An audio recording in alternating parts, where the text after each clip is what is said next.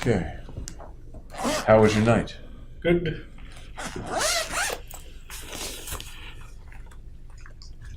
I see what you mean about this room being, or your room here being much smaller. Yeah. And you don't have a regular bunk. The bunk is down on the floor, Right. isn't it? You know what I'd like to do before we get started? I would like to test your eyes a little bit. Okay. We talked about the dilated pupils. I want to check the constriction of them with the flashlight, stuff like that, okay? Okay. Great.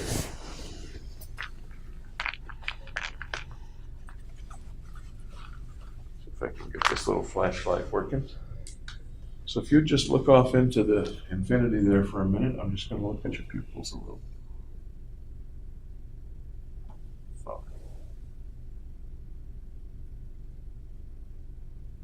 Kind of right, I guess.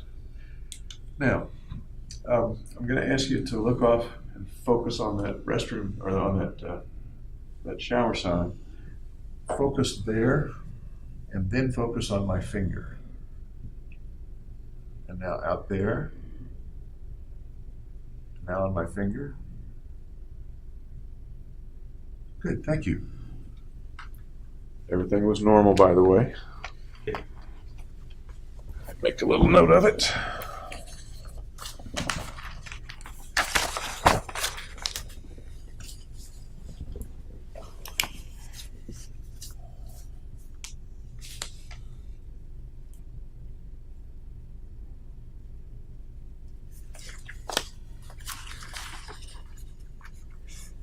Did you think of any questions or anything about our sessions yesterday that you wanted to bring up? Nope. Okay.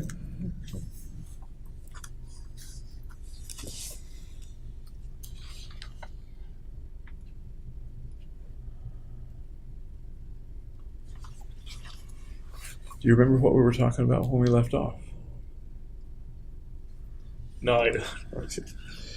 Don't feel bad because I'm not sure either. Let's just jump in here.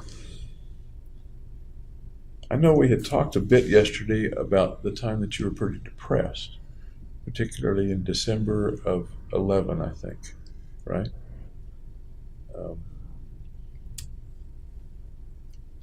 What's the time in your life that you've been absolutely the most depressed? I'd say it was around that time. Around that time? Okay.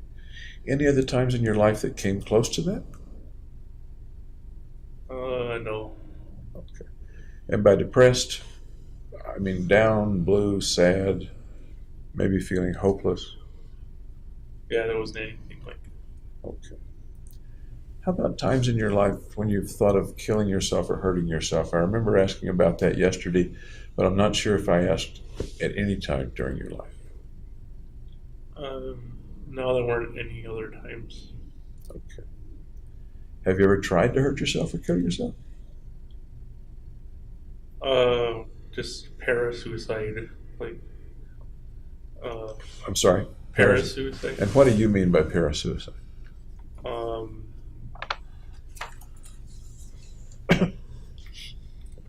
Not going all the way through with it, kind of. Okay. And what was it that you did that didn't go all the way through with it? What was it that you did, may I ask? Just kind of sawed at my wrist. Okay. With what? Cardboard. How old were you?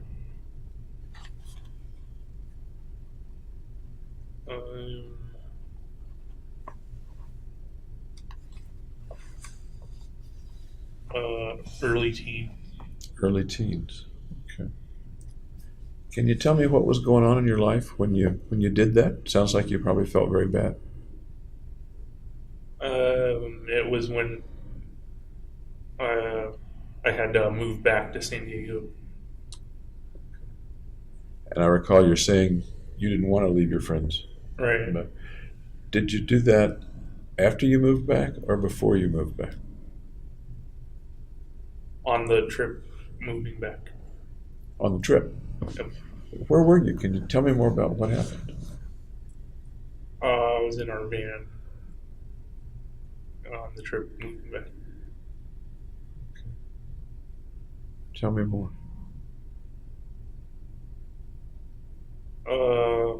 Well, I just felt ignored.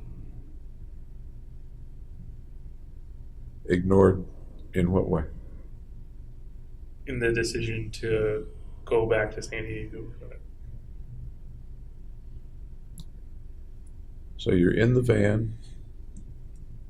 Tell me the process, if you will.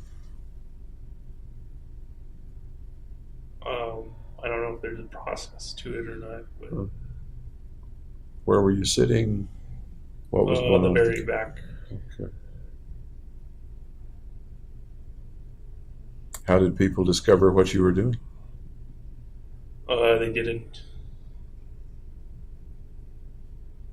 So nobody ever found out about it? Nope. Okay. Tell me more about the sawing as you describe it, and what kind of cardboard it was. There's a lot more to this, I think. It was just a regular cardboard, like you see in a moving box or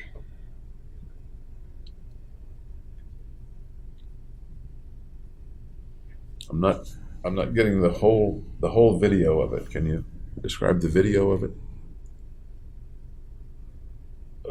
Well, there's nothing else to say about it.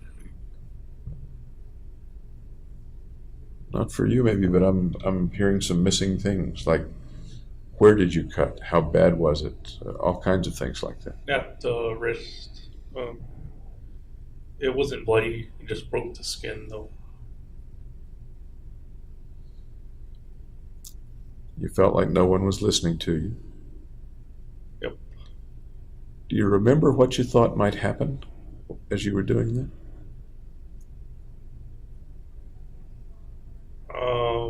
No, I don't remember what I was thinking. And no one ever noticed the abrasions or the cuts or something? Well, they're at the place where the wrist bends anyway, so there's a line there that kind of masks it. So if I were to ask your mom or your dad if you'd ever done anything like that, they would probably say no. Right. Okay. Why did you not tell somebody?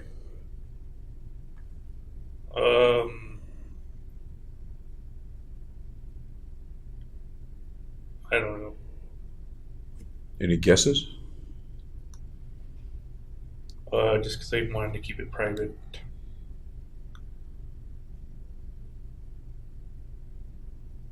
My thought is a private pain that you were feeling. Maybe that's not your thought, but that reminds me of keeping a pain inside. Yeah, not discussing. Did you do that with pain a lot over your life? Keep it inside and not discuss it? Yeah, I didn't see any need to discuss it.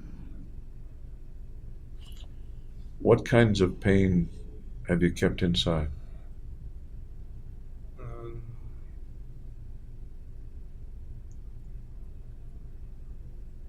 Just physical pain, I guess. Tell me more if you can. I don't know anything. Sure you do. What kind of pain have you had that you've kept inside over the years?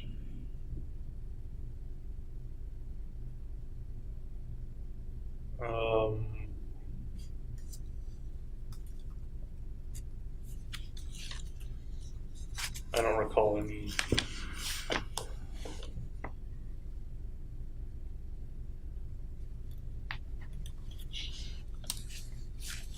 No pain over the years? None that I recall. You've talked here about lots of things that trouble you and are painful inside. You've already talked about some of them, so I know they're there. Yeah, I didn't feel like discussing it. Here or before? Oh, before. Okay. Can you discuss it here? The pain that's inside, that was inside, whether it was in school or at other times?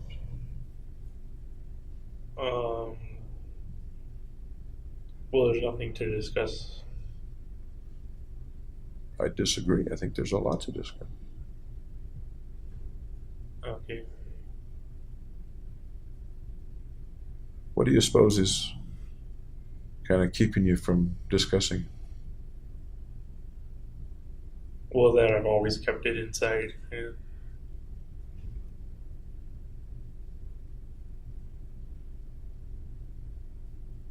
You don't want to bring it out right now? If I could recall what it is. So you're saying if it's not that you don't wish to bring it out with me, it's that you really don't have any memory of that? No, you don't have any knowledge of that? Right. Of any kind of pain that you've kept inside? How about the frozen things, the shyness and awkwardness that's Well, we already been talked so about troubling that. to you? So that would be one example. It's okay to talk about things twice or three times. Oh, okay. Yeah. Shrinks like to hear things lots of different times in different ways. Oh, You've talked with shrinks before, you know that. yeah. How tough is it to keep the shyness and social difficulty inside you and not talk about it? Not difficult at all. Have you ever had the feeling that it might be helpful to talk about pain that's inside with somebody? I suppose it couldn't hurt. Did you ever wish you could talk with anybody about it? No. There were times in your life when I think your parents took you to somebody to talk about things, right? I can think of a couple. Maybe they're not quite what we're talking about. Do you remember those times? Yeah, with another therapist. Okay. I just ended up not saying much. That's interesting. Your folks apparently thought that you were hurting inside, that there was something. I don't know if it was because of me or it was just family therapy. So, and we're talking now about the fellow named Mel. Yeah, Mel. Yeah. What was it that got you all to see Mel? Oh, I think it was my mom's decision. I don't know what made her decided to take us to family therapy, though. You were pretty young at that time, am I right? Teens. Oh, you were in your teens. Okay. So you likely had some idea of why she wanted the family to go see Mel. What do you suppose it was? Maybe build a stronger, more connected relationship with each other. Was there something that wasn't strong and wasn't connected in the family at that time? Not really, though. Then why do you suppose she thought that needed improving? See, I don't know why she did it. When you went to see Mel, what happened in those sessions?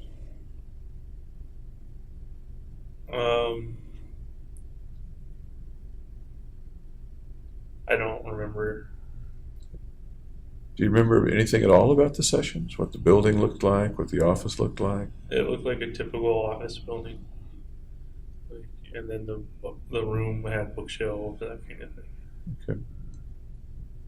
You remember how the family sat in the room? How did the family sit in the room? On a couch together. Okay.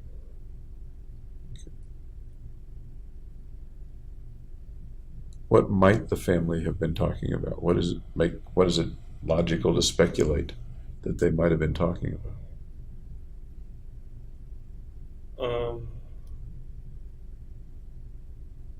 I don't know. I just remember Mel telling the story about how he got hit by a car riding his bicycle, and like got all mad at the guy because he didn't apologize to him. So that was Mel's story. So I know Mel's story. I don't know my mom's story, I guess. What do you make of the fact that you remember Mel's story, but not the more important story, and that would be your family's story? Because I guess our story never came out. Your story never came out. How many times did y'all see Mel? Like 10 times, I think. Lots of times. Yeah.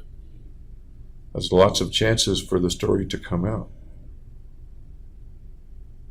What was it about the story that made it not want to come out? I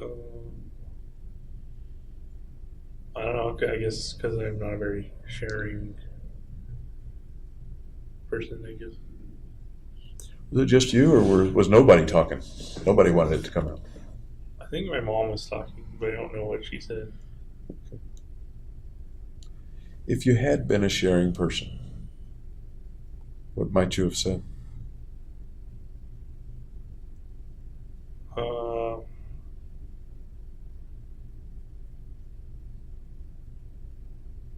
don't know. Was that a time when you were pretty uncomfortable? Uncomfortable in what way? I'm not sure because I wasn't there.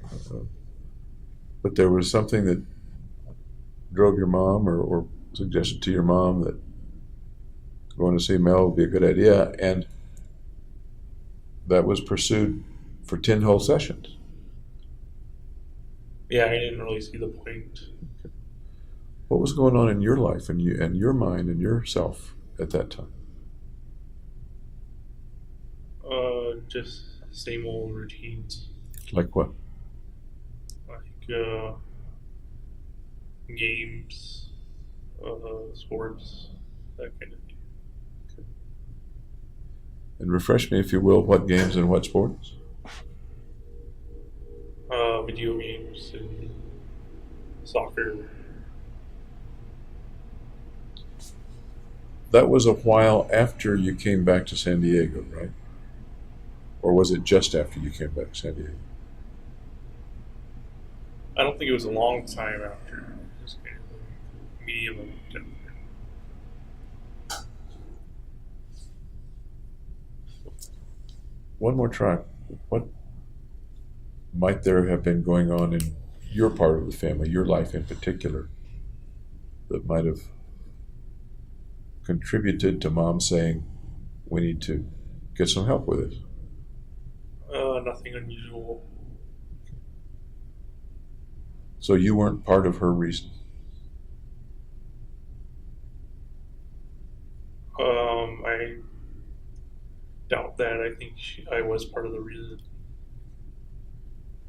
And in what way might you have been, or were you part of the reason? Well, because I'm part of the family. We're getting into kind of a tautology here. Yeah. It's getting circular.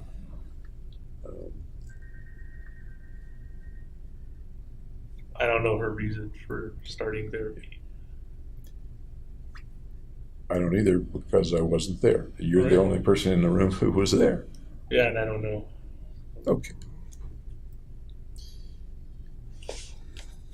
I asked you about yourself and being depressed and thoughts of hurting yourself. Has anybody in the family ever been severely mentally ill or severely depressed? And In my extended family, mother, father, brothers, sisters, aunts, uncles, cousins, grandparents? my mom's father had to be institutionalized a couple times, but I don't know why. Or for what. Did you know him at all? Only when I was very little. And did he pass away when you were little and you didn't know him, or is there some other reason you didn't know him? He passed away when I was little too. So. Okay. And what, so far as you remember or were told or figured out, what was his difficulty? They didn't tell me. What do you think? maybe depression. He was hospitalized, you said? That's what my parents told me. Okay.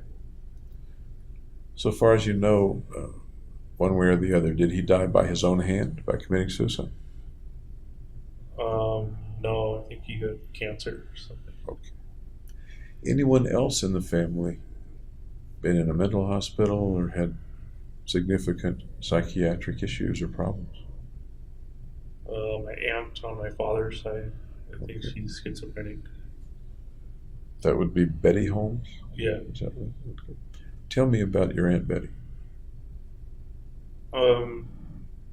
She has paranoid delusions, I think. She doesn't talk much, but she's a kind and loving aunt. Okay. What do you mean by paranoid delusions? In terms of her? I think she thinks there are people that are after her, kind of thing. Okay. Has she been hospitalized before? I don't know. Not sure. Okay. When was the last time you saw Aunt Betty? A couple Thanksgivings ago. What do you remember about that meeting, that Thanksgiving? I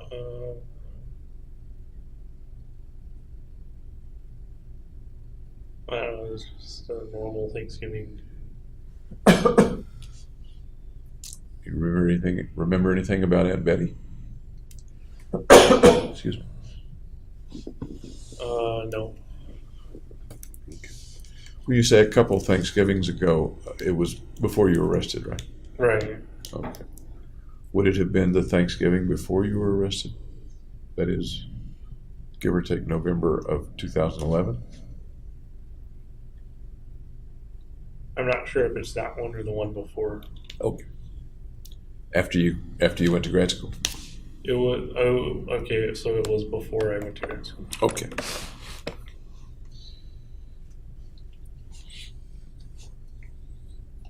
You don't know much about Granddad, but you do have memories and interactions with Aunt Betty.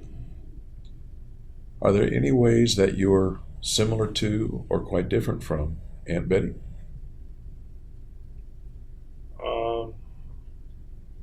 Well, I used to drive around a lot. She doesn't use her car much. Kind of stays at her living situation most of the time. So that's a difference. Yeah. Okay. Tell me some more differences or similarities. She doesn't talk very much either.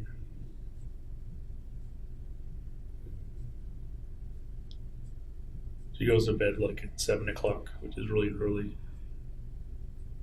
Okay. Any other differences or similarities? Not that I can think of. Any speculation about why she doesn't talk very much?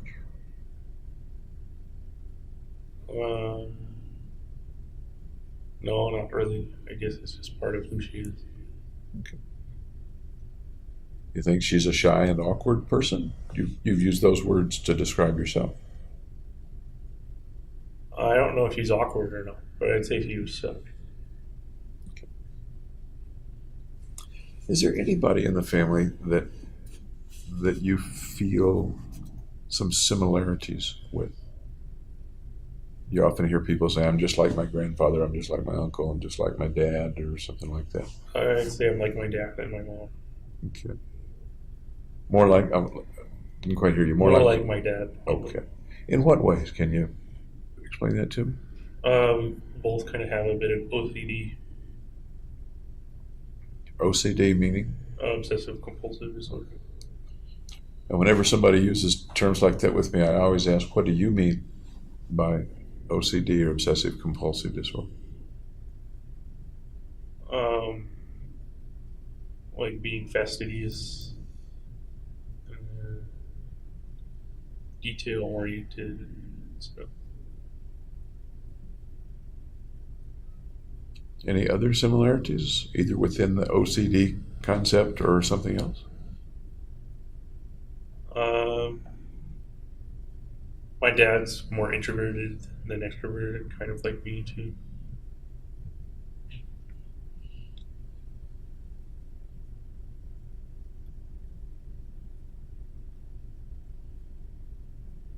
Is your dad a happy guy?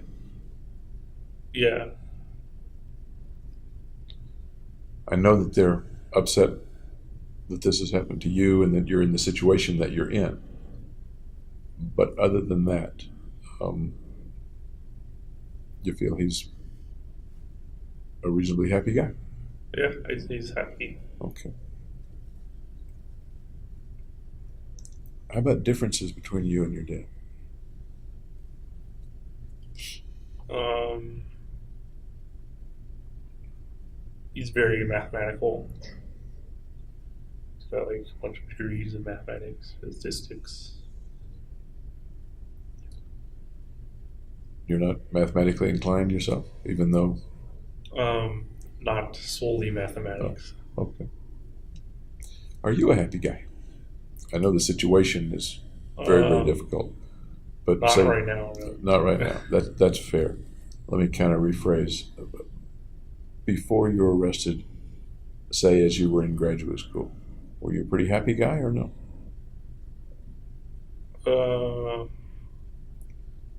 No, I'd say no. And we know that you had some depressed times. In between those depressed times, were you still not happy, or were you pretty happy? I'd say I was happy in between the depressed times. Okay. How about back in college? I'd say I was happy there too. Happy. What were the things, I'm tempted to say the differences, but what were the things that made you a happy guy back in college and a less happy guy in grad school? There was less public speaking and kind of less necessity of public speaking in college. Anything else? No. So public speaking brought happiness to an end for you? I mean, that's essentially what you said. It made me kind of unhappy.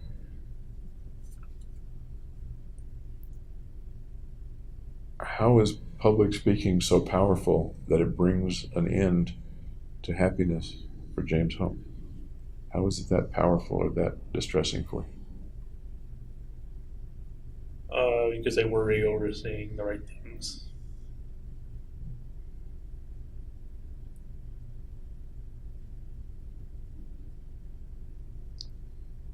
Okay. Anybody else in the family that's had significant psychiatric or psychological problems, as far as you know? I think my dad's father also had like OCD. And what brings you to that thought? That's just what my parents said. Because I was little and he died too. So both your grandfathers passed away when you were little. Yep. How about the grandmothers? They lived a lot longer, I would say.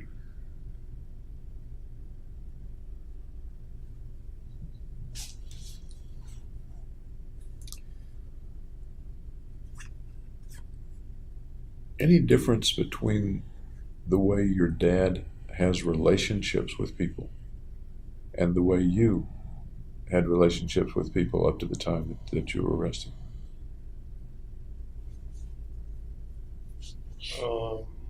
I don't know about my dad's relationships. So. What do you see in your dad vis-a-vis other people? That's a kind of obtuse way to ask it, I guess. But you see him with your mom. You've described what he's like with your mom. You've seen him with other people. Perhaps he's talked about other relationships within and without the family. How is that similar to or different from your relationships? I'm not aware of how his relationships Does progress. he have friends? Yeah, Did you have friends? yeah. Was the way you worked with or interacted with your friends similar, as far as you can tell, to the way your dad interacted with his friends, or different? I assume they're similar, but I don't know Okay. for sure. About how many really good friends did you have up to mid-July of 2012?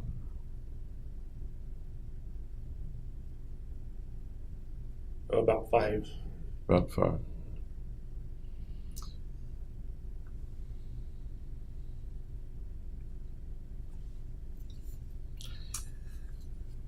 Here's an odd question. How old do you think your dad was when he married your mom? Do you happen to know or no? Late 30s, I think. Late 30s. Okay. Do you know if they knew each other in their 20s? I think they met at UC Berkeley during a tennis game, their introductory tennis.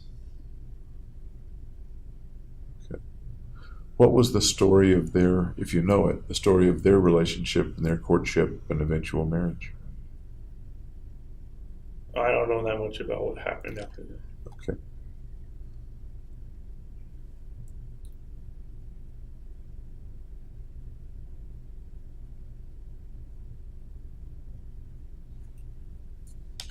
Did you ever have thoughts of marrying or having a family yourself? Yeah. Tell me about those thoughts.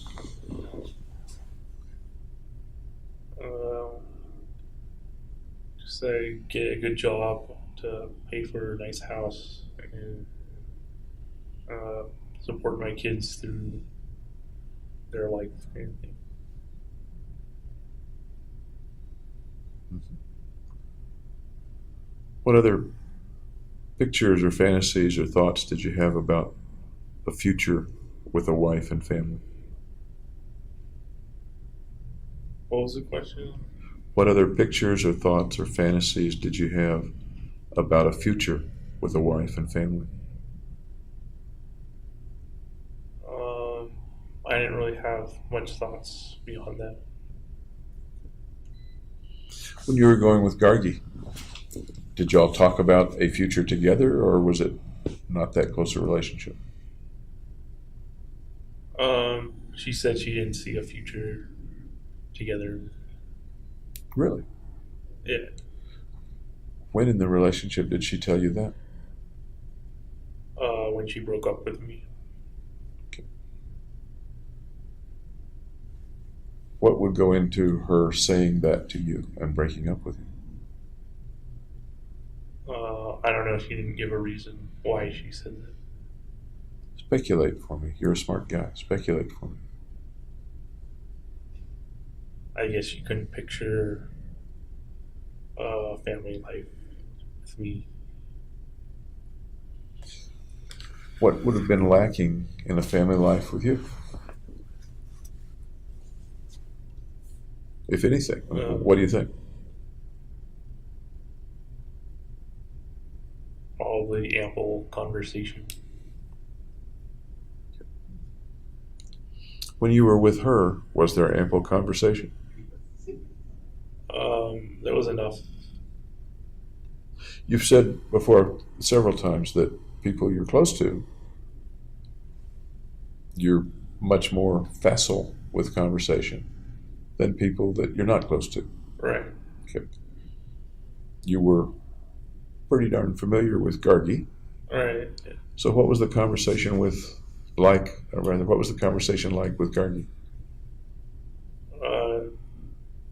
It came easy.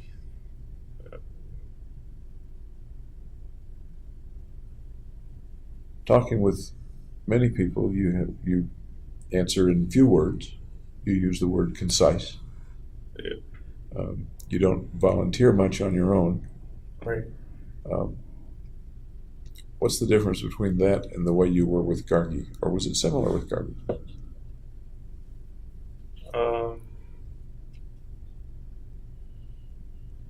I guess it was similar.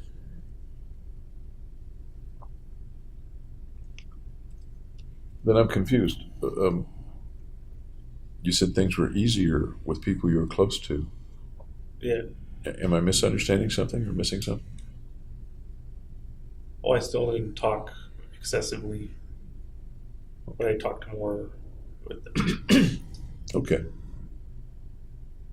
Would that be a difference in quantity but not a difference in quality? Or is that not a reasonable way to describe it? That is, the quality of your, let's just say, conversation is about the same, but there was a little more of it. Yes. Okay.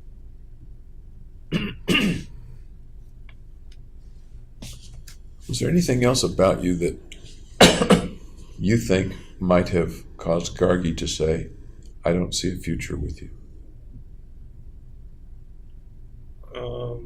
Not that I know of. Did y'all ever talk about a future together at other times in your relationship? No, that was the only time.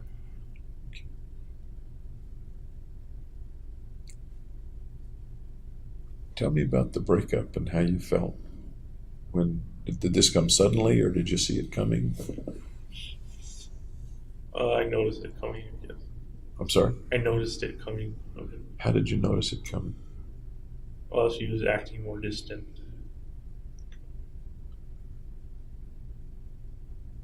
How did that make you feel? Sad.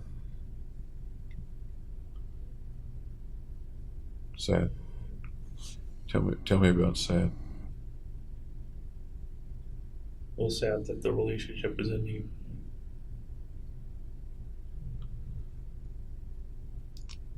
Had you ever felt that kind of sadness before? That particular kind of sadness? No.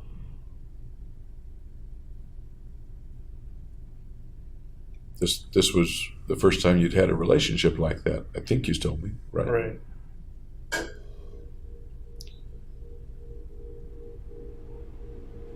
So what's the sadness that goes with that kind of breakup? What's that sadness like?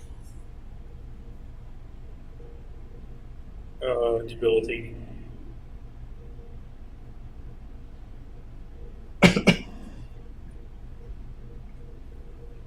Debilitating? I guess I was morose then. Two big words. Can you break them down into smaller words and longer sentences? Debilitating, morose.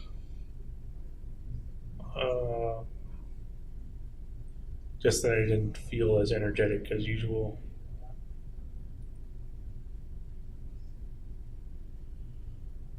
How did your life change if you didn't feel energetic and you were debilitated, morose?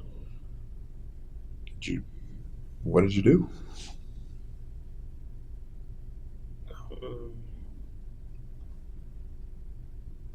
I did more escapism, watching TV, that kind of thing. Watching TV, anything else? Listening to music.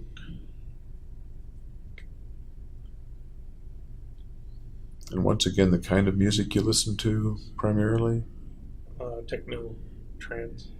Okay. And what kind of TV? Comedy.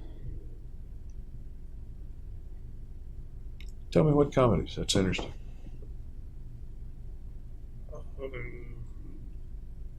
Arrested Development. Big Bang Theory. Louis C.K. The first two I'm pretty familiar with. I've never watched Louis C.K. He's kind of a pessimistic comic. So is it stand-up, or does he have a situation comedy situation? It's kind of him going through his daily life, but he's also done stand-up as well. Do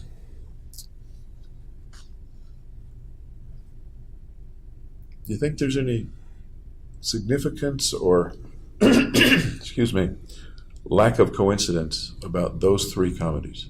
A Pessimistic Comic, Big Bang Theory, and Arrested Development. Any particular reason you think you like those three comedies? Well, they were humorous.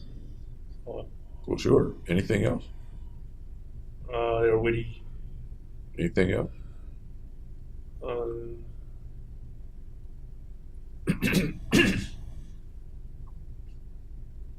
I guess he kind of mirrored my situation sometimes. That's kind of what I was wondering. Can you tell me more about how they may have mirrored your situation?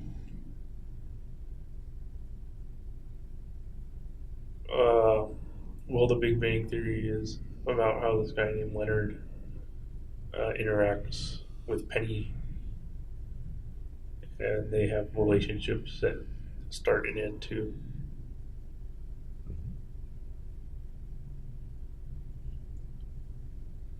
So, of the characters on Big Bang Theory, and I promise you I know them all because I watch a lot of Big Bang Theory. Oh, really? Yeah. So, the one you picked to talk about initially was Leonard and Penny. Right. Are any of those characters kind of like you, or you kind of get into a particular character? I kind of identify with Leonard the most. So what's Leonard like on the Big Bang Theory? Suppose that I had never watched Big Bang Theory. What's Leonard like? Well, he's a strong scientist, and he's kind of socially awkward as well. What else?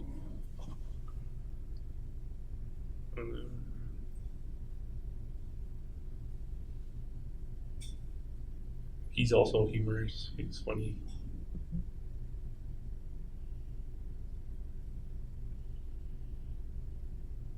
How does he get along in life? On the program, anyway. Well, usually has adventures with his friends. Do you have adventures with your friends? Did you? Yep. Tell me some of the adventures with your friends. Well, we went hiking at Dino Ridge. We went to the History Museum, I think it is. Natural History Museum. And we toured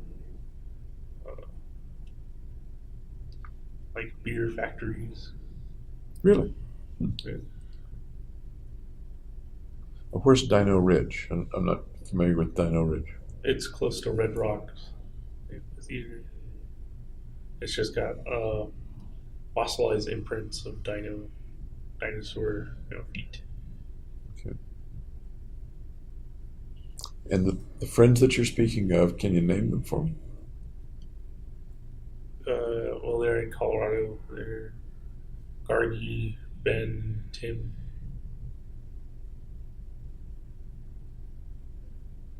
Anybody else?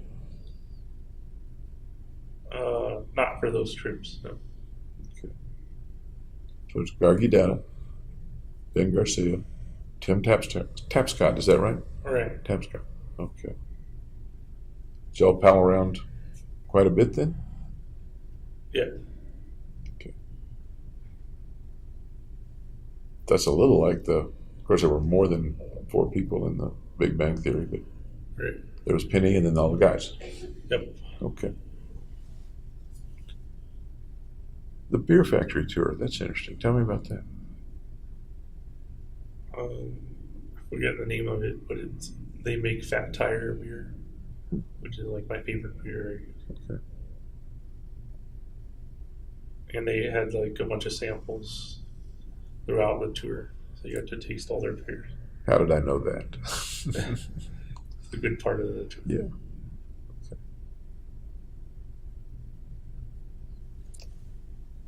The adventures on Big Bang Theory are often social, very social adventures, going to a bar or where the folks, particularly Leonard, I guess, are not sure what it's going to be like. Does that resonate at all with the adventures and things that you do with your friends? Yeah, it sounds similar to what I do. What's the most adventurous one that you can think of right now?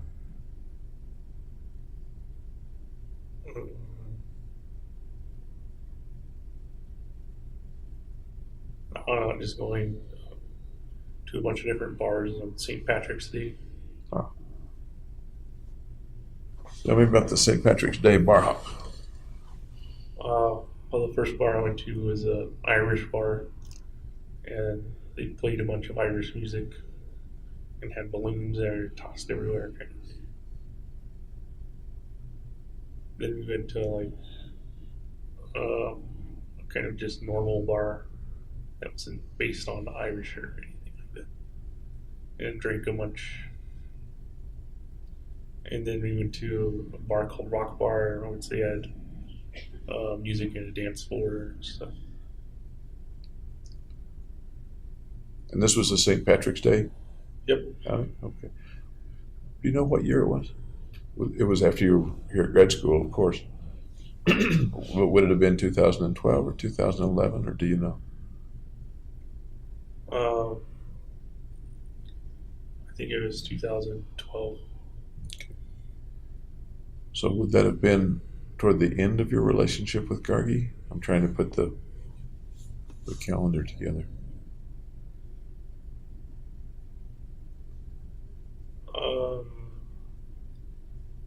I don't remember. Okay. But at that time, you were all palling around, and the relationship with Gargi was good, or no? Yeah, it was good. Okay. And St. Patrick's Day, if I remember right, is in March. Right. Okay. So of that group, if you're the Leonard, I'm making a leap here, I know. If you're the Leonard and Gargi's the Penny, the other guys don't have a girl. Right. Okay.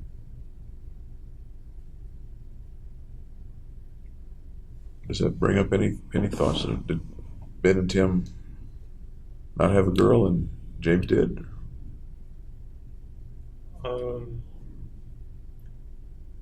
No, there's nothing. When Gargi broke up with you, and from what you say, it was kind of a one-sided breakup. She was the one that left. Yeah, and then like a couple weeks later we got back together. And then I broke up with her. How was it that you got back together? How did that work?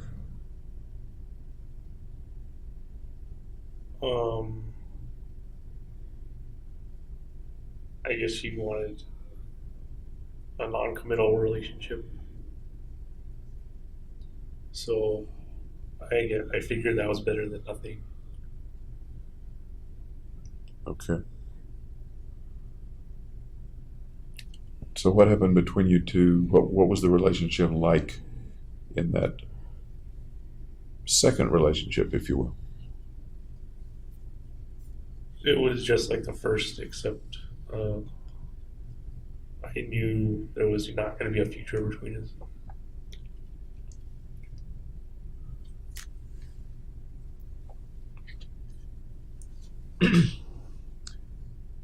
Did you pretty much know that, or did you have hopes that there would be a future? No hopes. Okay. Same time spent together, same intimacy or sex, same enjoyment of each other? Yep. Okay. How long did that last? I think a couple months. Okay. So that would bring us up to roughly when?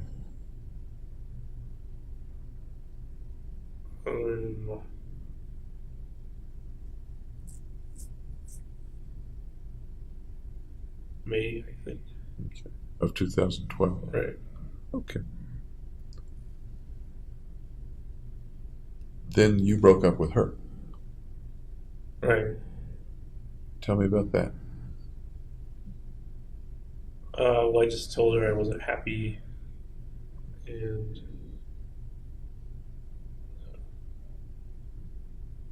I didn't want to do the relationship anymore. Was that the truth? Was that the case? Yeah. In what way were you not happy? Why did you want the change? Um, because I wanted a committed relationship. Okay. And how did she take it? How did the breakup itself take place? She took it well, I would say.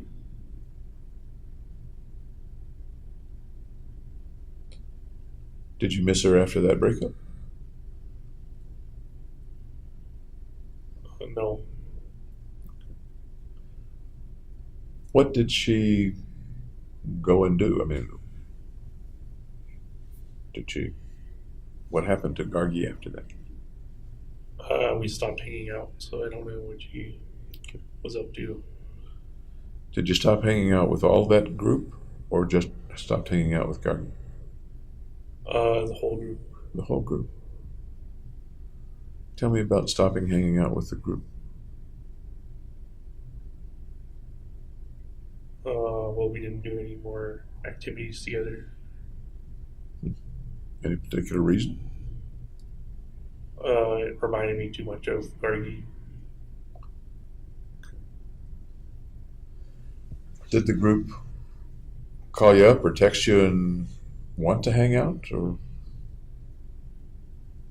Nope. But they were all friends. You were all we were all friends with them. Yeah. What do you make of the fact that they didn't say invite you to go do things, or did they? Maybe they did. No, it kind of ended when the relationship ended.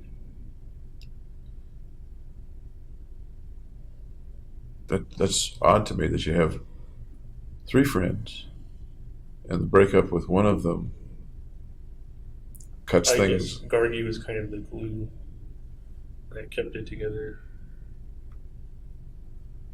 Sounds like they may have sided with Gargi in some way. Or maybe that's not the right term to use. Uh, it was more I left, not participating with them anymore. So you're saying it was more you that left them than them that left you? Or am I missing? Yeah, that's pretty much. Can you tell me a little bit more about that? About you leaving them?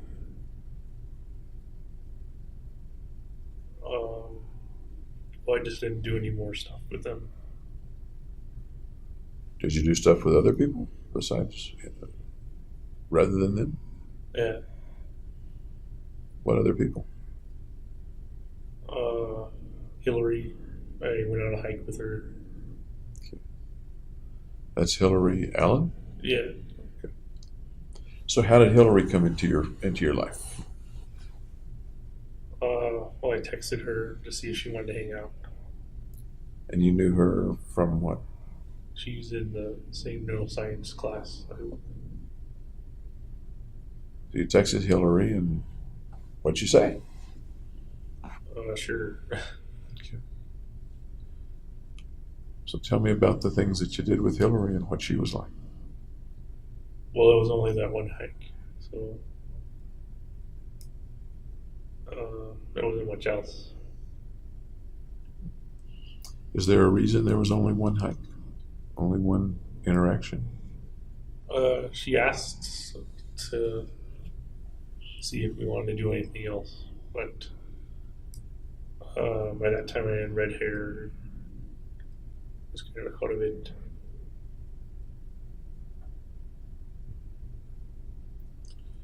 So she was asking to do other things, and what does your red hair have anything? What does that have to do with not doing more things with Hillary? I kind of didn't want to hurt her by putting her in jeopardy. You know, what kind of jeopardy? Of being like the girlfriend to a murderer. So at that point, you had decided that you were a murderer? That I was going to be.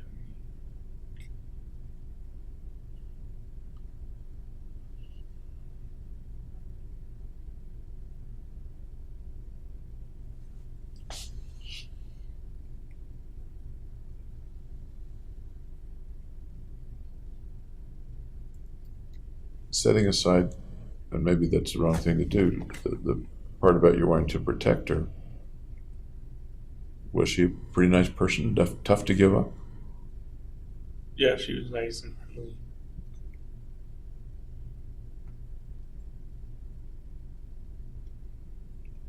And the reason that you gave her up was solely that you wanted to protect her?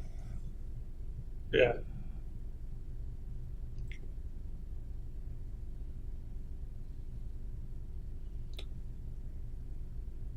Sounds like that becoming a murderer was very important to you at that point. Um, To give up friends, to give up the possibility of the relationship with Hillary. yeah.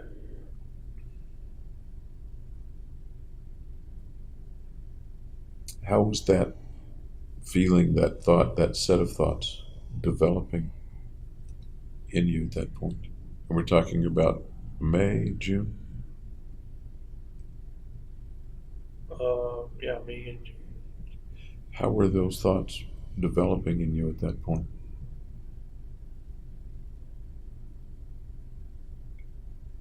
kind of consuming me. It's an interesting word. Can you tell me what you mean, consuming you? It became the main focus.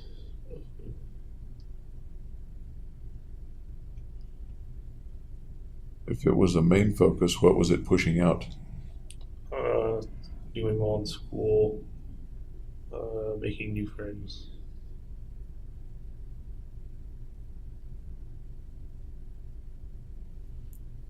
So it was pushing school away from your life. It was pushing making new friends away from your life. And again, I don't want to put words in your mouth. Is that That's what you're correct, saying? yeah. Okay.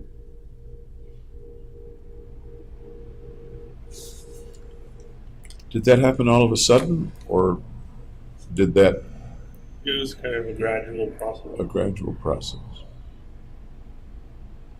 Can you put your finger on about when it may have started inside you?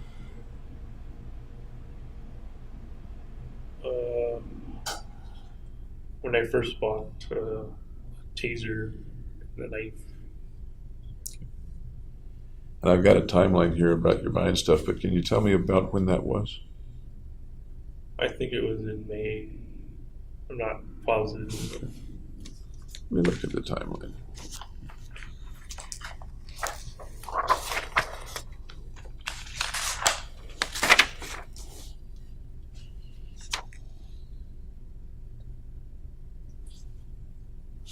Okay. So that's about when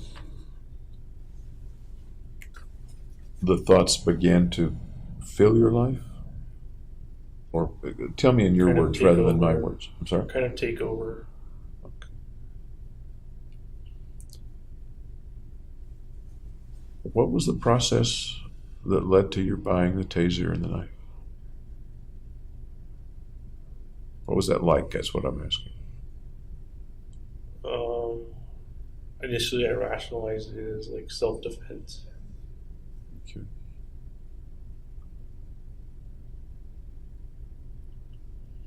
Did you think about the purchase very long, or did it come to you kind of all of a sudden? No, it was just all of a sudden. What did you know about tasers and knives up to then? How did you pick a particular taser or that particular knife? Um, I just looked at the different types and kind of chose it random. Chose it at random? Is Yeah. that what you said? Did you research it at all? I looked at the different types and the different prices.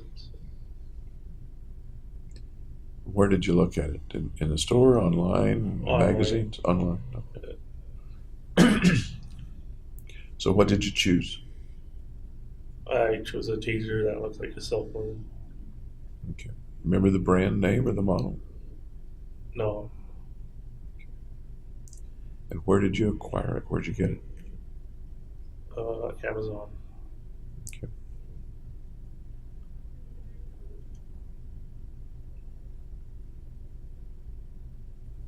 Your thoughts at that time, you used the word rationalize, but your thoughts at that time had to do with self-defense. Right, that's what it was initially. What was in your mind? What were the pictures or thoughts or fantasies in your mind about self-defense? That I would be attacked by people. What do those people look like? Thugs. Where are they? What's the circumstance? Can you expand on that a bit? Just like walking down the street and thugs rob me. What do they take from you? What do they do?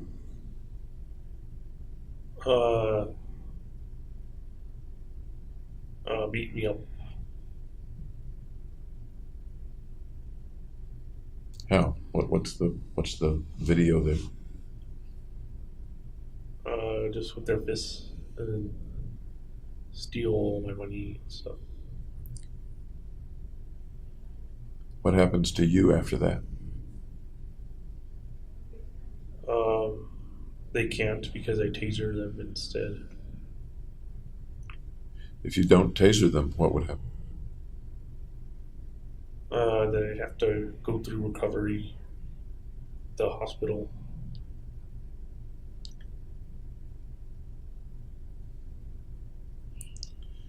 You'd been in some fights when you were a little kid, as I Not recall. serious kind of play fight. Okay.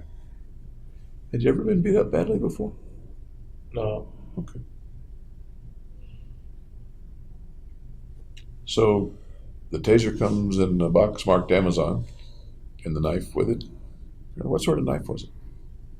I think it was Smith & Wesson folding knife. Okay.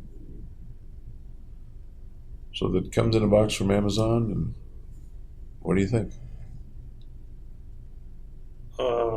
That I'm safe. Did you end up carrying them? Sometimes. Did you know how to use them? How did you figure out or assume that you would use them if the occasion arose? While I practiced, there was like a pivot screw on the folding knife as you flip open. And the taser is just a button you press. It's a lot louder than I thought it would be. So you pressed it, you tested it how many times? The taser just twice. Okay. I assume there's a limited charge on it, or was it rechargeable? It's rechargeable. Rechargeable. How did you test it? I just pressed the button and saw the electric arc. So it was a contact taser with little points in the arc Right. between them. It wasn't one that It wasn't a shooter. shoots up. Okay.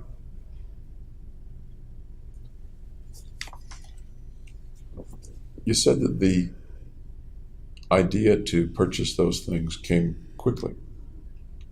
Were there any thoughts about needing to defend yourself or wanting to assault other people before that? Not that I know of. Yesterday you talked about the frozen situations, neither fight nor flight, and kind of frozen in a social situation. And thoughts came to you about nuclear winter and about the saw. Right. When's the first time you recall having those kinds of thoughts? Early high school. Early high school. In early high school, was there ever anything more specific? I guess the saw is pretty specific. But ever anything about wanting to get a weapon or wanting to kill people or hurt people? No, it wasn't realistic. It was just kind of obtrusive thoughts. Okay.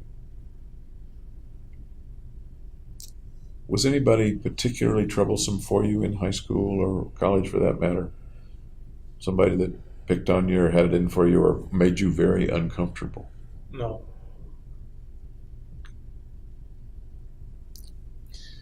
After getting the taser and the knife, let me be clear, those were the first weapons that you purchased?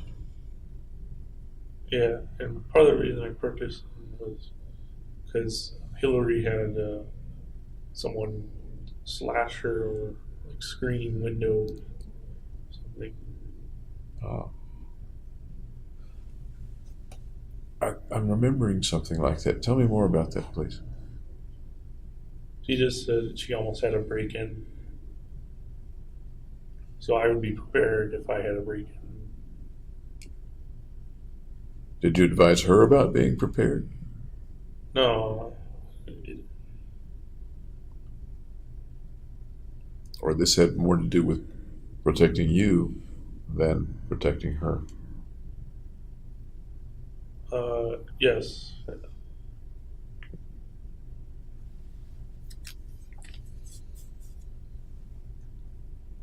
What's the next thought that you had that you can recall about getting a weapon or something like that? Defensive or offensive? Then it was offensive when I got tear gas. I think. And that was about when?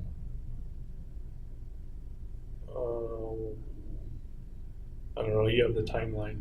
Yes, I do. I'm trying to. Okay. I would like to verify the timeline and see if, I'm not sure if you remember it similarly now to when you were.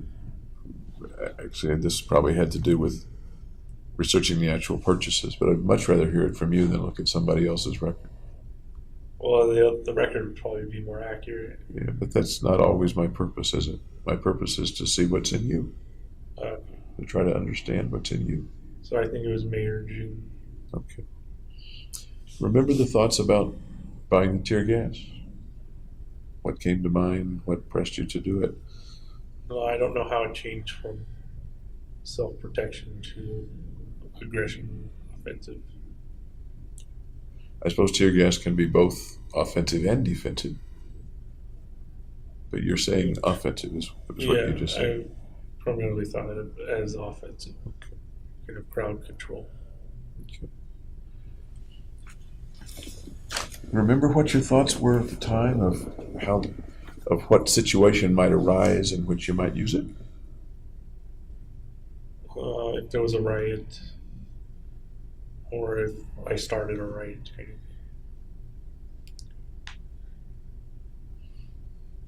And how would tear gas come into that? It would disperse the crowd.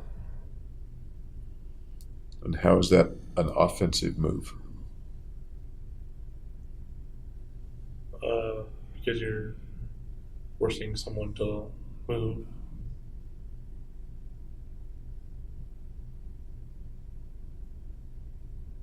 Can we take it a little further? How does that accomplish an offensive task for you, if that's what you're speaking of? I'm not sure.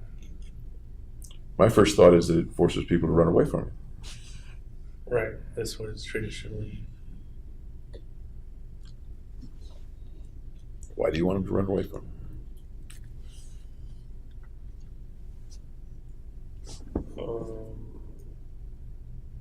So they wouldn't attack me. That sounds defensive. I guess it's both. So what are you going to do as a result of their running away from you?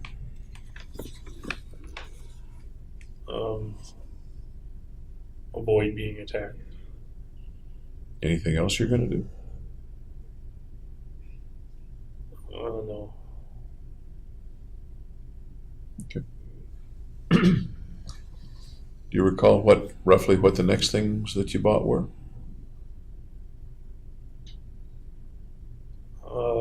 Then I think I bought the handgun.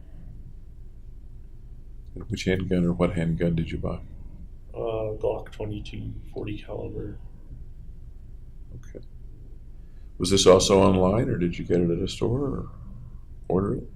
I tried to buy it online because it was cheaper online, but there's firearm transfer.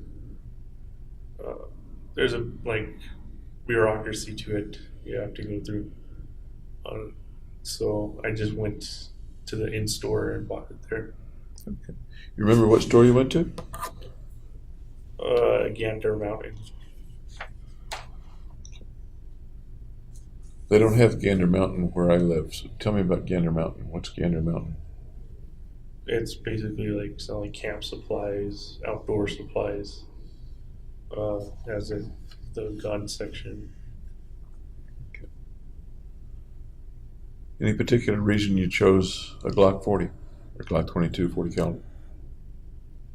The 40 caliber has more stopping power than the 22 or 9 mil. So that's why I chose that one. But less than a 44 or 45. Why'd you pick 40? Well, as you go up, it creates more recoil in the gun. So you're less accurate, I guess. Sounds like you researched that a bit. A little, yeah. How did you research it? Just online searches. Okay. You got a Glock 40 with these characteristics. Anticipating what, if anything?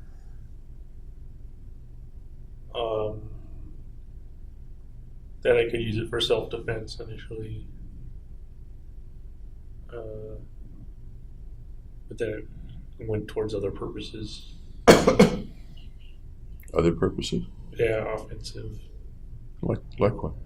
Like shooting a person.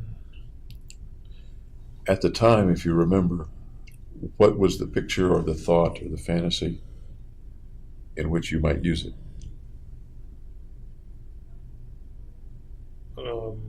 Well, just in a mass murder situation. That's different, at least in my mind, from shooting an individual person, a single person who's near you or in the room with you. You said mass murder. Tell me what the thought was. Oh, shooting into the crowd instead of picking out people. Okay. Did you have a particular crowd in mind or particular setting in mind at that time? No, not at that time. So, going back now over 2 years, what do you think the crowd looked like? Where was it? What were they doing? What was going on?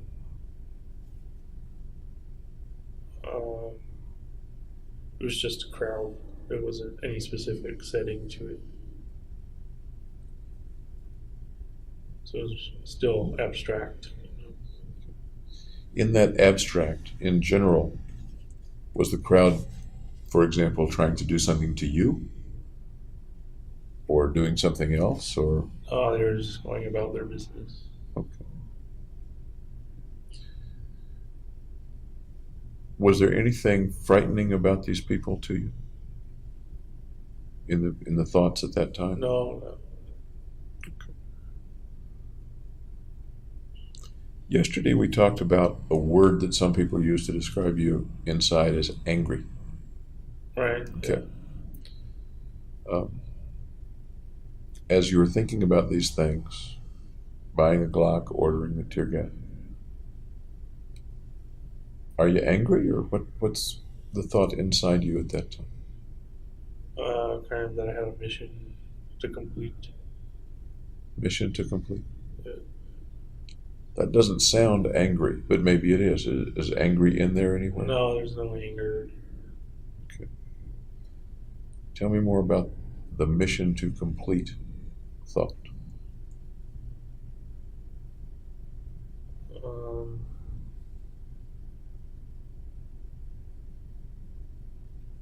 Just that it was something I had to do.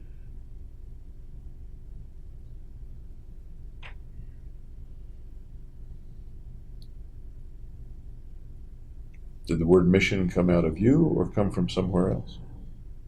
From me. From me, from you, okay. Did the having to do it come from inside you or from somewhere else? Inside me. What do you make of that? What's the something you had to do? Tell me more about what that is. It's like I was obligated to do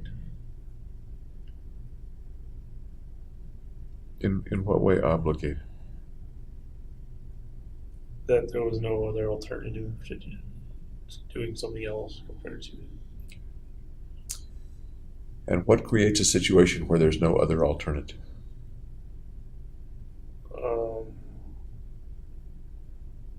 A depressed situation where I transferred my feelings from suicide to homicide.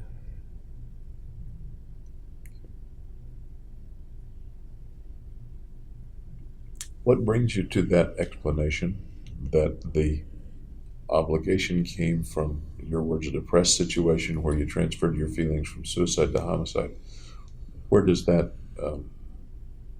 explanation or interpretation come from? I just made it up, imagined it.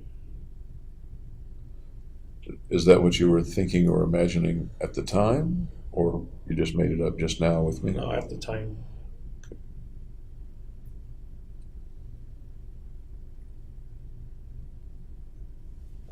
That's interesting to me and a little confusing to me.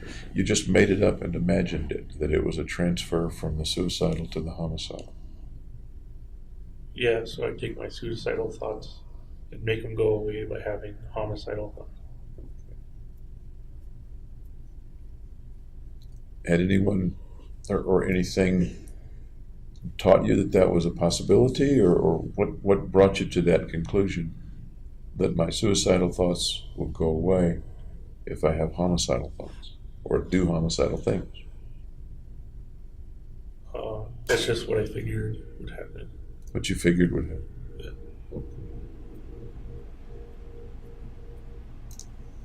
So a little earlier we talked about suicidal thoughts. What were the suicidal thoughts like, if you remember? Well, I didn't have them because I transferred them. Okay. The word unconscious comes to mind. Okay. Does that come to your mind too, or not? No. Then how do you figure you had suicidal thoughts? Because I was like almost catatonic. What do you mean by the catatonic? Like didn't have the drive to do anything other than the mission I made. What else how else is catatonic kind of defined in your mind at that time? Or now, for that matter? A lack of energy, just not willing to get up or do things that I normally do. And that's the way you felt? Yep. In May, June, I think we're talking about, of 2012? Yeah. Were you still going to classes at that time? Yeah. Okay. When did your prelims come out? When were those?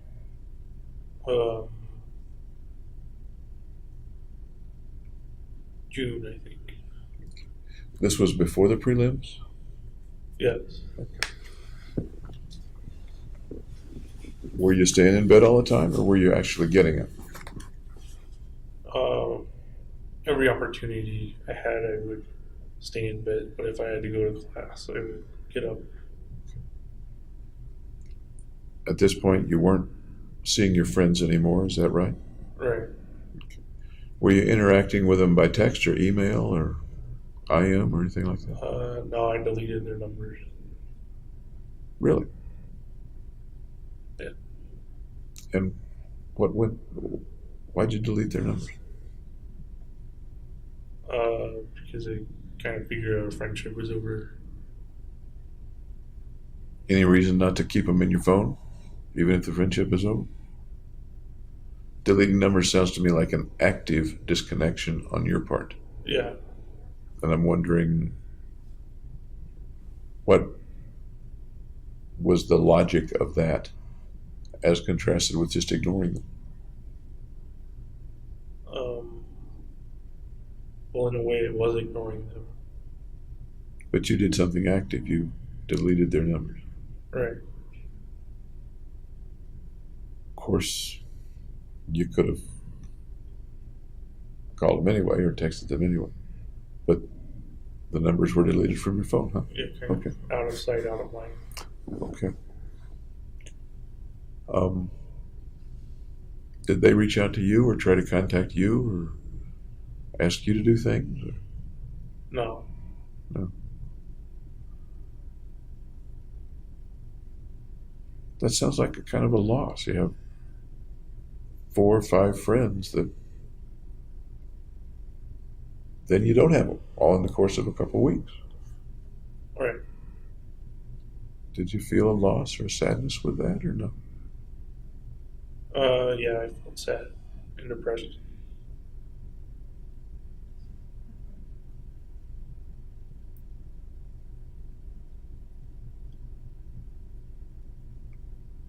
Tell me more about the sadness and depressed at that loss. Well, they've been my friends for months, so I was sad to see them go. If they didn't go, you dismissed them. Is that right? Yes. It sounds like a small distinction, but it also sounds like a significant distinction. Well, it's kind of mutual abandonment. How did they abandon you?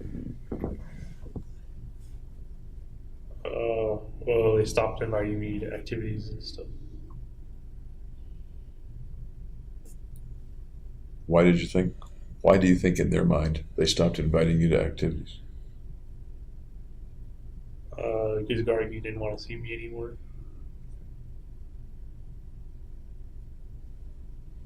So the group included Gargi, and because you broke up with Gargi, it no longer included you? Right. Okay. Did Ben continue to text you or call you or contact you? I don't think so. Did you try to keep in contact or get in contact with any of them? No, I avoided contact and deleted their numbers, so I wouldn't contact them.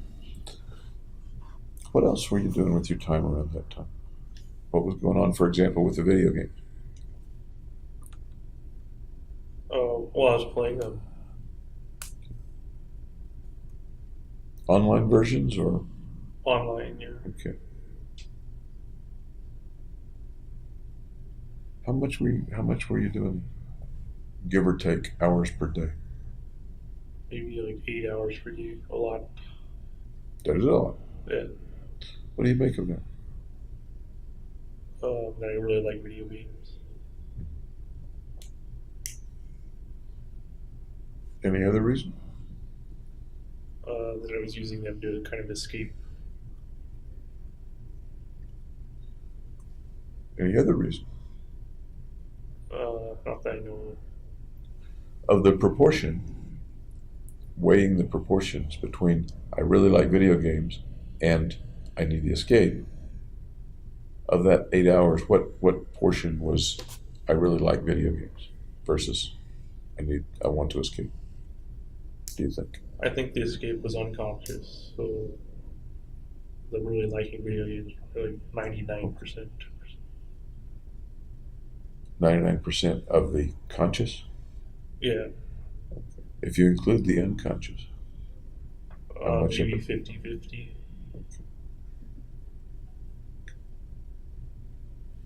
Do you remember the opponents or colleagues online that you? They're usually just random people, So there wasn't a particular nemesis or something. log on name or something like that that would come up that you would interact with in the games? No. Is it the rule, and I don't play online games, so you'll have to educate me a little bit. Is that the rule that there are so many people out there playing the game that you don't notice the players appear random? Or is it more the rule that you would see this one in the game environment at your particular level over and over again?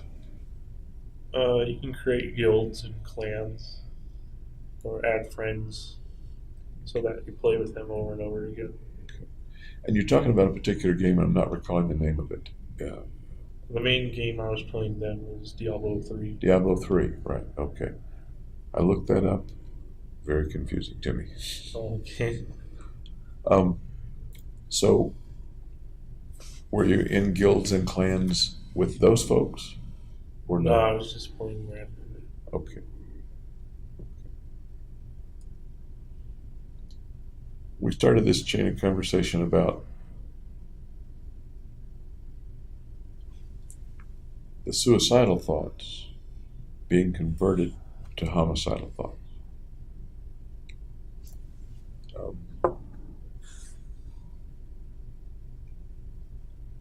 But as I talked with you, correct me if I'm wrong, you weren't aware of the suicidal thoughts. It was kind of an automatic conversion.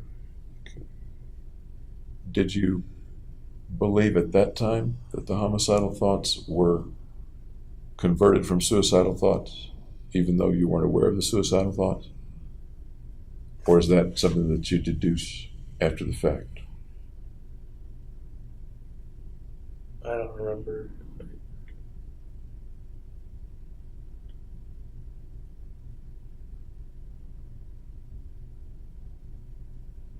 I guess it goes to the question of where's the mission coming from? In your thoughts at that time, where's the mission coming from? As a kind of coping mechanism. Is that really the way you thought of it at that time? I'm having a coping mechanism, and so I'm No, on a at this mission. time it just happened. Okay.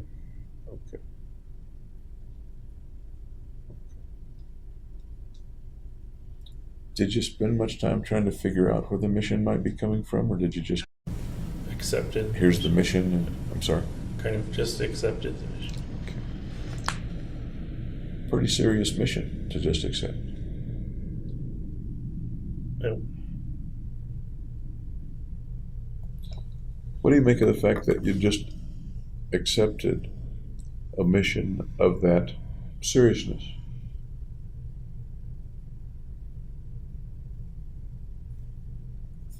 Once again, you're a smart guy. I didn't think it was all that serious.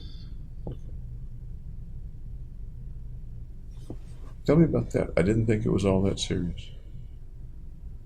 When you've bought the tear gas, you bought the Glock at that point.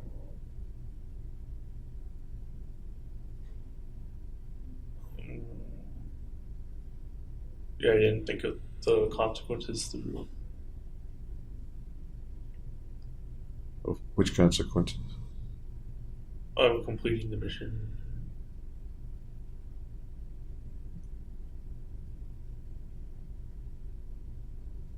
So you're at the beginning of actually carrying out physical things related to the mission.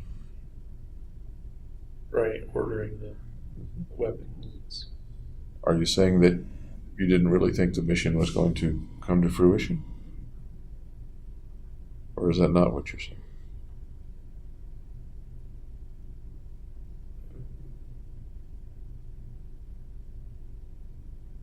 I just didn't know. I was preparing for it. Okay. As you got items, did you have any particular feeling or experience once the item was gotten? Well, I formed an attachment to it, learning how it worked, practicing it. Okay. And I guess I'm asking, it sounds like you're saying there was a pressure or a pretty strong, maybe impulse is not the right word, to get the tear gas canisters, to get the Glock. After you had gotten it, was there any change in that pressure or that push? No, it just kept escalating to get more and more weapons. Okay. So getting the weapon didn't satisfy the, let me say, thought. Correct. Okay. And I'm not sure I'm conveying that very well, but well, let me just ask you, what do you think I'm asking? So we kind of get on the same page. Were the weapons kind of fulfilling the mission on their own?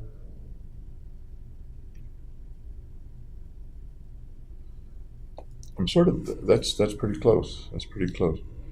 And I'm probably not articulating it very well. Often we have you use the phrase obsessive compulsive. If I have a compulsion to check the door, make sense? Right, people check it over and over again. Yeah. Once I check it, the strength of the compulsion goes down for a little while. Does that make sense? I've satisfied the compulsion. You don't need to check it for long. Okay. And it may be for a second, it may be for a minute or a day, but carrying out the act relieves the pressure for a while. I'm curious as to whether you experienced anything like that. I would say yes, because I didn't buy all the weapons at one single time. I kind of paced through it, going from compulsion to compulsion. Okay. And you use the word escalation. How does that fit in this kind of thought? Well, getting a shotgun is an escalation from just a handgun.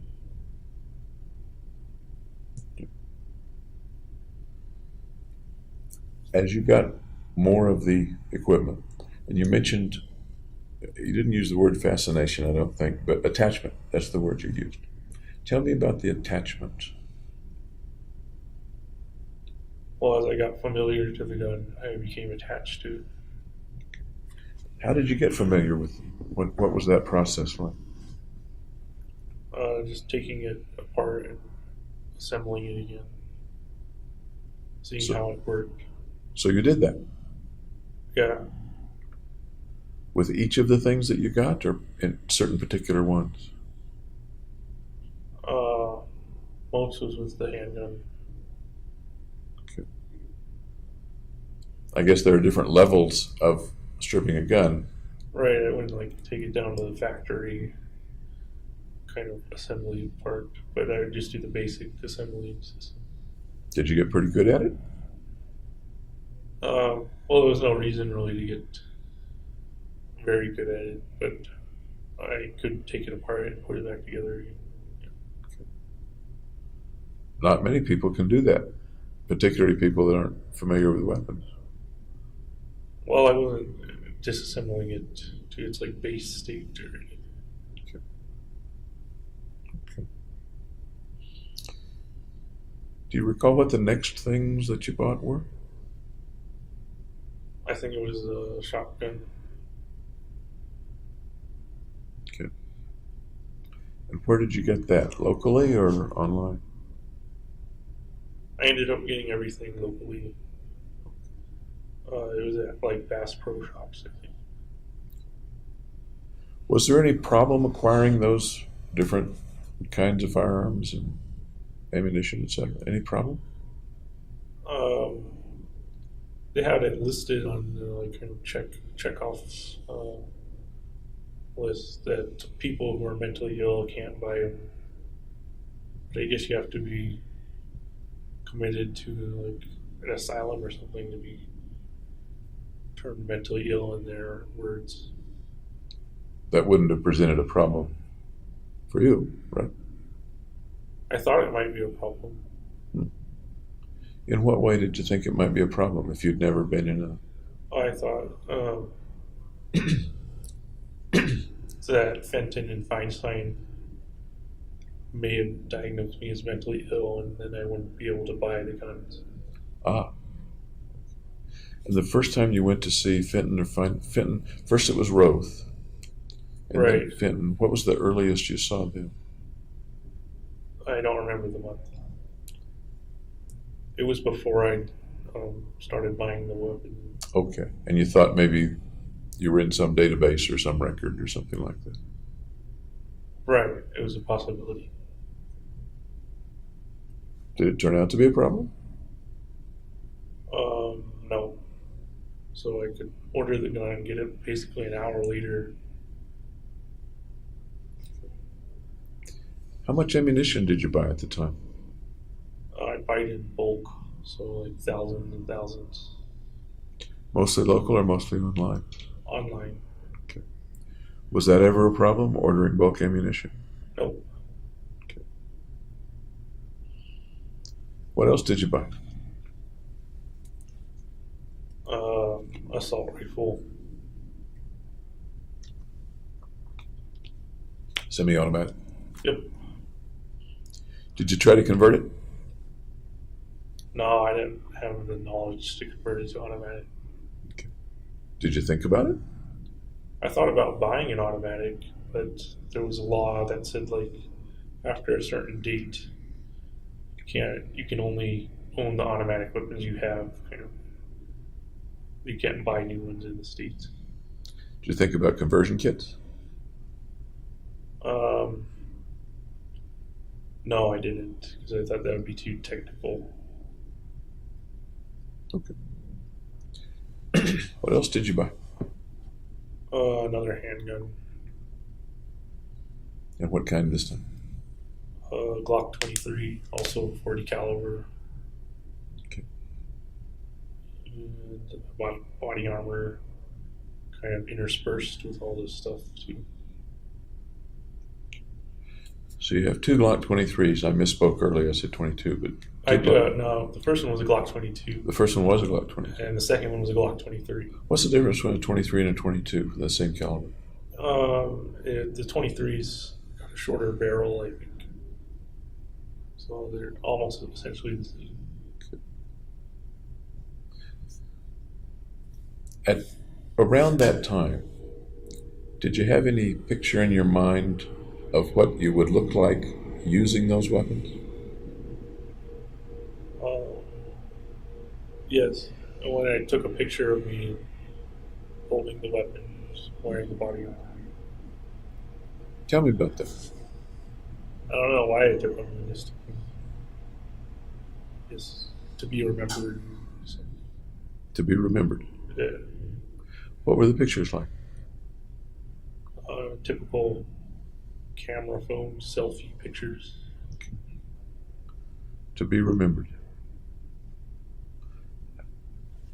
What will people looking at those pictures think or see when they see those pictures? You'd have to ask them. No, what do you think? What do I think? Yeah. Okay.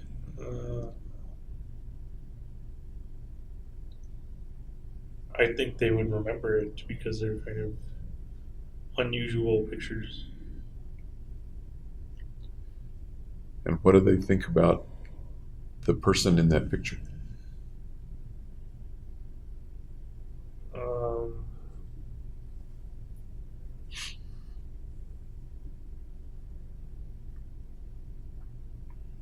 That they're familiar in the ways of weaponry and body armor. Familiar in the ways of weaponry and body armor. body armor. Okay. Anything else that they infer from the picture? Not that I can think of. What might they infer from the picture?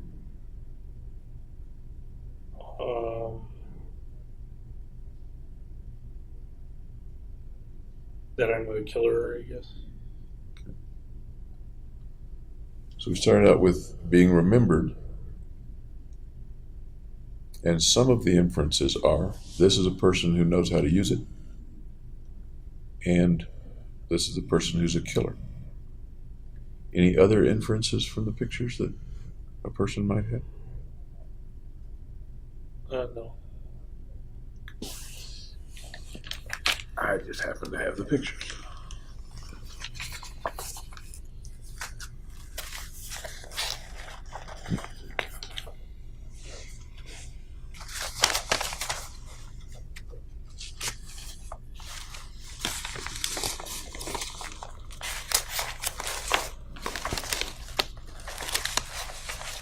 I think I do. And what I'm going to ask you is, what do you infer from the pictures?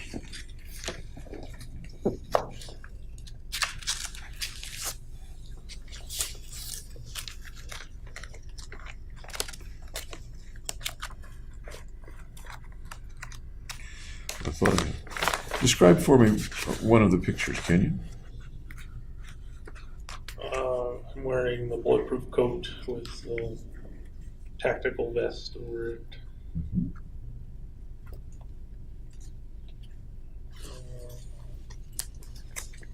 I'm wearing the possession contact lenses. Okay. And holding a gun. And holding a gun. And they're in color. Yeah. I mean, all pictures nowadays are in color. Black and white is very passé, I suppose. Here we go.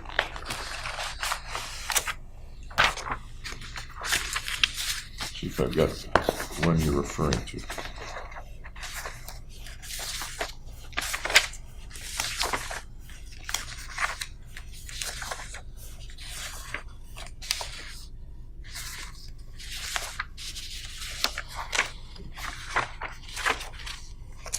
You know, I don't have the one of you in the armor. Tell me again things that you infer from the picture of you in the armor. With which weapon is it that you're holding? I don't think I was holding one. Or if I was, it was the assault rifle. Tell me again what you just said about the inferences you would make when you see that picture. Well, they're the same as inferences I think other people would make. And they are? This is the guy who's familiar with these things. And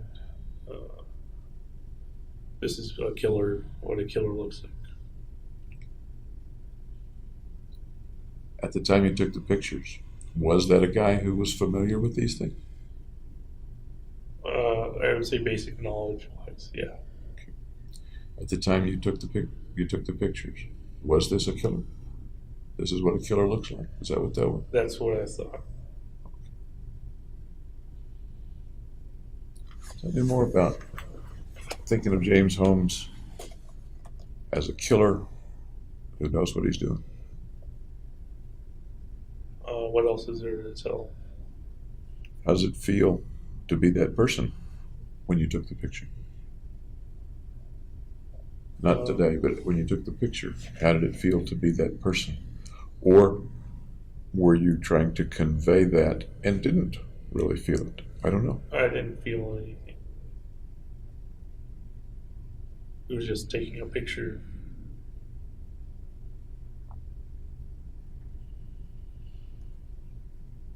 You didn't feel anything when you were taking the picture? Right, except that I would be remembered by those pictures. Okay.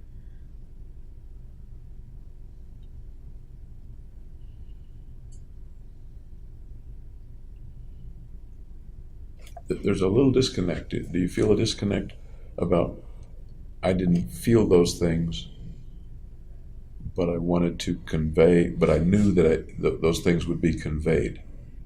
Does that make sense? A little bit. Okay. What might it have been about the way you were then that you wanted to convey that even though you didn't feel it?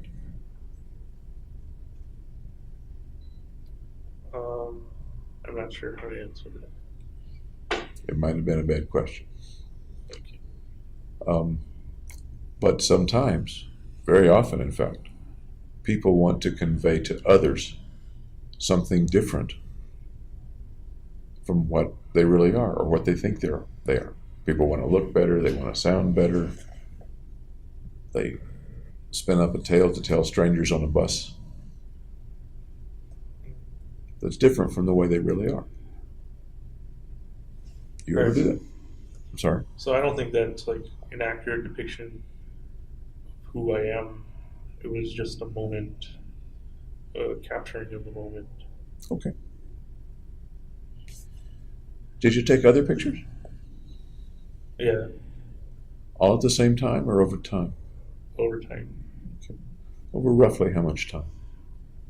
A month, maybe. A month, maybe. Other selfies, other pictures of the weaponry? Is that what we're talking? Pictures of the movie theater, entrances and exits. Focusing right now on you, pictures of you, pictures of the weaponry, pictures of things in your apartment. Those were over a month or so? No, those were pretty much the day of and a couple days before. Okay. Here's one of the pictures that I've got. That one. Remember that one? Yep. Tell me about the guy in that picture. He definitely doesn't look normal. Tell me more. Looks scary. More. I wouldn't want to run into him. He's not the guy that thugs should mug. Yes, that's true.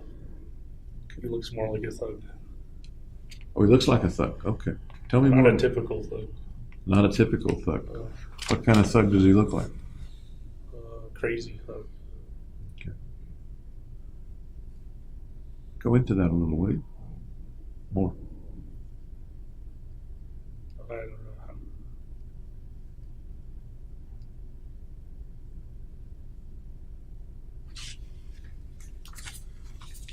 Okay. It's a guy you're holding one of the Glocks. You don't have a beard. Yeah, clean shaven before I got to jail because they don't have good razors in jail. Is that why you started growing the beard? That's why I grow the beard. Yeah, because they can't shave. It's not as convenient to shave. The shaving doesn't work. Tell me about the red hair on the guy. I'd had that for a while. Like that. It's artificial.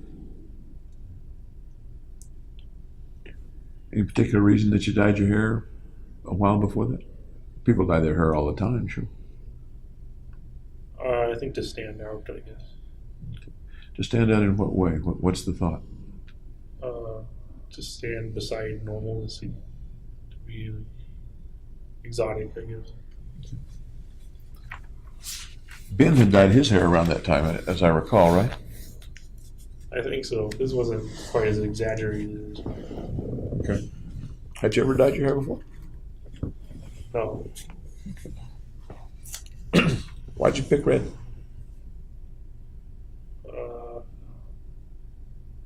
I thought it would look better than green or blue. Okay.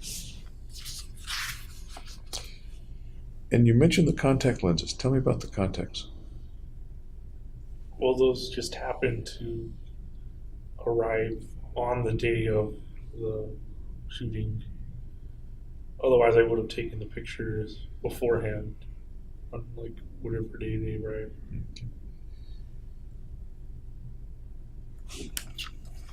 I've never noticed it before. Are those contacts tinted a little red, or are they black? They're solid black. They're solid. They cover solid. the sclera black. Okay. How well can you see through those? Not at all, because my my normal contacts are prescription. Okay. How opaque are they, or translucent, or transparent? Oh, well, they have the hole where the retina is, so you can see. But I can't see because it wasn't prescription contacts. Okay, you're a little nearsighted. You're Right. about a -4.5 or something like that, myope, aren't you? I don't remember. Okay. So these particular cosmetic contacts have a little pinhole in the middle to look through. Yeah. Is that right? Yes. Okay. Interestingly, that might serve to focus on the retina if it's a pinhole, mightn't it? Probably neither here nor there. I don't know. I'm assuming that you weren't wearing those contacts at the theater. Is that right? That's correct. Okay. Any particular reason that you ordered them? I thought they looked cool. Okay. And they arrived just the day of the incident, or the day before the day before the night that you went in. Right. Okay. That reminds me of something else I was going to ask. There were a number of things that you ordered that arrived kind of at the last minute, on the last day or the day before the last day. Were you worried that some of that stuff wouldn't arrive? What kind of stuff are you talking about? I'm trying to think which things, but the delivery time on some of them was within a day or a few days of the incident. Yeah, well, I'd had my mind set on the Batman premiere of when it was going to happen. Mm-hmm. So I guess I kind of got squeezed for time a little bit. Were you worried that they might not all arrive in time? No, I think pretty much everything arrived before. Good old Amazon. Yes, good shit. Another picture. Tell me about this guy in this picture and what it conveys. Well, that was like the incendiary device that I made. And I was kind of blowing out the fuse. You were blowing out the fuse. Yeah. Is that you weren't? The fuse was not lit, and you were blowing it. But is that Right. why the lips are pursed, as if you are blowing out the fuse? Yeah. Okay. What's the expression on that guy's face? What's that guy thinking or wanting to convey or infer? I don't know. What do you think?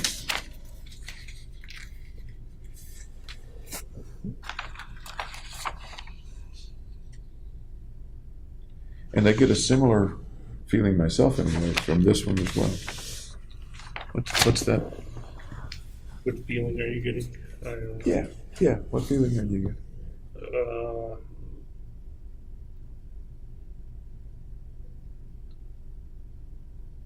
Just that you want to stay away from them.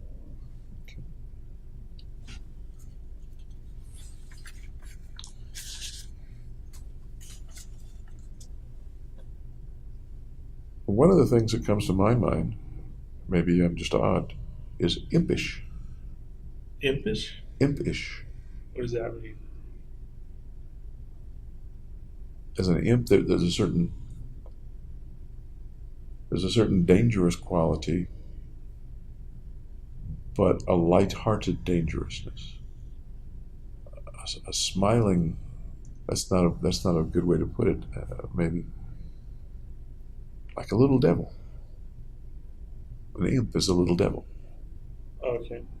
Does that resonate at all, or is that just me? Well, I don't know where the little part comes in. Okay. Then a devil. A devilish look. I'd say that's accurate. It looks a little devilish. With regard to Batman, I guess I think of the Joker. He's not little. He's the one who dyed his hair. green, I think it was. Did the Batman story have anything to do with your choosing the Batman premiere? Or not? The main reason was because I knew it would be a blockbuster hit, so there'd be a lot of people there. There are other blockbuster hits. This is a really big blockbuster and fills the auditorium. Right. Do you think, in retrospect, that there was anything non-coincidental about your picking that blockbuster instead of Avatar or something? If it was unconscious. You've tried to figure out unconscious things before. What do you think? That it bears some resemblance. Do you think the resemblance is coincidental?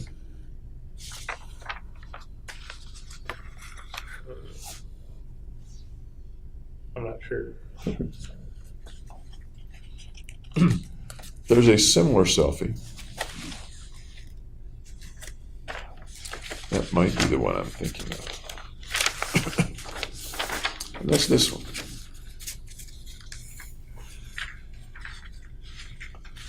You remember that one? Yep. Tell me about that one. What's that guy? It also looks devilish. Anything else? Anything make it look additionally devilish to you? Tongue sticking out. Okay. What about the tufts of hair on the side? Kind of like horns. Was that on purpose, do you think? Or was it on purpose? I don't remember doing it on purpose. Okay. Because I agree with you, there is an impression of that adds to the devilish thought. And I was wondering whether you did it on purpose. Intended or not. Beg pardon? It was intended or not. Yeah. And your answer is? I don't think it was intended. Okay. This picture also has the tongue sticking out. Tell me about the tongue sticking out.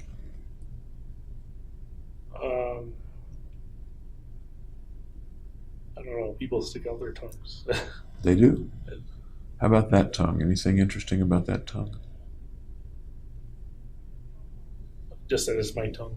It's your tongue. Anything interesting, unusual about your tongue? No, it's perfectly normal tongue.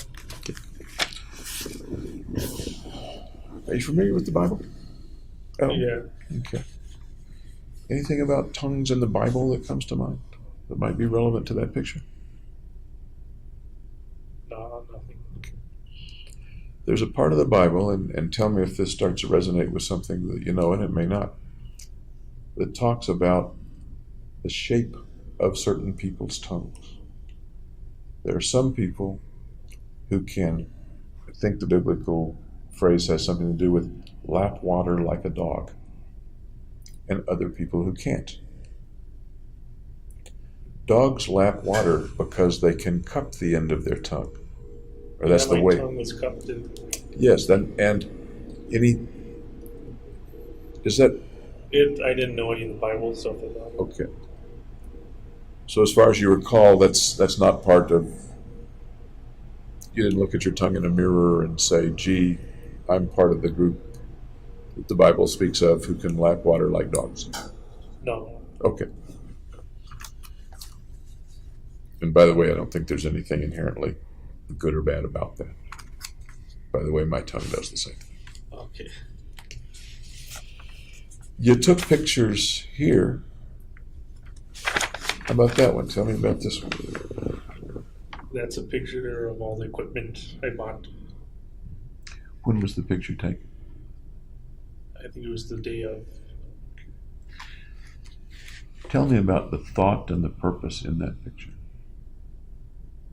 It was just to show that I could buy all that stuff and nobody would notice.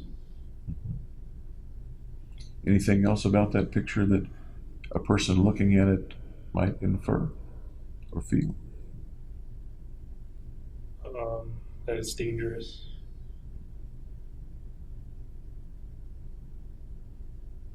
That it's a lot.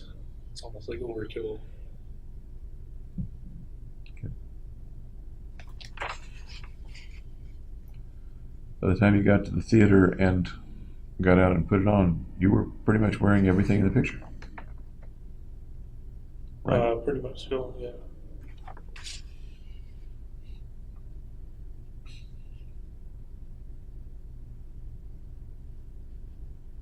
Okay. Anything important about the color of the sheets? Of the sheet?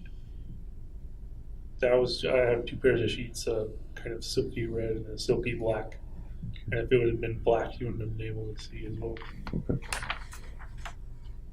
Why'd you pick silky black and silky red sheets, by the way? I'm curious. I thought they looked good. Okay. Yeah.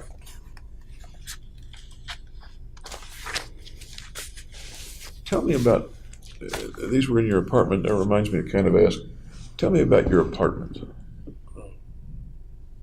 Was 800 square feet, I think.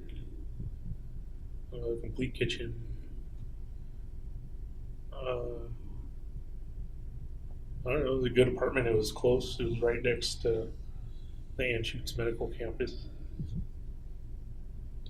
And that's where your classes and labs were? Yeah. On the Anschutz Medical Campus. Okay.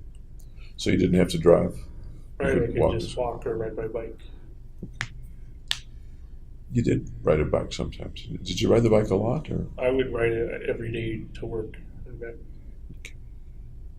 Bring it up to the apartment at night? Yeah. Okay. Pretty good bike, or? I've had it for years and years. Okay. As a place to live, in your apartment's a personal place, where people live is a personal place. What was it? How was it personal to you? Or how did you make it personal to you?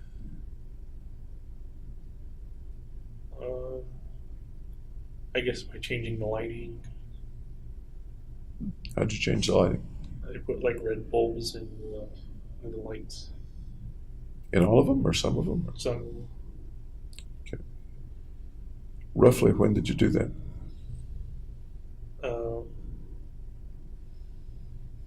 towards the end of the graduate school. We're talking Like May? June, I think. In June, okay. Any particular reason that you personalized it with red light bulbs? Other than I just thought it looked nice. Okay. At that time, did you know or anticipate or plan that the police would be coming to your apartment? I figured they would go to the apartment on a noise complaint. Did the red light bulbs have anything to do with what people might find when they No, that open the didn't door? have it. I'm curious which outlets were which lights were the red light bulbs in? Just a lamp, I think. A lamp, okay. Well, how else did you personalize your apartment? I have my own plant. Water that guy every day. Okay. What kind of plant? I don't know. Just a plant. Just my plant. Just your plant. Did you name your plant? Plant D. Okay.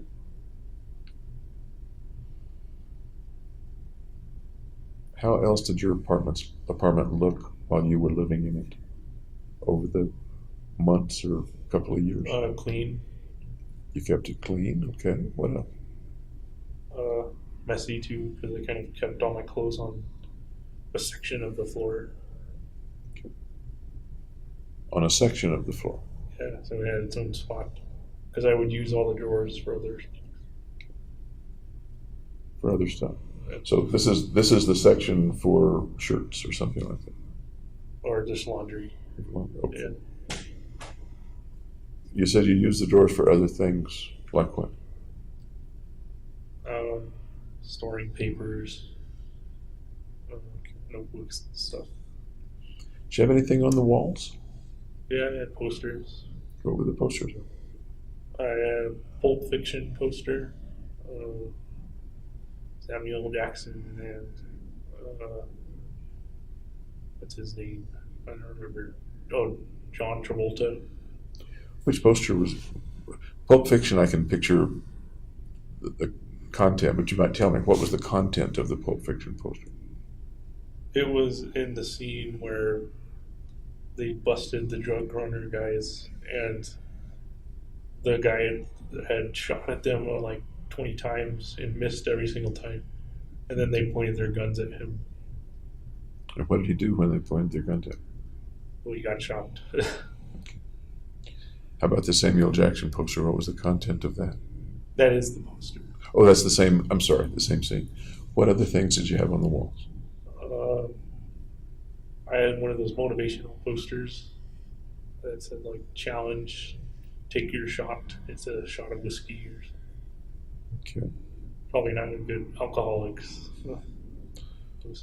What else did you have on there? I had a movie poster of Anchorman. Okay. I like that movie. Yeah, the comedy. Yeah. I had a Zombie Brains poster. Okay. Anything else?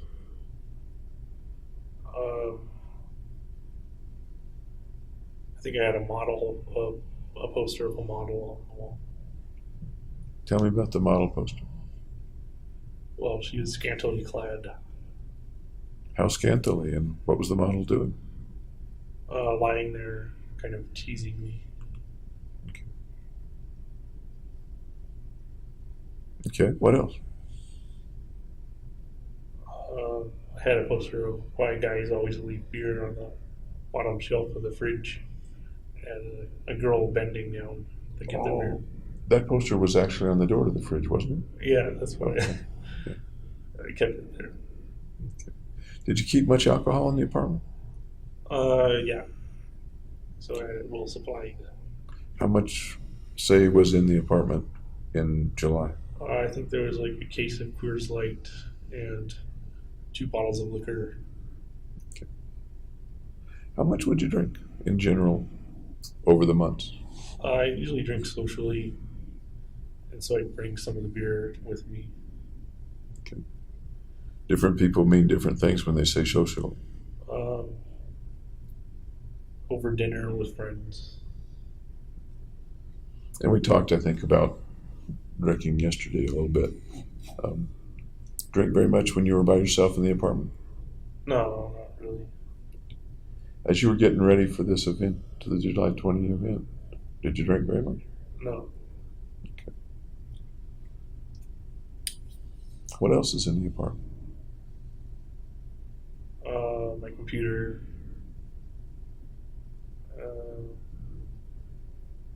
Just basic furniture, a TV. Okay. Gargi came there from time to time when y'all were dating, when you were in the relationship? Yeah. Would you usually go to your apartment or her apartment? Or her place? Before she broke up, it was usually like half and half. But then after we got back together, it was all my apartment. What was her place like? A little messier than mine. Apartment or house? She shared an apartment with another gal. Nearby? No. Yeah, it was nearby. But not the same building? Like, it was like 10-minute, 5-minute drive. Okay. You were in an apartment building. Yeah. Who else lived in the apartment building? Did you Other know students and nurses. primarily or exclusively? Primarily. I didn't get to know them like at all, basically. Did you see them coming in and out, Yeah. doing laundry and things like that? Yeah, I saw them in passing. At the time, did you know their names? Any of their names? No. There wasn't a single person who lived there whose name you knew? Well, they had their names on the mailboxes, but I didn't memorize them or get to know them or anything. Were you ever in anyone else's apartment in your building? Nope. Was anyone else who lived in the building ever in your apartment? Nope. Okay. Any particular reason? No, not really. It wasn't a very social apartment. Kind of everybody had their own rooms. Okay. You mentioned the posters on the walls and the scantily clad. young woman. There's another selfie that was on your phone of you with a woman right behind you. Do you remember that one? That picture? That's the scantily clad woman. Was that the scantily clad Yeah. poster? Okay. I got to tell you, the first time I saw it, I didn't know It was a poster. that it was a poster. Okay. Tell me about that picture and when you took it, and I don't remember the conditions. Okay. So far as you know, roughly when was it in the course of all this? I think it was June as well. Okay. If I were, I don't have a copy of it here. If I were to show it to you, what would you say about the guy in that picture? I wouldn't be noticing the guy. I would be noticing the gal. Okay. When you took the picture, it looks very much like you meant to have it look a certain way, with her resting a head on your shoulder or looking over your shoulder close to you. Looks like it was purposely framed that way. Is that fair to say? Yeah, it's fair to say. Okay. Was the picture manipulated at all, or were you just standing by the poster? I think I was just standing in front of the poster. Okay. That doesn't say much about my powers of observation, does it? No. So, if the picture was framed that way on purpose, what does that framing convey to somebody, or imply to somebody who's looking at the picture? That I'm desirable. Can you say more about that? No, not really.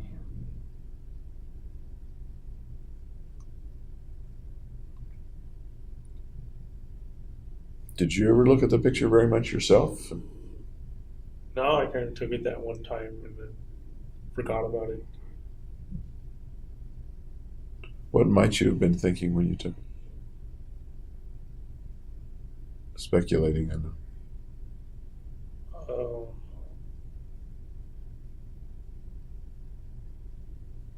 I don't know. Were you a pretty desirable guy in January, February, March, April, May, June of 2002? Or 2012, rather? I would say so, yeah. Okay. There were 2 women that wanted to hang out with you, at least. Yep. Okay. Did you think or feel that you were a pretty desirable guy at the time?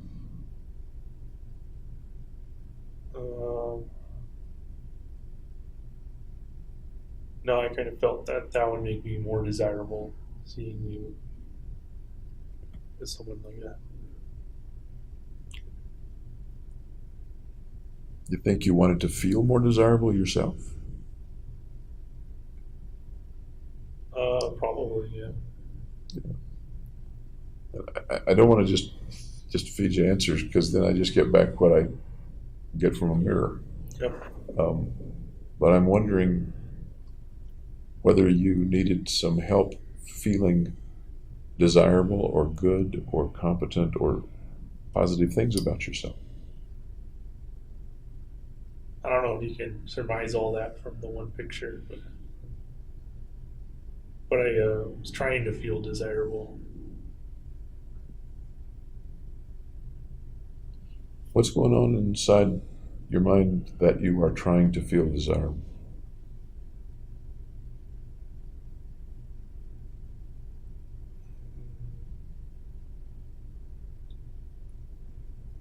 Well, just because I've broken up with my ex-girlfriend. But around that time, and we're not sure exactly when the picture was taken, I guess, around that time, you had rebuffed her, and you had rebuffed Hillary. Right.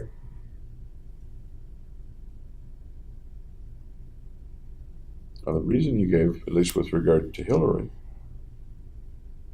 was that you didn't want her to end up being the girlfriend of a murderer. Right. Am I remembering that right? Yeah. Okay.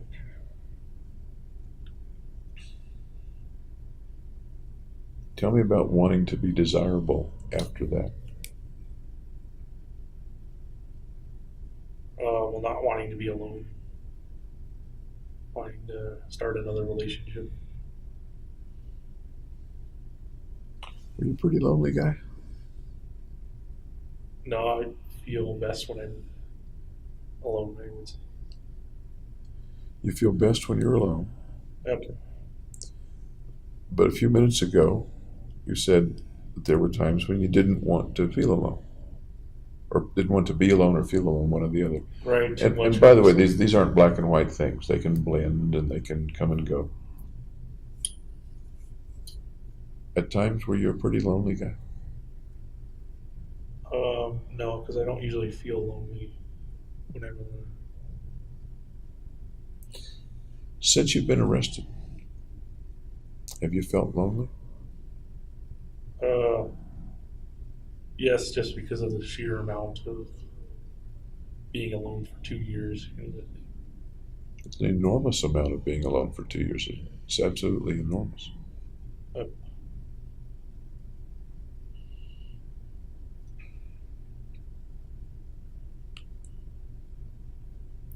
Has your sister deserted you? Nope. She and I are both kind of living separate lives, but she still cares about me. Please correct me, but I don't think she's contacted you once except for being with your parents when they visited in 2 years. Is that accurate? I can't remember if she wrote a letter or not, but she certainly doesn't do it like every week or month. Think she's written you any letters? I don't remember if she has. Let me ask it again. Has your sister deserted you? Abandoned you? Nope. Where's the evidence that she hasn't abandoned you? She came with my parents on the visit. Does that strike you as pretty scant evidence for 24 months? Well, my parents only were allowed to visit twice, so that being one of the times, And that's not their fault. They were only allowed those visits. That's my understanding. But they've written you scores of times. That's just the relationship dynamic between me and my sister. Well, you were describing your sister yesterday. She loved her big brother. She was looking up to her big brother. She helped her big brother dig a hole in the sand and fill it up with water. Real typical younger sister, older brother stuff. Yep, now the situation is not so typical.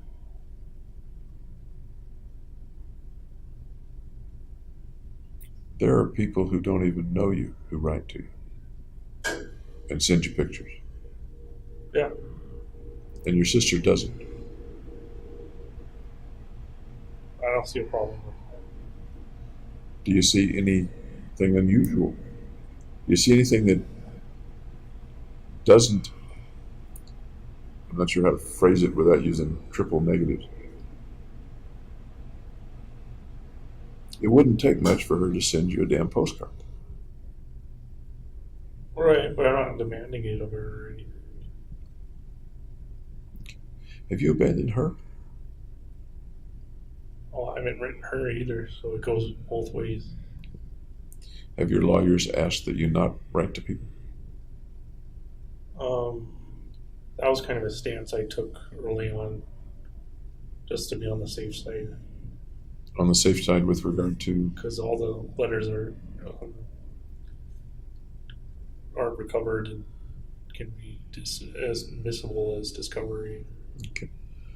So it's logical and natural that lawyers recommend that people not write, or that they be very careful what they write pre-trial. Right. I understand that part. Yeah. But I don't know if that's stopping me from writing her. Exactly. Thank you. Exactly my question. Absent that, would you be writing to your sister? Probably not, because I don't have much to talk about. Okay. There's books I'm reading and TV I'm watching, and that's about it. So, Absent that, would you be writing to your parents? I would probably write to my mom, just because she writes so often. Okay. So far as you know, have any of the friends that you had, Ben, Tim, Gargi, Hillary, anybody else, have they written to you or tried to write to you? Not that I know of, no. What do you speculate, and it would be pure speculation, what do you speculate they think about you now? They're probably moving on with their own lives, and mine's not interspersed with them. Right. What do you think they think of you now? Think about you, that's better put. What do you think they think about you? That I was a good friend. What else? When somebody says to them, James Holmes, what does that bring up in their mind now? That they knew me before I was the incident, Before you were... before the shooting incident. You started to say something else. Before I was blank. What were you going to put in that blank? Mentally ill, like outright showing mentally ill. What feeling do you think they might have toward you, or feelings do you think they might have toward you? They probably want to distance themselves from me, so they don't get lumped in as related to a killer. That's close, but not quite what I asked. What do you think their feelings are toward you? I think they care about me, so I'm not sure. Okay. Mom and Dad, feelings toward you? Warm feelings. Okay. Sister, feelings toward you?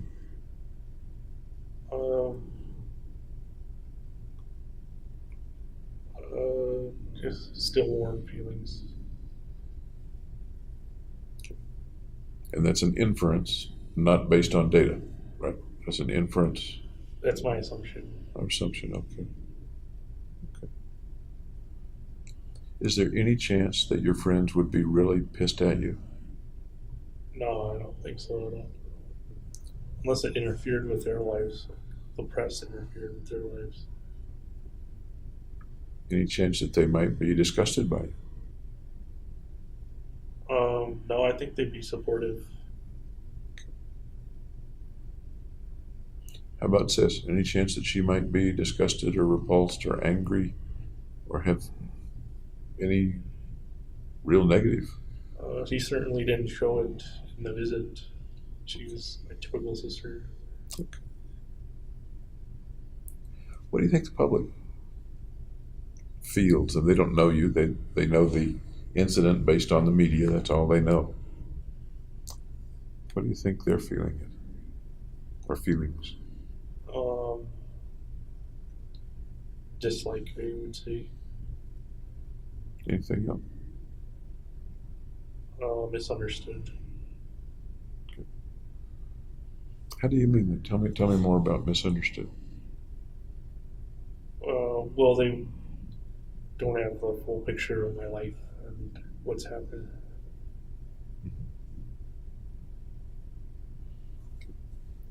Are you aware of, in general, the media coverage and stuff like that? Yeah, we have a TV, so I can see some coverage on the news. So you're pretty much up on how the media treated this incident, how the media has treated you, or no? No, I'm kind of sheltered from that. Maybe. Okay. Who shelters you? Just not having computer access or internet access. You have TV access. The lawyers talk with you frequently. Do they talk about public reaction at all? No, not really. Does anybody at the jail, the custody people, mention public reaction at all? Like guards? Or? Yeah. No, not at all. But occasionally inmates call things out, as you said yesterday. Yeah, that's primarily negative. Some are supportive, but it's definitely on the fewer side. Did you see any TV coverage? Of course, the most coverage comes in the first week or two, doesn't it? Right. But you did have out time when you had access to TV. Do you recall any TV coverage at that time? They're memorializing the victims. Did any of the coverage refer to you? Well, it was just refer to me as the theater gunman or whatever. Is that the guy in these pictures?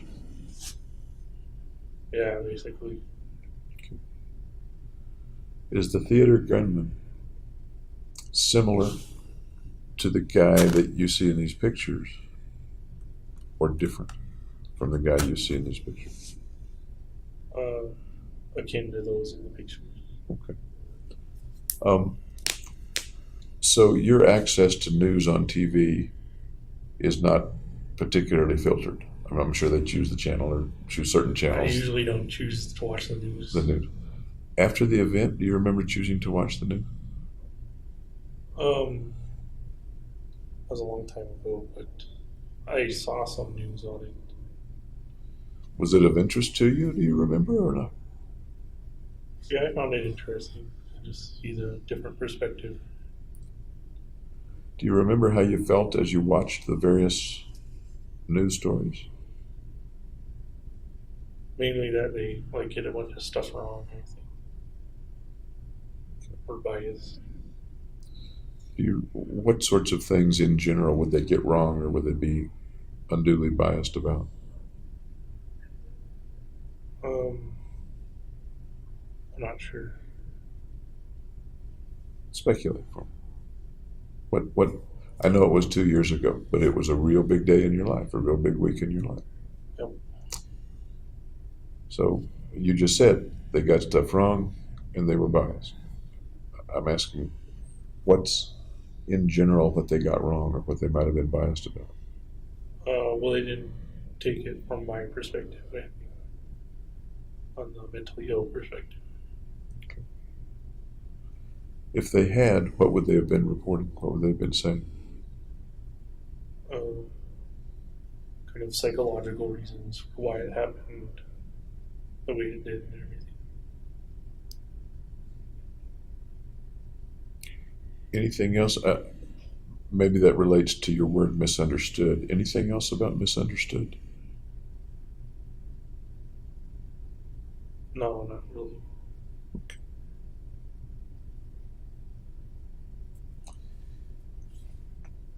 This afternoon, I'd like to do a little bit more about your apartment. Okay. Interesting place, especially when you left. I'd like to learn more about that.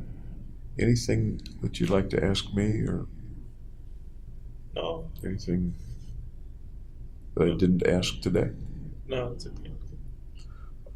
We'll continue this afternoon about 2, okay? All right. Thanks again.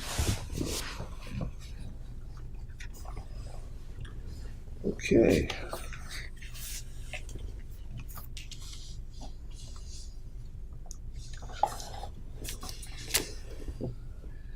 Let's see, you remember where we were when we left off this morning?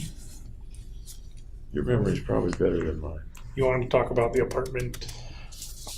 Yes, and we talked a little bit about it, and we were getting to the part about the armament. And the way the apartment looked when you left, that's what it was. Okay. Okay. Got a picture of that. I'm sure that you remember pretty well. Oh.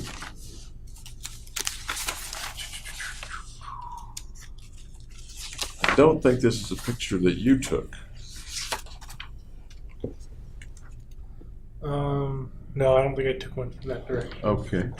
And I'll just move there to show the camera a little bit. Okay. Does that look familiar Looks to like you? my apartment. Tell me about that and what's in the picture. You're welcome to handle it if you want. Okay, well, this is all the incendiary devices I made. Mhm.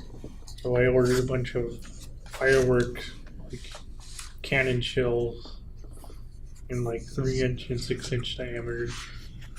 So the spherical things are firework cannon or firework things that get loaded into cannon and shot up for fireworks. Is that? I assume that's how they work. Yeah. Okay. Tell me more about the picture. What's it? Well, there's all the different fuses running into those, and they go back to like a transmitter that's like radio frequency transmitter that you can press a button and then it'll light the fuse and go through. The transmitter is RF or wired? It's battery. It's on a battery, like a 12.8 volt battery. But the operation is wireless? Yeah, there's a little tiny remote that you press A, B, C, D, and then like 1, 2, 3, 4. Tell me where you learned all that stuff. That sounds pretty complicated. No, you just put the wires in their correct spots and then attach them to the fuses, and then it'll light the fuses when you press the button on the remote. Okay. And the ignition is like a piezoelectric ignition, or It's what like is it that generates the heat? a little circuit that like short circuits and catches fire, and then it's gunpowder fuses go out from there. Did you ever test that stuff? No, I didn't get to test any of the incendiary devices, or so I was figuring they wouldn't work. Really? Yeah, and it was just made to look bomb-like. Like, that's really scary. But you have to divert attention to over here. So was the idea that it wouldn't work and it would just look that way, or was the idea maybe it will work? Or There was like a small possibility that it would work. And So so tell like me- enough that they would be interested in stopping it. And what was your thought about a purpose, a reason that you would want them to be interested, or something you would want them to do? To get them away from the theater, so kind of divert their forces over to the apartment. Did you think, and it sounds like one possibility is that they would be diverted to the apartment before the shootings began. Yeah, that's the plan. That was the plan. And how were you planning to accomplish that? Through a noise complaint from the neighbors to bring them there. Okay. I heard about the noise complaint idea. I didn't realize that you meant prior to the shooting. And how was that set up? That was just set up to my computer, where loud music would play after like 15 minutes of silence. So it was like there was just silence on the timer. So you left, the computer was on, and 15 minutes later the loud music was supposed to start. Is that right? Yes. How did you set that up with the 15 minutes of silence? What sort of track was that? Well, there was like an application I had that you could connect different songs together and copy paste minutes of silence in. Okay, so the computer just thought it was 15 minutes of music, but it was really 15 minutes of silence. Right, so it was fully on like the highest volume. And how did that work out in terms of attracting somebody to the sound? I think they made the complaint, but there wasn't a big response by the police, if there even was a response by the police. Where was the music coming out? Where were the speakers? In the apartment itself? Yes, just right next to the monitors and then the base on the floor. So a person would complain in the plan to the police, and the police would go to the apartment, bang on the door, open the door. Yeah, I left the door unlocked. Okay. Um, as you were thinking about that, did you consider the possibility that a person might have come to the door, that is a non-police person, might have come to the door? Yeah, and so that's why when I sent a tripwire, I didn't have it attached to the door. I had it kind of inside, so they'd be able to see inside, but not go to like disable anything because there's an obstacle in the way. Okay. So if the person who opens the door could see what was there, Then they definitely call the police. they would call the cops.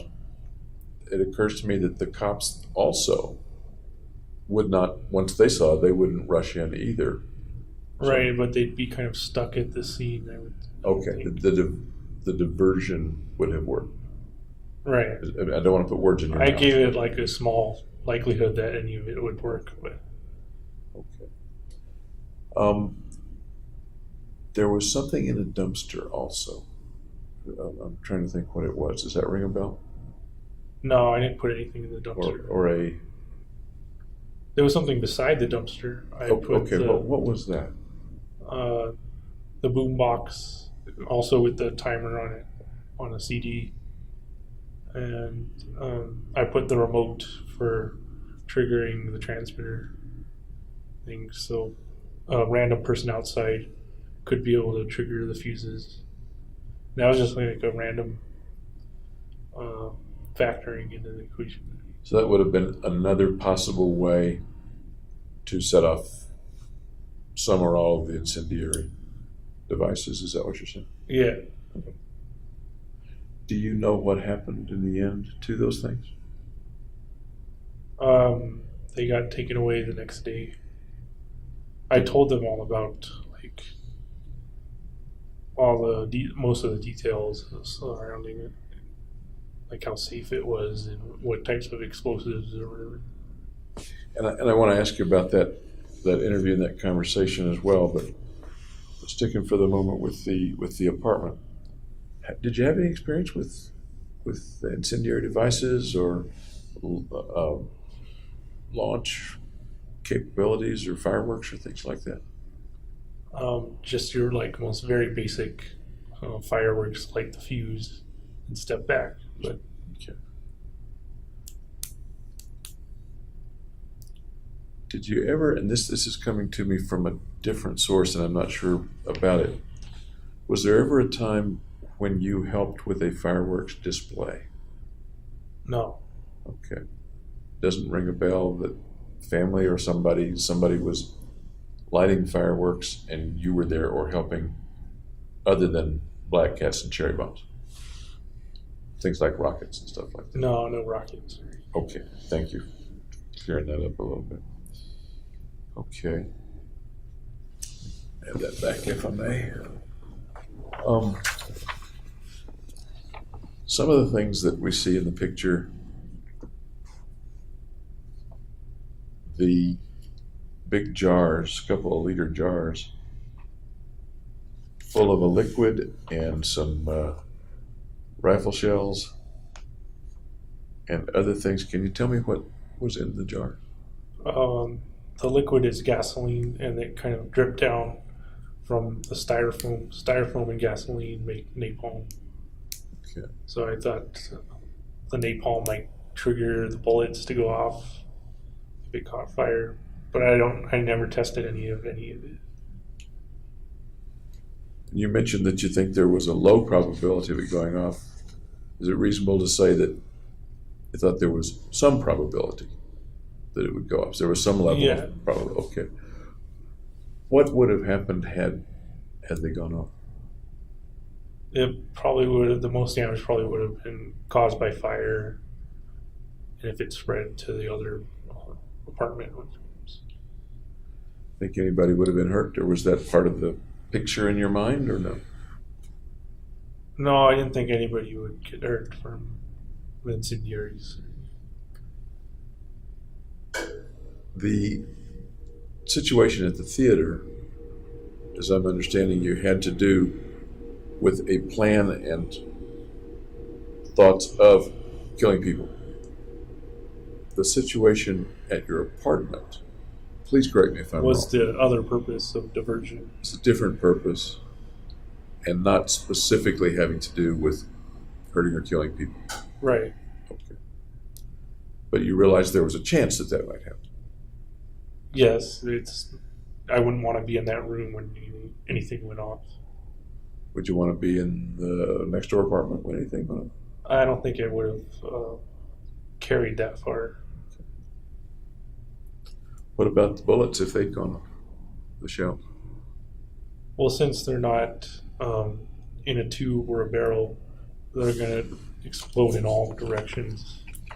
And how did, I think that's a true statement, what I understand about shells that you toss into a campfire or something. How did you know that?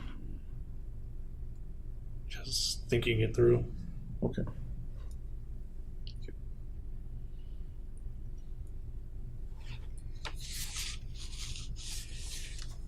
For just a minute, looking at all these pictures and see if there's anything else before I dismiss the pictures.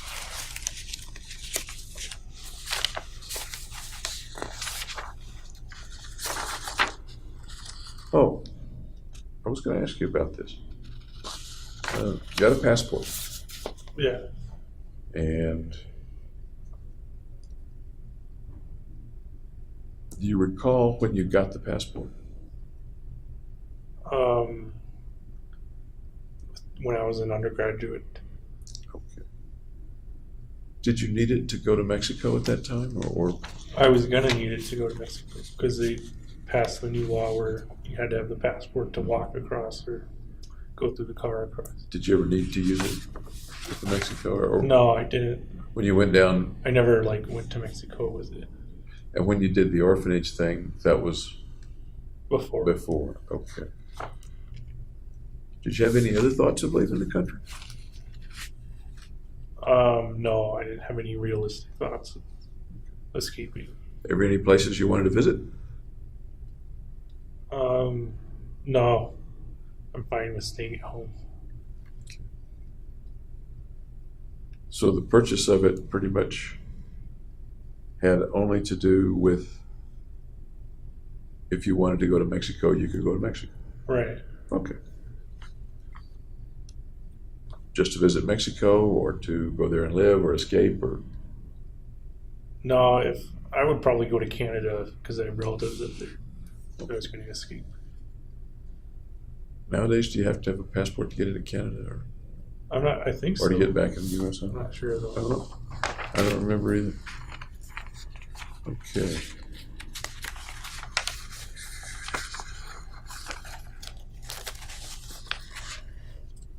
You mentioned that you didn't test things. Did you ever test the flammability of some of the things? Not necessarily the device, but just to be sure the gunpowder burned or the napalm worked or something like that. Yeah, I cut a piece of the fuse off and kind of lit it over the bathtub. That was the safest place. As you're doing those things, what thoughts went through your mind? Do you remember what fantasies or thoughts might have gone through your mind? When you're building this stuff, when you're setting it up, when you're testing the fuse? Just getting it done.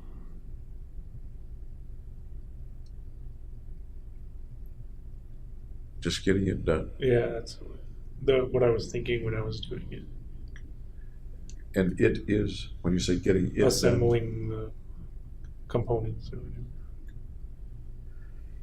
any thoughts about the result of getting it done, or the consequences of getting it done?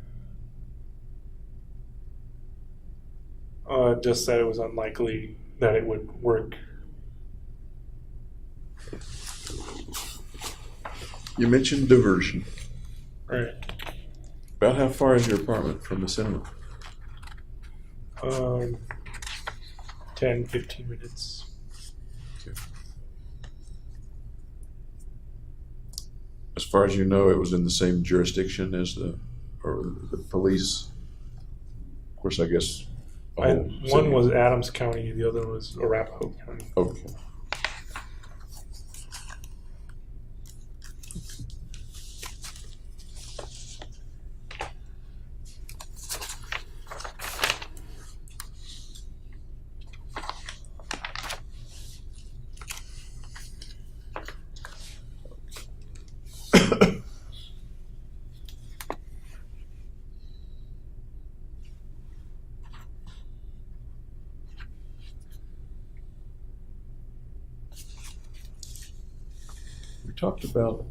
You talked about the idea of a mission earlier. And if I'm remembering right, the mission came from within you, not from some other place outside you. Is that accurate? Yeah. Tell me more about the mission and what the mission might accomplish, what it might do.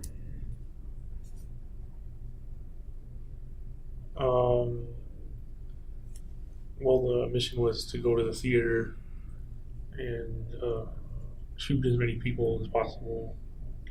And that was the thought at the time, back in May, June, July of 2012. That's one level of mission.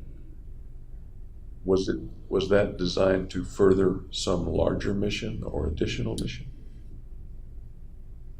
No, that was kind of the ultimate mission. So that was the whole end. Yeah. Any thoughts about why something inside you said this is your mission? What was it that made it important to do that thing? Made it so important that you did it? Because the alternative was suicide.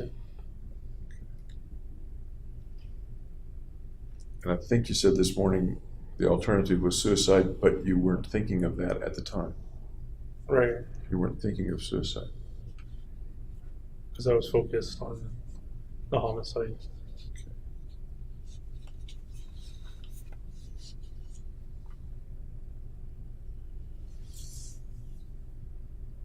That's a concise answer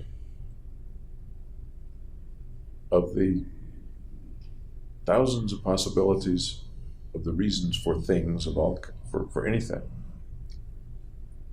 You quickly went to the alternative was suicide.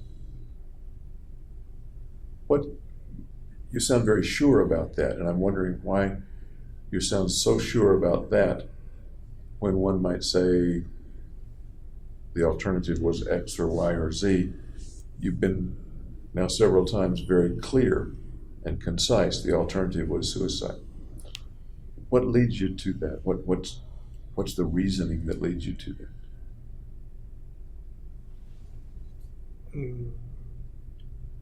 Just that doing the homicide got me out of the depression.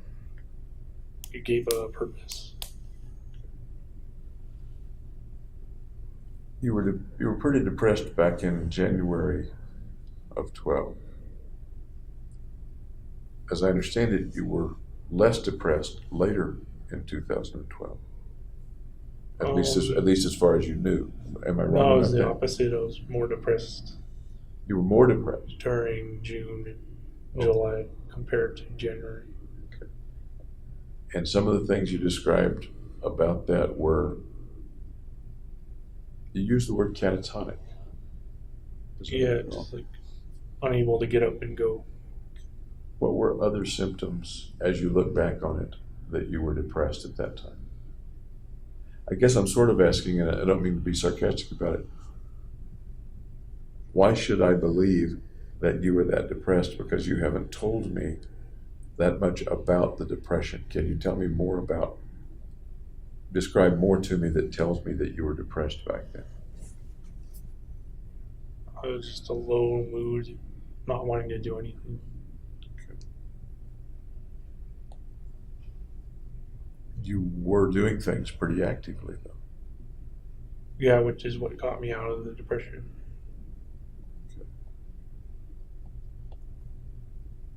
if those activities were getting you out of the depression, can you tell me the rationale for actually carrying out the shootings if the preparation activities were doing their job? Right.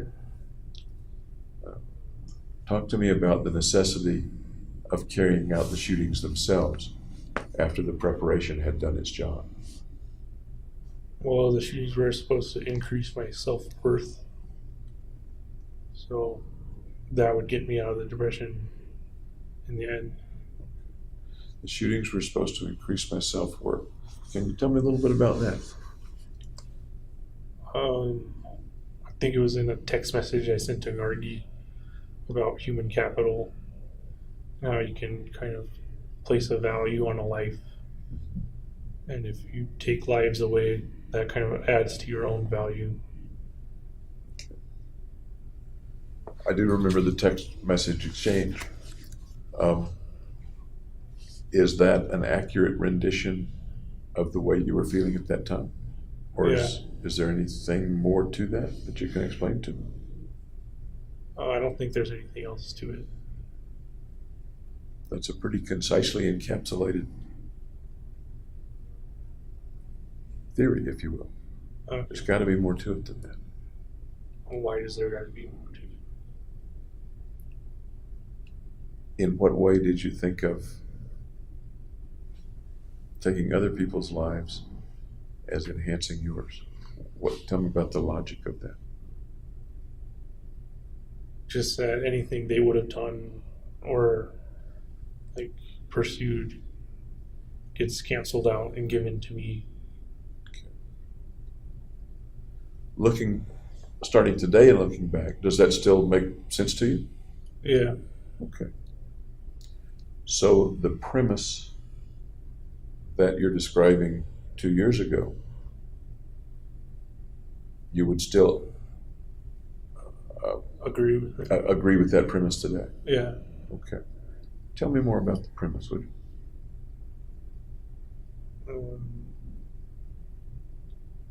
There's nothing else to say about it. Sounds like there's a lot to say about it. It sounds like there could be books written about it. It would probably be a boring book then. Does it appear in any of your readings, or how did you come upon that premise? I just made it up.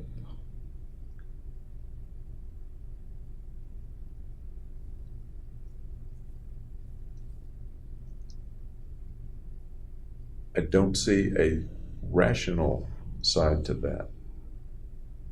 I might be able to see an irrational side to that, but I don't see any data, if you will, or information that would lead to the veracity of that premise. I'm not saying you didn't believe that premise. I don't know, because I'm not inside you. Right. I certainly wasn't inside you 2 years ago. Okay. What makes that a logical premise? Or is it? Or is it an irrational premise? It's not based on logic. It just is the way it is.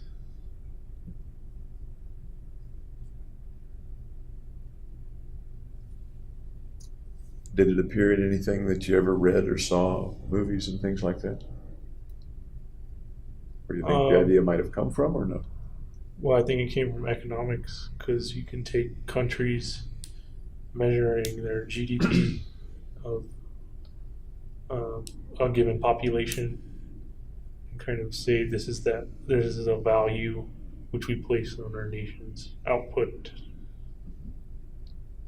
And you could do the same to individual people and say this person has a value and does this output or would do this output, but then it goes to me afterwards, after killing him. Let's use your country analogy for a minute and see how long the analogy holds up, okay? Okay. A country has goods and services and output and value and potential value for the future. How might you person or another country acquire the value that you see in the first country? You conquer the country through like war, and then you receive its economic benefits. Okay. Are there any circumstances under which, when you conquer it, you wouldn't receive all those economic benefits? If they apply like a slash and burn strategy, where they kind of burn the land. Sure. And that's exactly what I was thinking. If you obliterate the country, Right. then its value plummets. Yeah. it That's goes my down. thinking. Is that your thinking as well, or not? Its value goes down, but the conquering country would have increased their military effectiveness because they've kind of won a battle.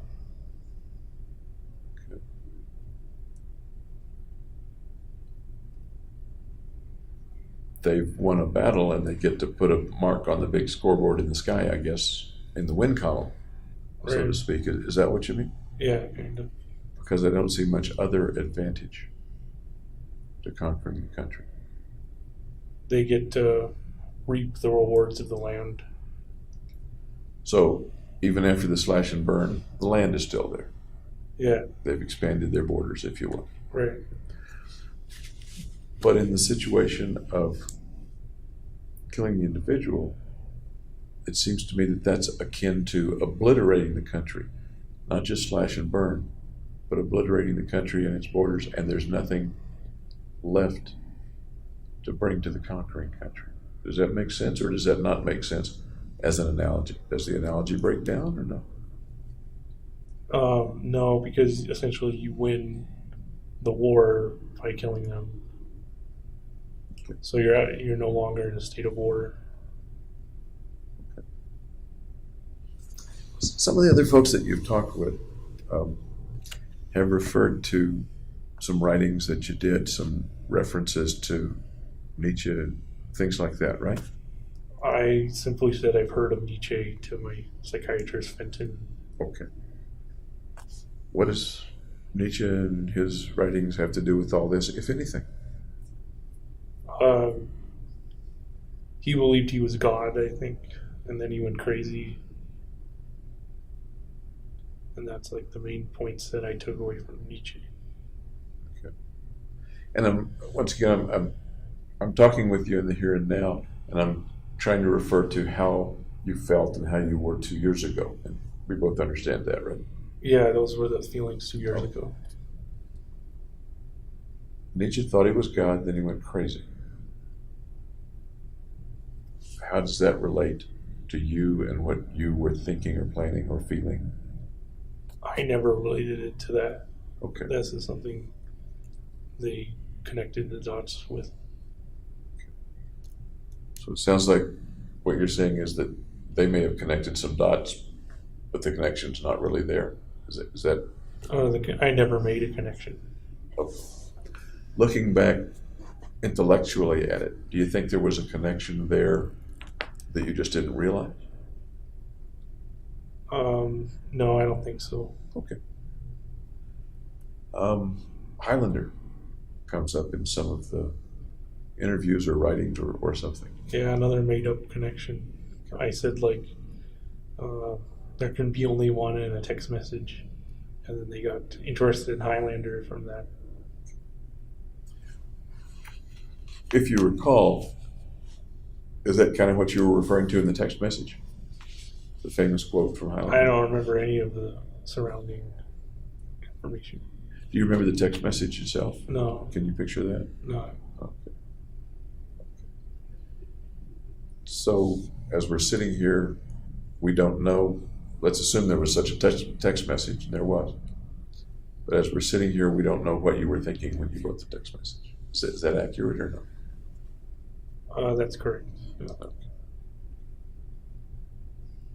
Have you seen Highlander? Yes, Okay. Series, the movie, both? movie. What do you think of it? It's an interesting concept.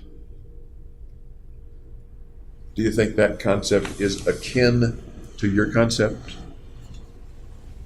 No, because the main thing in Highlander was they're trying to become mortals, and they have to kill other immortals, behead them, and then the very last one, it becomes immortal, a mortal. I didn't remember that. Is that right? I didn't remember that the last one became mortal. Yeah, I believe that's how it went. Interesting. I didn't remember that. Okay. And they were specifically killing each other rather than random civilians, if you will. Yeah, they That's what I were remember. beheading each other with swords. Yeah.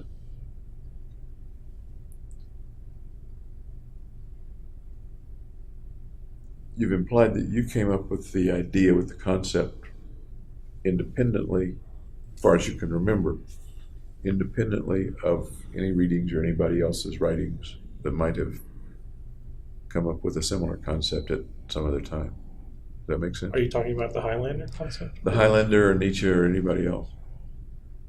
What I think you've said, and again, I don't want to put words in your mouth, is that wherever the concept of assimilating others' powers or value, looking back on it, you believe that that came solely from within you and not from any suggestions outside you. Well, there's always going to be suggestions outside of you that influence you. So I wouldn't say it was a fair statement to say it was solely me, because I interact with my environment. Okay.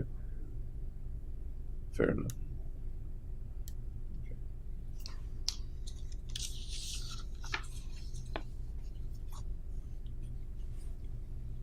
Apparently you didn't know or want to know any of the people in the theater.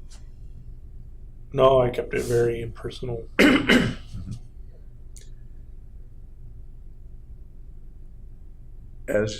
As you were carrying out the shootings, you were wearing gas mask the whole time?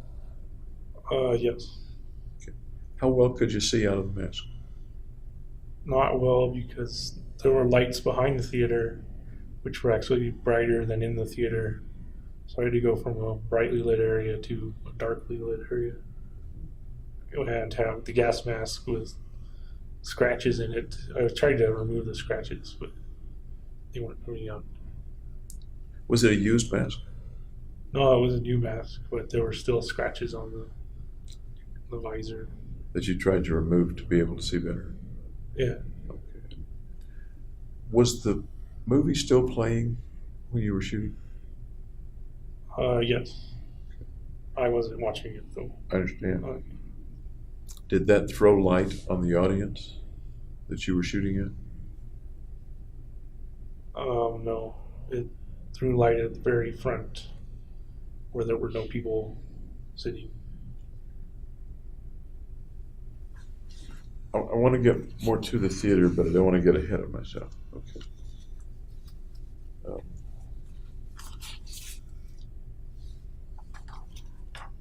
I guess I want to stick for just a minute on philosophy stuff.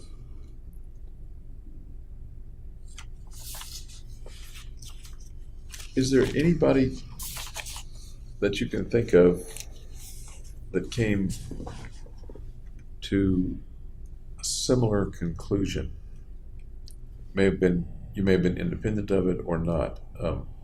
Other people, for example, who have killed lots of people or injured lots of people. Anybody that you particularly recall thinking about? No. Ted Kaczynski comes to mind. The Unabomber? Mm-hmm. What about him? Yeah. What did you know about Kaczynski at the time? I said I'd heard of him to Fenton. And I guess he was anti-corporations or something. Anti-technology, maybe. I don't remember. Was he at all relevant to what your mission was and what your thinking was? The only relevance is he had like a purpose in mind. His carried it out in a similar way. Did you say in that 4-month period, April, May, June, July, do you recall reading about or learning anything or seeking anything about Kaczynski? Those would be in the computer records. I don't remember offhand. One way, and you don't remember one way or the other? No. Okay. Another guy that I'm a little bit reminded of is the fellow Cho. Long first name that I don't remember.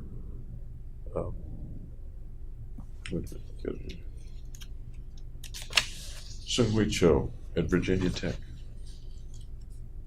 I've heard about him. He went up into the bell tower, I think it was. I'm sorry? He went up into the bell tower, I believe, and was shooting from there. That was the one at University of Texas, I think. Oh, that's a different one? Yeah. Okay. Well, then I don't know. Do you remember looking up any of these folks or learning about or thinking about comparing yourself to any of the other people that have killed a lot of people? I looked at what they did and how they did it, but I didn't compare it to how I was going to do it. You looked at what they did and how they did it.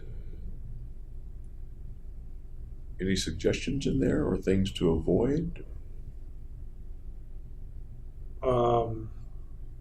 You don't shoot the police, otherwise they kill you. So. Okay. And you didn't shoot the police? All right. Okay. Anything else about how they did it that may have informed you about better ways to go about this? No, I didn't seek out any improvements in their methods or anything.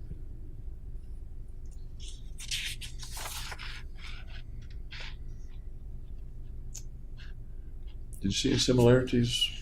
You may have already kind of answered this, and I don't mean to make this an interrogation, but now we're in a more specific timeline of things. Any similarities between you and any of those people? Kaczynski, Cho, anybody else? All had mental problems. Okay.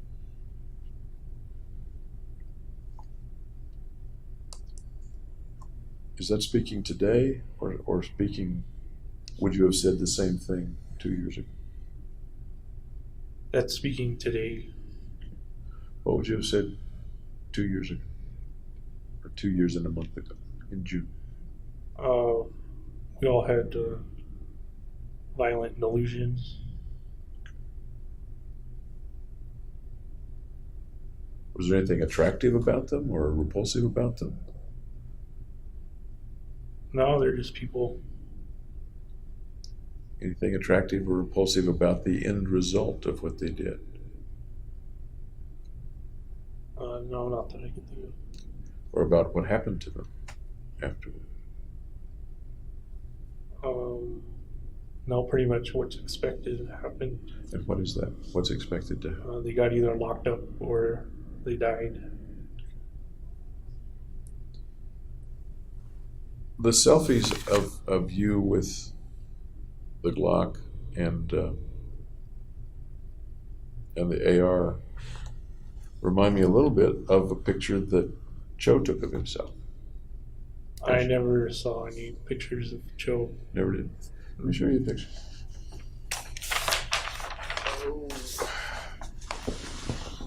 Remember that at all?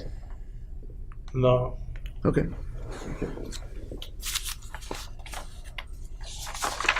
And I suppose selfies are pretty common. Yeah, everybody selfies. takes them.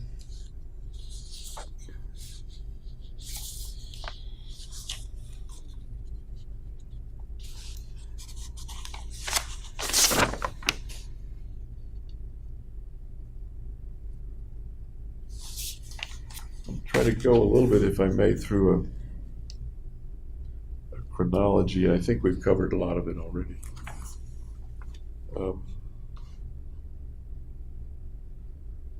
We talked about the trip in December of 2011 to Arizona, spent Christmas with your uncle. Yep. I have down that you went to Woodside to see some friends from Riverside. Is that not true, or a different trip, or same trip? Woodside, I don't know what that is. Woodside, California? Yeah, I don't know who that is. Okay. Did you take any other trips from grad school around then back to California? Or just the one around Christmas to go to? I think it was just the Christmas one. Do you remember seeing friends from Riverside on any of those trips? Yeah, I think we were going to go to a Mongolian barbecue, but we went to BJ's Pub and Brewery. Okay. Families, or you and your friends, or? Just friends. Okay. Tell me about that.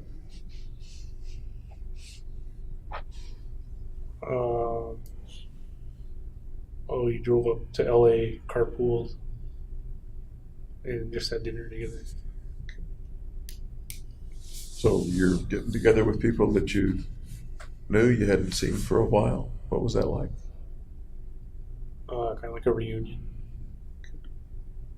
Tell me more. What you guys talk about? What to do? I don't know. We didn't talk about just normal stuff, I guess. Nothing stands out. How long did you spend together? Hours, days? The day. And how did you hook up with them? How did you meet up with them? Text messaging. You let them know that you were coming back and ask if they wanted to get together, or what? I think they asked if I wanted to go or not. And I said yeah. How did they know you were going to be in Riverside? Or I not wasn't in Riverside. How did you know? How did they San know you were Diego. going to be back in California? I don't know if they texted me previously or if it was just overlap with vacation. Remember any of the names? Yeah. Earl, Tashi, Richie, Soren, Yent. What did you guys do at Riverside before? What was the friendship like before? I'd been friends with all of them in Riverside before, for all 4 years. And as friends with them in Riverside, can you tell me a little about what the friendships were like and what you guys would do? We'd go out to dinner, or we'd go to the apartments and play Super Smash Brothers, Super Mario Kart, that kind of thing.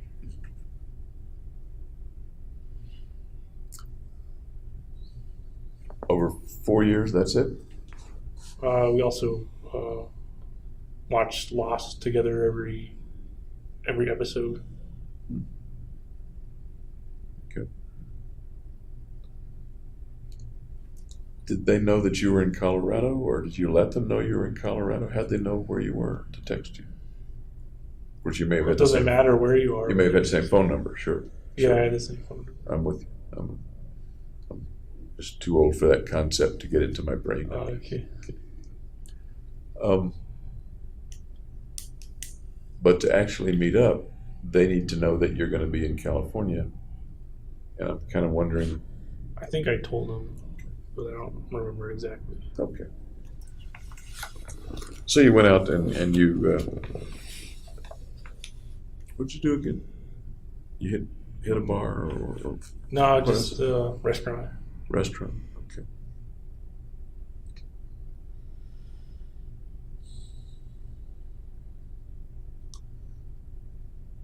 You told Dr. Gurr. You remember Dr. Gurr? Yes. Okay. You said to Dr. Gurr, among many other things, that you remembered looking into a mirror and seeing something. Do you remember that interchange? You remember that picture in your mind? No, was there something unusual about the mirror? Well, I'm kind of asking you that, I guess. Anything to do with the mission or with what you were contemplating? No, I don't know what the mirror event is. Okay. You've said several times that the mission and the concept came from within you and not from outside you.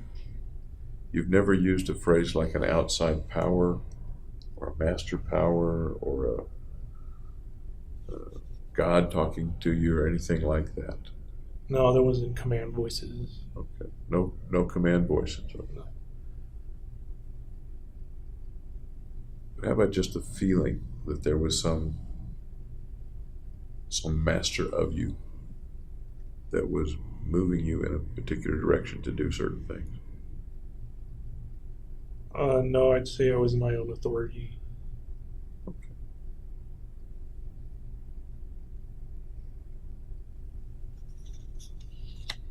Tell me about the shooting range. It was 2 hours away. It's an unsupervised range, but the owners, or I guess the caretakers, dropped by like every day anyway. How many times did you go up? I'm assuming it was up because everything in Colorado is uphill from. It was off the 40.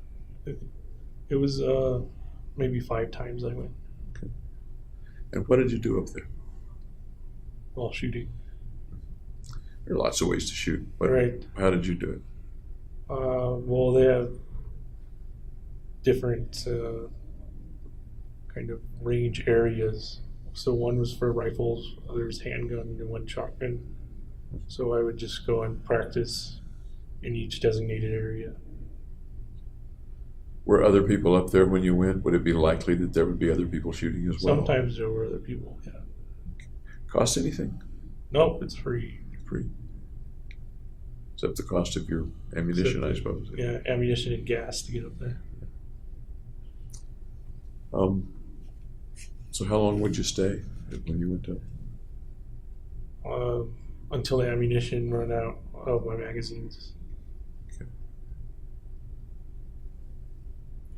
Do you recall when the last time you went was? The last time before the July 20th? No, I don't recall like what I did each specific time. I mean, the timing was the last time just before July 20th or 2 weeks before or a month before? There's probably a record of that somewhere. I because imagine of the so. cell phone. What do you say? A week maybe before. Did you get to be a better shot from the beginning? No, I to stayed the a end? terrible shot. You stayed a terrible shot. Yeah. Okay. And one of those times up there was when you saw the FBI SUV go by. Yeah. Yeah. Okay.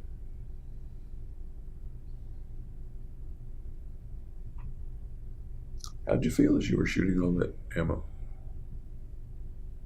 Just that I was familiarizing myself with the weapons. Any other feeling? No, not really. That sounds like going to a job. It was kind of like work to be done. Yeah. There wasn't any pleasure involved in going up and shooting off weapons? Not for me, at least. Do you recall that any pictures or fantasies came to your mind as you were doing it? No, I was more focused on the task at hand of learning how to shoot. Which of the weapons was the hardest to develop proficiency with? Well, the assault rifle would be the hardest one. Okay. How good did you get? Well, I could hit paper, but I wasn't usually bullseye targeted or whatever. You weren't using a bullseye target? I wasn't really on a bullseye. I could hit the paper target usually, but missed the bullseye. Before you bought those weapons, how much shooting had you done? 0. I'd done paintball, but that's different. Had you ever fired a handgun or a long gun before? No. I recall that you went to one of the stores, Gander Mountain or something, with Tim, and he was going to purchase a weapon. Is that right? You remember that? Yeah, I think he bought a Beretta. Okay. Do you remember that trip and what that was like with the group? I think you were with the group. I wasn't too interested in firearms at the time. Okay. Had you ever held a handgun before? Tim let me hold his handgun. Was that okay with you? Was that something you asked to do, or he said, "Here, hold this"? Or He was kind of showing just what the gun was. do you recall what it felt like to hold the gun that first time? It made me nervous because I've never held a gun before. Nervous. Yeah. Tell me about nervous holding that gun for the first time. What's there to tell? It just made me nervous Nervous about anything in particular? about the gun going off and hurting somebody there. Okay. Ever shoot a 22 at the fair? You know, the little rifle ranges at the fair where you shoot the little ducks or something? No, I didn't like a squirt gun where it blows up a balloon or whatever, but never a 22. So the very first time you fired a gun, and almost the first time you ever held a gun, handgun or long gun, first time you held it was probably in your apartment, right? Or at the store where you bought Taking it. it back from the store. Okay. The first time you fired it was up at Byers, or did you go to a different range, a closer range the first time? No, I only went to Byers. Okay. Now the big question, how did you feel the first time you shot the weapons?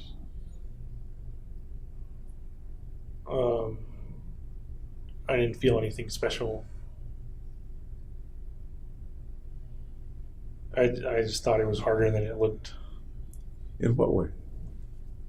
And I thought you just point and pull the trigger, but it's kind of hard to aim and then multitask.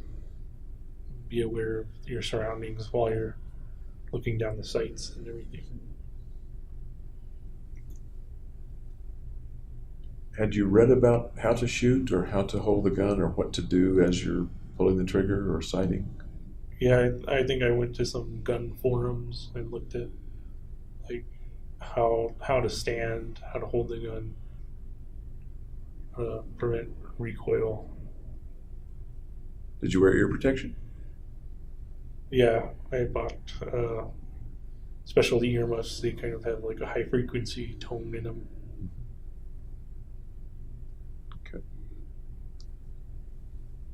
Do you remember the first time you shot and the weapon went off? Do you remember that? I don't remember that moment. You don't remember that moment? Okay. How about the first time you shot the shotgun? I remember it gives me a bruise because I was shooting slugs, and it really pulls back on you. But I don't remember the first time as being significant versus the other times. Okay. I'm curious, did you shoot slugs at the theater or was it shot? BB shot. Okay. Did you maintain your guns after you left the range, clean them, things like that? Yeah, I had to look up how to clean them, and then I bought the cleaning kind of toolkit. Did you get pretty proficient at that? You mentioned taking them down, stripping them, and I putting them back cleaned them together. once or twice, yeah. Okay. At the range, do you recall whether or not you emptied clips, or would you shoot for a while and stop? Or I'd shoot till the magazine was empty. okay, would you then practice replacing the clip, replacing the magazine? Well, yeah, to shoot again because I had multiple magazines. Tell you what I'm referring to is in the theater. Apparently, some of the magazines were overfull and jammed. Right. Was that a surprise to you, or had you experienced that, or planned when you were shooting at the range? Did that ever happen? Ever happen? Yeah, there were misfires. Like it didn't spring all the way up. Okay. I forgot to take your pulse earlier. May I take your pulse? Sure. Thank you. That's fine.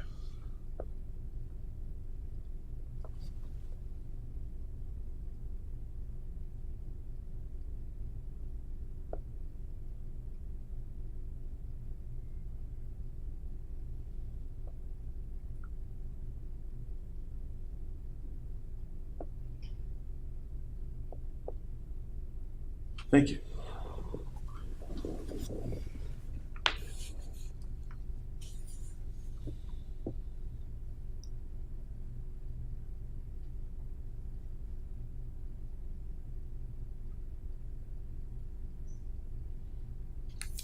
The stuff that you got, it cost a lot of money. Yeah, I had a lot of savings, so I was going to ask, where did the money come from to purchase it? savings over the years and money from the training grant. The savings were from your jobs and things like that? Yeah, summer jobs stuff Where was that money? in my bank account. Checking or savings? I could move it all around as I wanted online. Some of the purchases were made with credit cards, Right. but paying for it came from the savings and the grant money? My credit card has is connected to my bank account, so they can pay it off directly. So it was automatically debited when the I bill think it came was in. once a month, unless I did it manually. Okay. At the end of all this, were the credit cards all paid off, or was there still All my money? credit cards have always been paid off, Okay. so I'd always pay the full balance. So nobody was stuck with a bill after all the events and shooting stuff? No, Did your parents send you any extra money that eventually went into purchasing the body armor or the weapons or the ammunition? they gave me $5,000 from the college 529 savings account, Okay. but I didn't use that money to buy anything.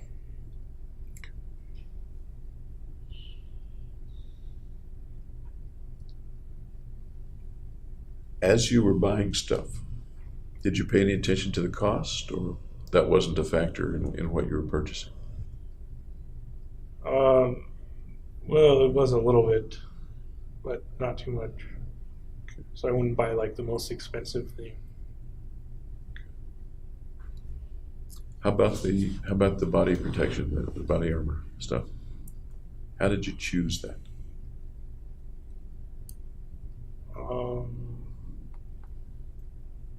Well, I wanted to be protected in case it came to a shootout between the police and me. And there are different levels of that, different grades. Right. I usually got ballistic 3A, Okay. which is like protection from handguns. And you mentioned that you wanted to be protected in case you got into a shootout. Yep. Did you think a shootout would occur, or was it just a precaution in terms of the planning and anticipation at that time? It was something to be considered.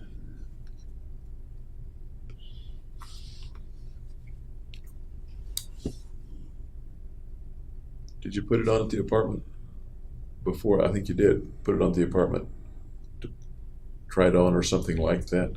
I tested it first, Okay. yeah. Okay. In what way did you test it? Attention of the facility, we will have patient movement from their units to AA. Patient movement from their units to AA.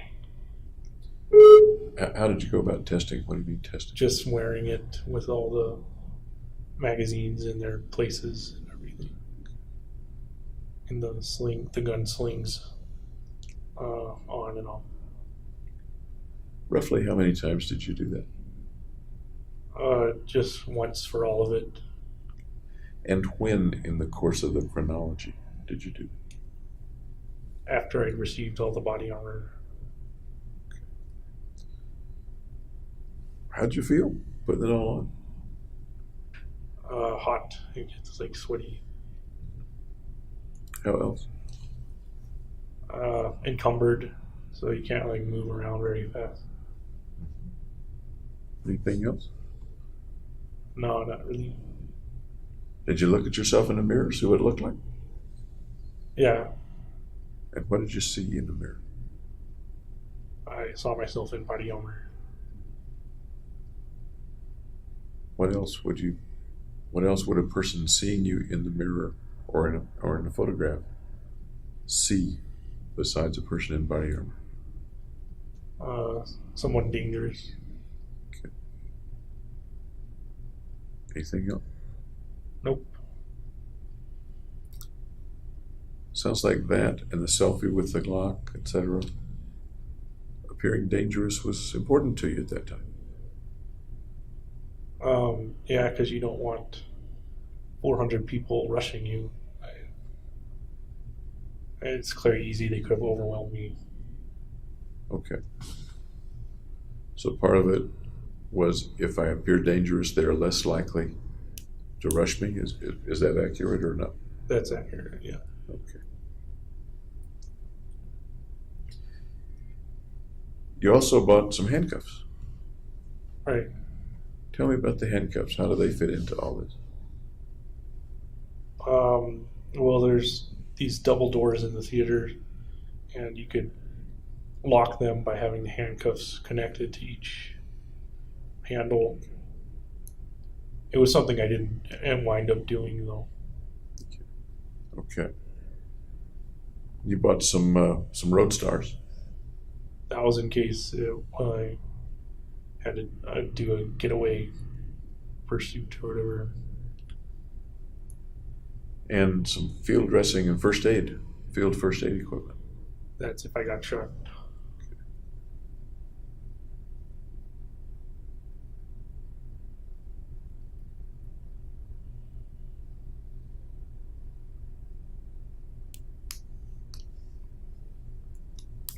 You've given a practical reason for each thing that you purchased or that you wore or that you took to the theater. Was any of it, particularly back at the apartment, was any of it more for show than anything else? No, it was function over form.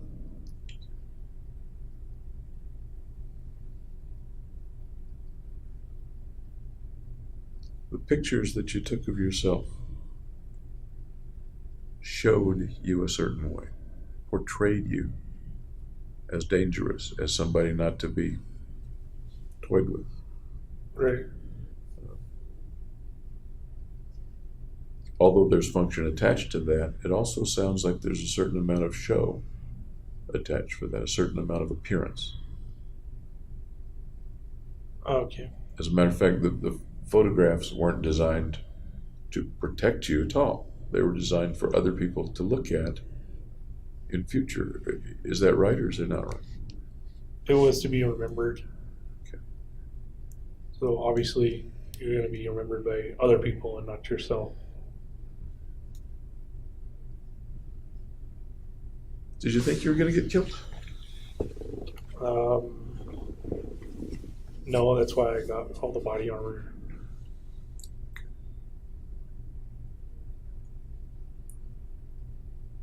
You knew that lots of police would show up. And very quickly, too. How did you know they would show up quickly? Just from noticing police presence in that area.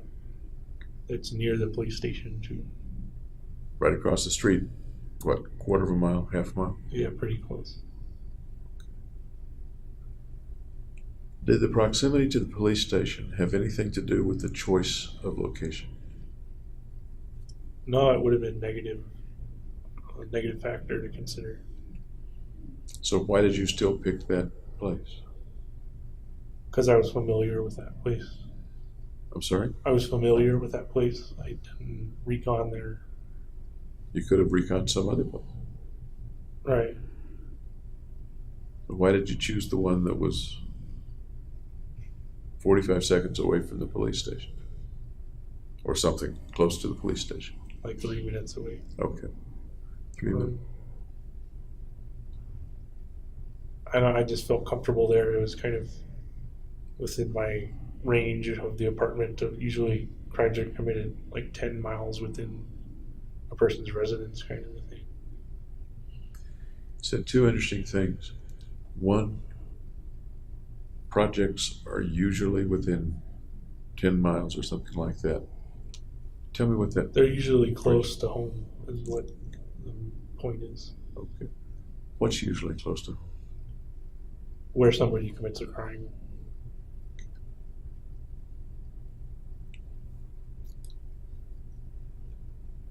You say that as if that's a governing factor for committing crimes, or one governing factor for committing crimes, is to do it close to home. Yeah, that's what I don't know the source or the data from it though. Why would that apply particularly to you? You could shoot people any place within a 100-mile radius without much trouble. Right, but I had to keep it impersonal. And, 100 miles away, it would be less personal. 100 miles away, it's harder to kind of scout that. Then you said that the police station was, you corrected me, not 45 seconds, but 3 minutes. Did you time it in some way? No, that was just my estimation. Your estimation from before the shootings or after the shootings? Before, I think I wrote it in the notebook somewhere. Okay.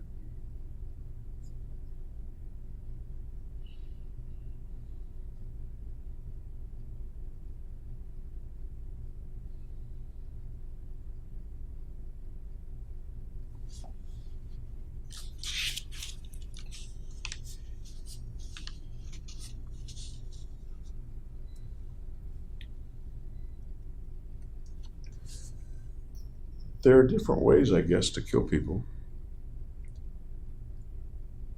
You chose shooting them yourself, as contrasted with a bomb or something like that. Make sense? Yeah, that was like the easiest way I figured. What to you at the time made that, quote, the easiest way? Well, I don't have much like technical knowledge about bombs, so I'd probably wind up blowing myself up. By the way, did you ever think you might blow yourself up as you're setting up all this gasoline and stuff? No, I was pretty careful. You're not a smoker, I take it. No. Have a gas stove in the apartment? Electric, I think. Electric. Pilot light on the hot water heater? I don't think that's in the apartment. I think it's kind of down. How careful were you as you were compounding the gunpowder, the napalm, pouring gasoline around? How careful were you? Careful, not enough to get hurt. Did you do all this in one day, or did you do it over a period of days? I set it up all in one day, but like I had made the napalm the previous day. I collected the gasoline and poured them into the soda bottles another day. So I put them all out in the family room on the night of. As you're doing that, then, you're going to bed with all that stuff out there. No, I'm going out. I'm going out to the movie theater with all that stuff out there. But you just said that you worked with the gasoline over more than one day. Or you poured the gasoline the day before or something like that. Right. So the napalm's relatively inert. in the process of doing this, you're spending at least one night, maybe more nights, sleeping in an apartment With that's, gasoline lying around. Tinderbox is an understatement, Yeah. with fumes, etc., I imagine. Could you smell the gasoline? I closed the caps on them. Okay. Tell me about going to bed and going to sleep. The thoughts that you have as you go to sleep, as you go to bed. What kind I of didn't thought? feel any different between going to sleep normally and with the stuff in the apartment. Did you spend much time when you weren't doing the tasks, and there were many, many tasks to do, when you weren't doing the tasks, did you spend much time thinking about the mission, thinking about what was going to happen or what might happen? No, because I wasn't considering the consequences. So when you stopped to eat, Yeah, what did you think about while you were eating, if you remember? just what I had to do next to like assemble the stuff. Were you watching any TV during that period or doing any video games? Yeah, just watching TV. I think South Park. Okay. Spend much time watching TV on those 2 or 3 days? Not at the end of the night of shooting, because then I had to like put everything together. About the video games? I think I'd stopped playing them by now. Really? Yeah. Attention to the facility. AA movement has now ended. AA movement has now ended. So roughly when did you stop playing Diablo 3? Again, that would be in the records, the computer hardware record. But I don't know. A week before? Yeah, The the thing is, I don't know the exactly. last day? You don't have to be exact. Was it close to the last day or weeks before? No, I think it was weeks before. Okay. And Diablo 3 is something you liked? Yeah, I played the previous Diablos too. Okay. It seems to me it takes a lot for you to quit cold turkey, if you will. No, because it wasn't as good as the other games. Sort of not my point. Oh. Something was relatively quickly more important than something you used to do 8 hours a day. Right, because I suddenly attached no importance to Diablo 3. And was the time completely filled with planning the shootings? No, there was eating, going to the gym. Okay.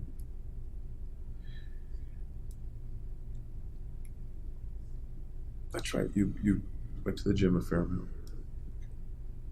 What'd you like to do at the gym? What sort of exercise did you like to do? Workout?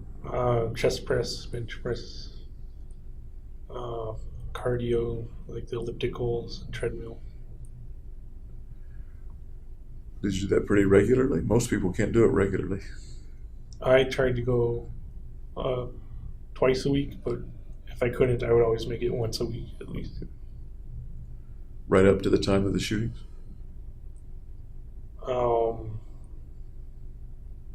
I don't recall the end of the last time I went. Roughly right up to the time of the shooting? So, yeah, I don't remember. We were talking about you're stopping the video games that used to take up 8 hours a day. And you said other things filled that time, including eating, going to the gym. Yeah. I'm wondering how much of that time between stopping the video games and the shooting, during how much of that time, roughly, did you still go to the gym? No more than twice a week. Okay. And did that roughly twice a week or once a week continue up until the time of the shooting? That I don't remember. I'd have to check the logs.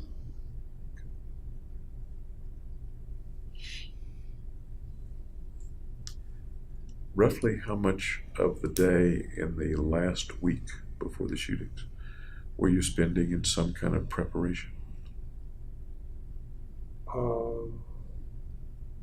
Probably around 4 hours a day.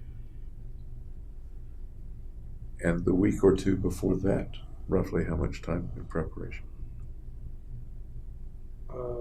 That might have been when I was going to the gun range, so a day's worth. And at this point, you didn't have classes anymore?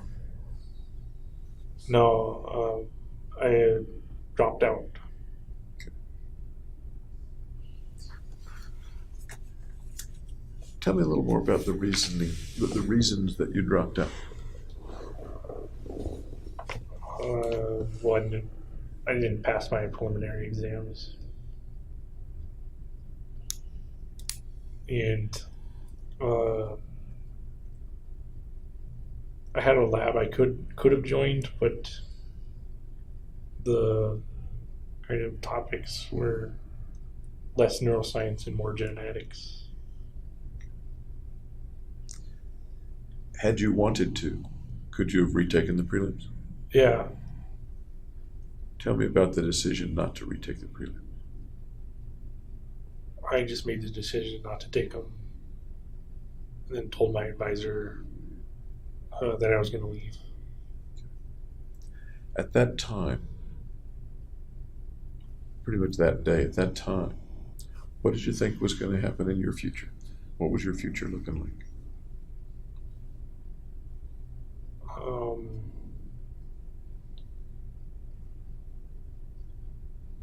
I was looking busy, I guess. I was busy with putting things together. Busy with putting preparations for the shooting? Are you talking about or putting other things together? Of ordering stuff for the shootings. Okay. What else did you picture as being in your future at that time, at the time that you quit?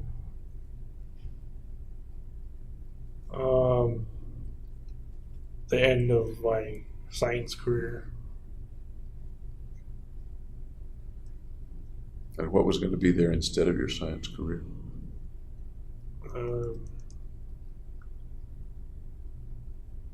I didn't think about it. Not at all, as far as you remember. Yep.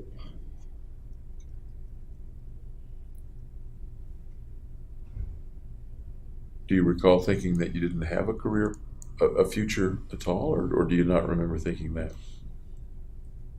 An absence of a future? No, I still had a future. I just didn't think about what I would do in the future. Okay. Months before. Okay. Tell me about your thoughts about the future then. What was the thought about the future months before that?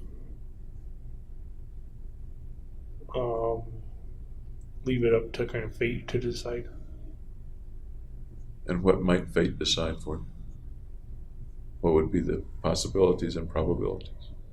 That I would either continue graduate neuroscience program or quit.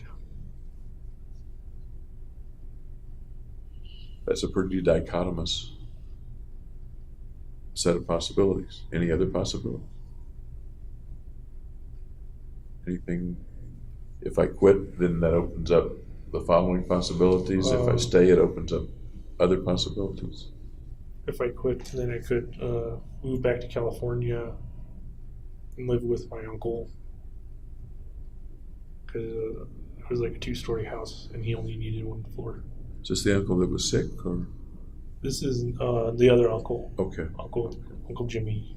So that was one of the possibilities, going back to California. All right. Any other possibilities? Staying in Colorado and looking for another job. I instead of looking for a job though, I looked for welfare. And I was ineligible. I'm sorry, I didn't quite understand you. You were knowledgeable about welfare? Ineligible. Ineligible. Yeah. Okay.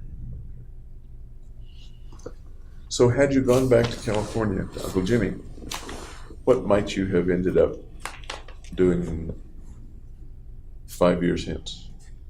Maybe looking for a lab research position. Maybe a lab tech or a lab research associate. Okay. Had you stayed in Colorado, what might have happened 5 years hence? The same thing. Any thoughts of being married or having family 5 years hence? If I had a steady job, then maybe raise a family. And you mentioned that you wanted to prepare for a family by having a job, and I think you mentioned that this morning. Yeah. Okay.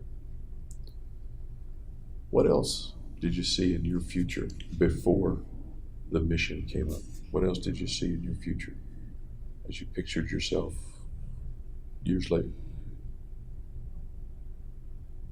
Just going on to a postdoc position, learning more techniques and stuff, and then starting the career. Was there any particular thought or fantasy about what kind of neuroscience career that might have been, or what sub-area you might have been in? Whatever was available. No burning desire in the direction of limbic systems or something else? No, not really. Okay. As we come into, say, the spring of 2012, when does that future picture start to change? How does it start to change? It's just not there anymore. Anything take its place? No, it's kind of up in the air.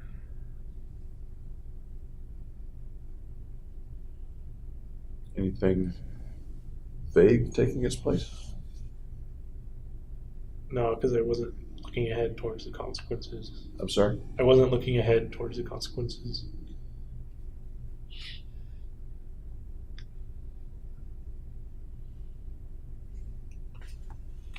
Can you estimate what the earliest point was at which you began to think about these killings?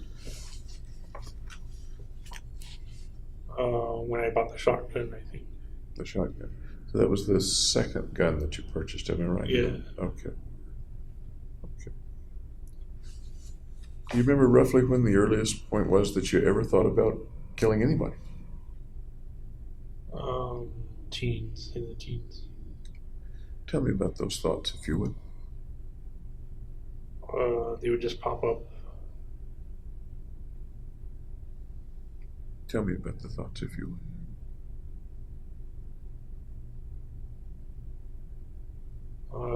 They were destructive thoughts towards others. You need to paint me the picture. You need to tell me the video.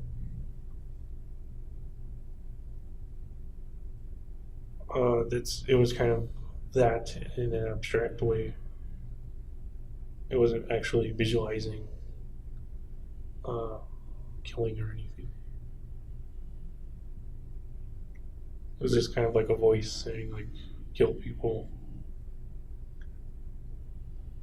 You mean a voice that you could hear inside or outside your head, or something else? Like your own voice, your own mind's voice. Different people mean different things when they say voice. Sometimes they're referring to a strong thought. Other times they're saying, yeah, it was a voice and I turned my head and there was... No, it was internal voice. Sorry to push it so hard. Was it an internal voice that you heard as if it were coming through your ears, or an internal thought that you realized was a thought, not an auditory phenomenon? It was kind of the thought that is a voice in your head. Okay.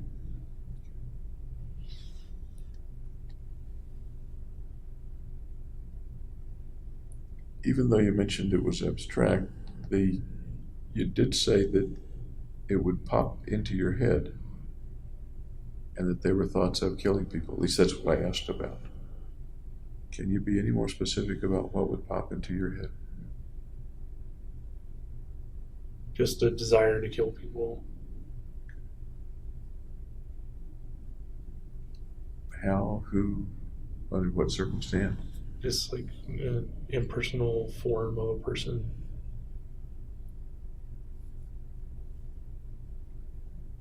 No particular person that you pictured? Oh, no one in particular. Was it a response to somebody doing something to you or making you feel badly? Or It might have been a response to stress. can you be more specific? I don't know what stressors exactly triggered it. If I think of having stress, or people having stress, or different kinds of stress, the end result of that doesn't appear to me to be killing something. Can you make the connection for me? That stress Then leads to thoughts of killing a person? yeah, that's it. Can you make that connection for me? That is the connection. The stressor just leads to the thoughts of killing people. No, it's not the connection. It's 2 points. Stress is 1 point, killing somebody is the next. What's in between the 2 points? Well, stress is the trigger.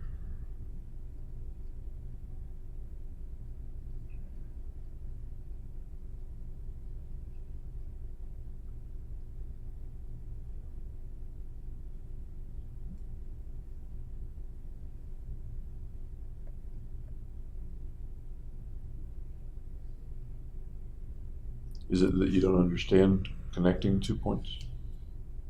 Or you don't know what's between the 2 points? I'm saying the stress connects to the killing.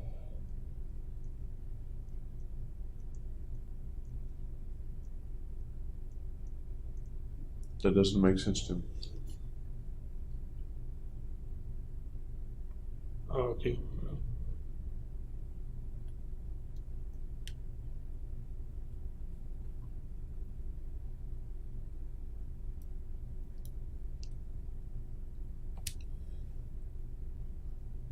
If I say hunger connects to eating a plate of food, there are things between hunger and eating the food.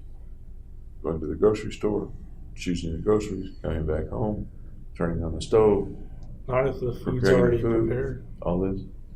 So If what's you're between hunger and then you eat a snack. You've still got to go get it, choose it, and open it. So Not if it's already open and chosen. we're getting into a word game, and it's not really my purpose. I really want to understand that for you, there's a point of stress, at least as you described it in high school many years ago.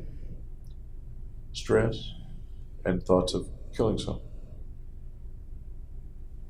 And there are things in between those. You may not be aware of what they are, but there is something in between. Okay, if I don't know what they are, then. Okay. Otherwise, it seems to me sort of like the old joke of lots and lots of formulae and experimentation, and then a miracle happens, and Okay. something. You remember that joke? No. Okay. If you're doing a proof, or you're doing a paper about how you get to results of your experiment, Yeah, you have data. it's not fair to say the data's here and a miracle happens and there's my result. You need to understand, or try to understand, what's between the data and the result, the causation, if you will. I'm saying stress is the causation. So you're kind of removed from. You're already one step closer. What is it about you then that makes stress per se lead to thoughts of killing people that's not present in almost anyone else? That's just my coping mechanism. It sounds like psychobabble to me. I'm sorry. It just does. Uh, What do you mean your coping mechanism? That's how I deal with it.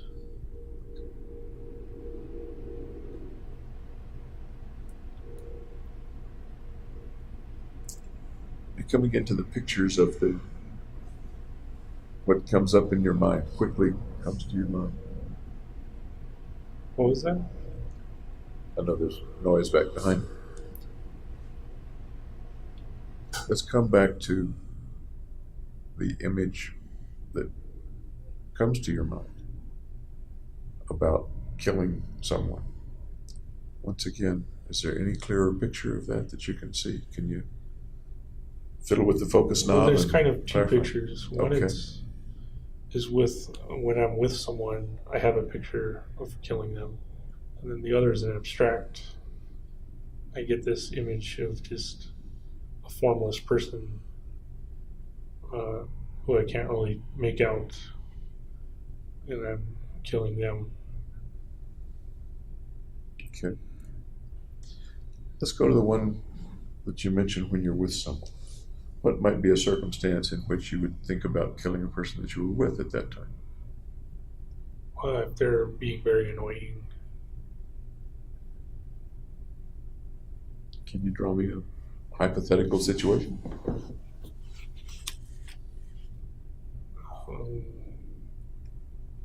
I don't know if they're just bothering me, then the thought will appear. How might they be bothering you in this hypothetical situation for the thought to appear?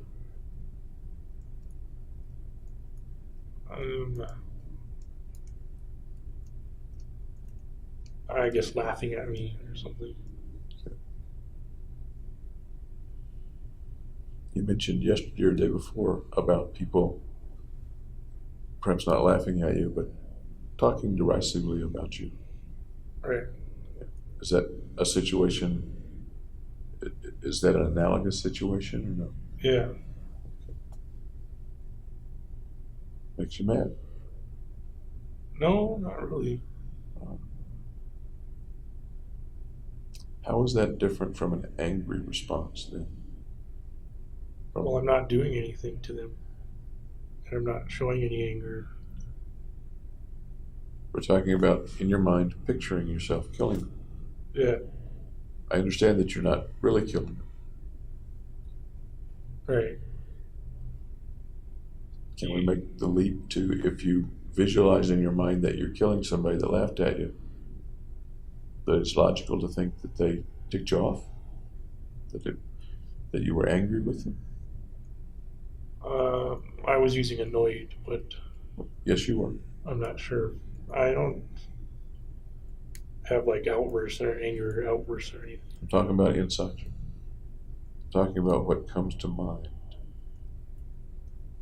And that's what I think you just described. Okay. Something that often comes before anger is hurt.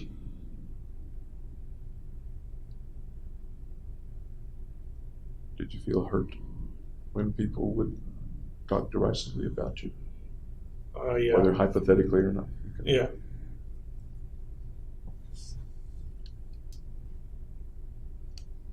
Is that one of the situations where the fantasy might appear or no? The fantasy of killing the person? Yeah. And what happens in the fantasy? What happens when you kill the person? And they're not bothering me anymore. Okay. So the bother goes away, Right. the annoyance goes away, or the thing that's hurting you goes away. Right. Seen from the other person's viewpoint, the person who's annoying or hurting you, do they feel that they've been punished or eliminated? No, because that was all going on inside my head. I know, but in the for the fantasy person inside your head, do they feel anything? Or is this something you can do without fear of having them feel something? There's no fear to it. That, and again, I maybe kind of putting words in your mouth, and I don't mean to do that.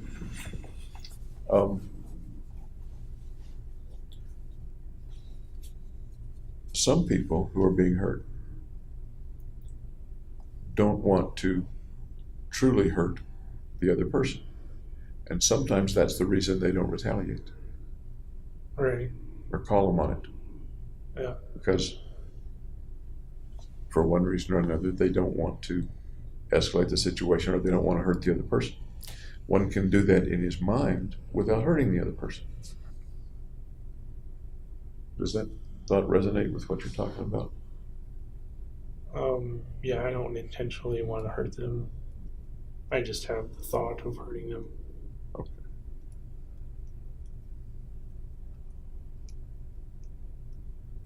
Another sort of leap. What does that thought accomplish for you? I'm assuming you're feeling... Kind of resolution. Okay.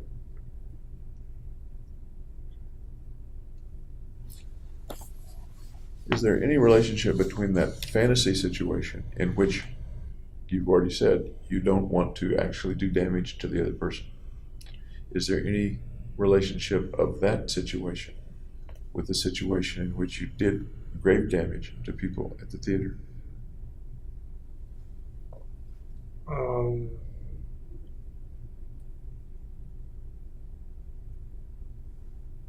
Well, then I was actually doing it. It wasn't a thought anymore. I understand. Do you see any connection or relationship or analogy of the real with the thoughts of many years ago? No, because they hadn't annoyed me in any way. They were kind of the formless kind of person they were. I'm thinking, and please tell me if my thinking is correct or not correct, that there are two kind of categories. One in which someone is doing something to you or in some way making you uncomfortable or annoying you, making you feel badly, and you deal with that in fantasy. Another is a situation such as the shootings, in which the people are not doing anything to you, but you wish to take something from them and assimilate it into yourself, their value. Yeah. They're two separate things.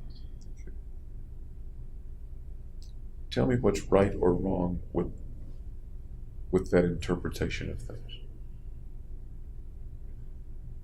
Is it 100% right, 50% right, 10% right? And correct the things that aren't right, can you?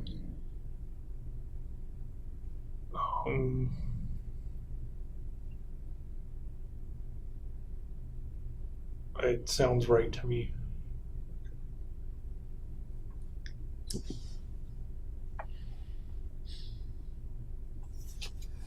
What was your first experience with people dying? Someone dying? I never had close contact with somebody dying. Really? No. Ever been to a funeral? Yeah. Tell me about whose funeral? My grandma Helen's. How There old? wasn't a casket or anything. It wasn't an open casket or a body anywhere. So it was a memorial service as contrasted with a funeral where there's a casket. Right. How well did you know your grandmother? Pretty well, yeah. You were or were not around her as she became infirm or became ill and approached death? I wasn't around her.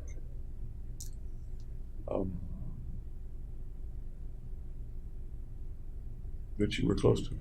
Was she living nearby, or did you see her often? Or She lived in Santa Clarita, which is kind of north of LA, so close by. how old were you the last time you saw her? Oh, I don't remember when she died or when. Little boy, adolescent, college? No,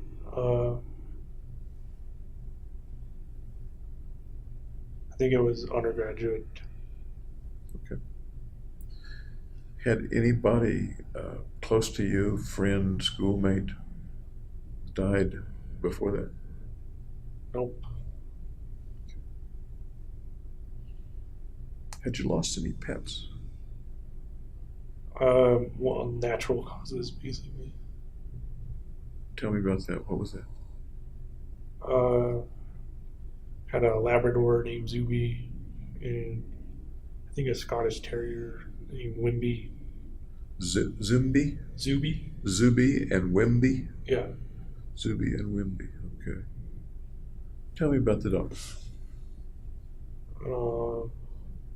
They're very loyal dogs. They like to play fetch.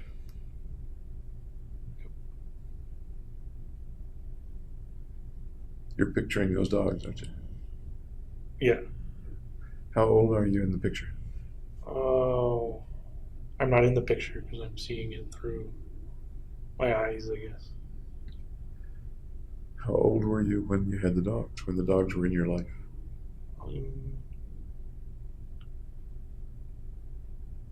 I guess like 7 or 8.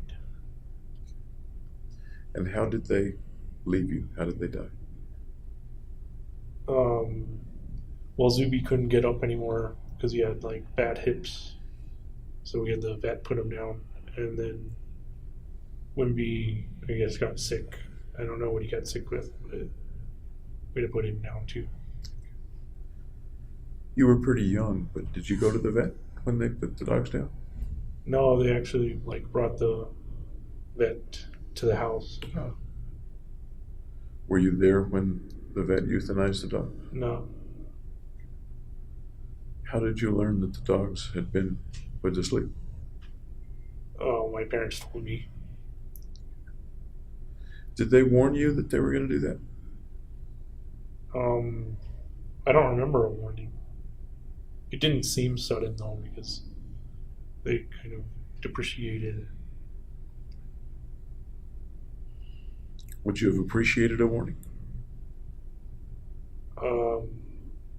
Yeah, it couldn't hurt. Do you remember how you felt when those dogs were put to sleep? I was sad. I climbed a tree and cried. Were they both put to sleep but close to the same time? Close intervals, yeah. I was older by then, past 7 or 8. I was like early teens. Early teen. They've been with you a long time? Yeah, Were those your first dogs? yeah.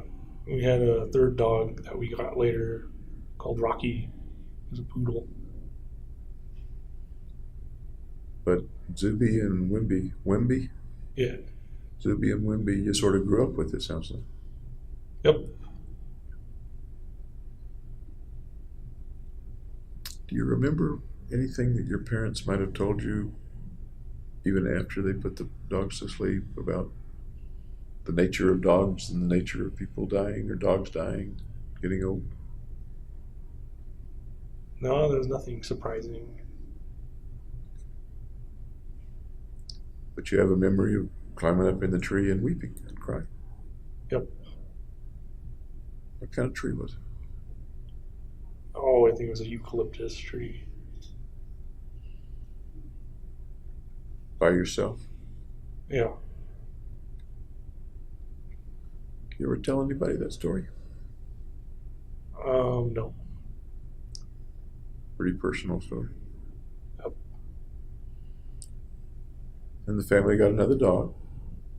Nope. Beg pardon? Yeah. When you moved away, Riverside, Colorado, did you have a pet? No.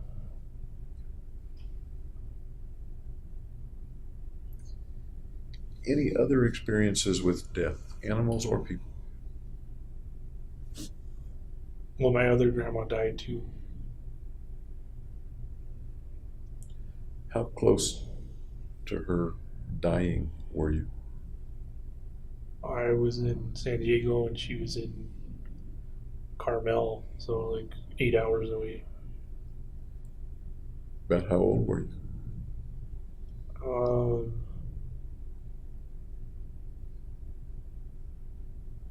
I don't remember. Little guy, teenager, college? It was either high school or college. I don't remember exactly. Do you remember how you learned about her passing? Yeah, my mom said she had gotten sick after visiting her. So you saw her? I didn't see her. My mom had visited her. Okay. You remember how you felt when she died? I was sad. Have some good memories with her? Or no? Yeah, Christmases together. Do you remember whether you cried or not? No, I didn't cry. How about for the other grandmother? No, I didn't cry for her either. What do you make of the fact that you cried for the dogs and not for the grandmothers? I was younger. Anything else? Nope. By the way, I don't think it's unusual that a boy cries more for the dog than for grandmother. Okay. You were with the dog every day? Pretty much, yeah.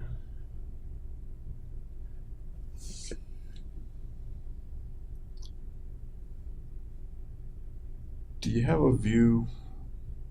Well, let me go back some years in when you were younger, high school, college, or at the time that these people and the pets died. Did you have a view then about what happened after they died? What happens after death?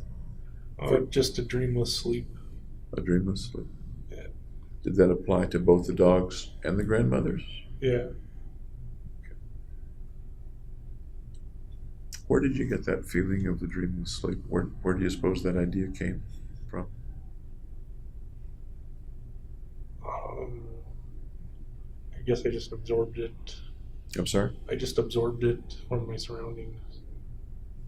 What do you mean? I don't understand.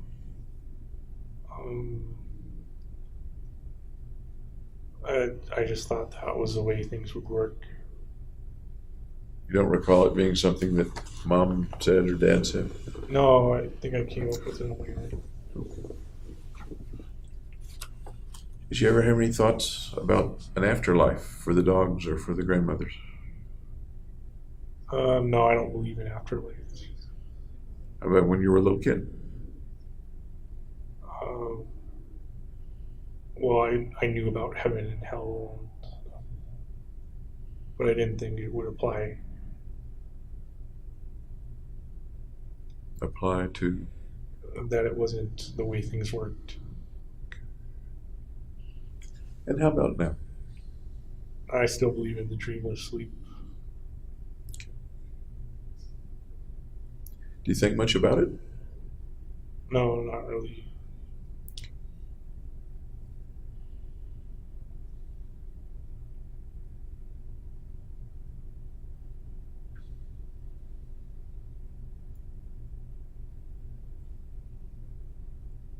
Think much about your own death?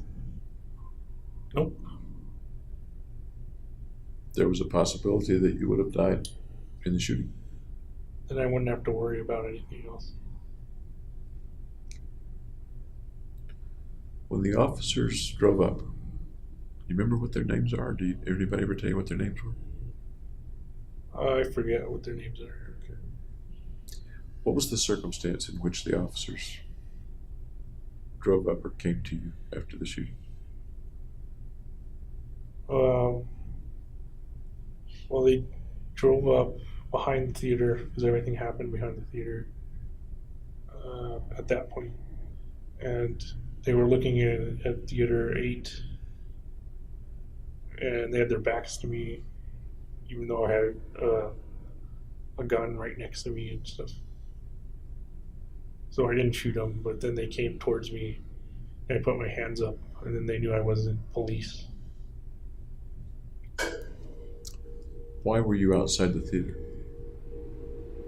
and not inside the theater? I left the theater at that point and went out the back. Had you finished? Or were you getting ready to go back in? Or? No, at that point I just decided I was done and left. So it wasn't that they interrupted you, you had decided that you were done. No, I could have kept on shooting. And that's really what I was asking. Without the police being there, what would have happened next? Well, the magazine jammed, so my main weapon malfunctioned. But you had 3 others. I had 2 others on me, and I would have had to reload the shotgun, which takes a bunch of time. So essentially, I only had the 1 handgun. So, absent the police, what would have happened? If there were no police, If the cops hadn't come up to you, what would you have been doing? they didn't come up to me. I left the theater, and then they appeared. Understand? You have left the theater, you're outside the theater door, and the police Aren't present. don't see you, aren't present. They are present. No, but if they were not, what would have happened next?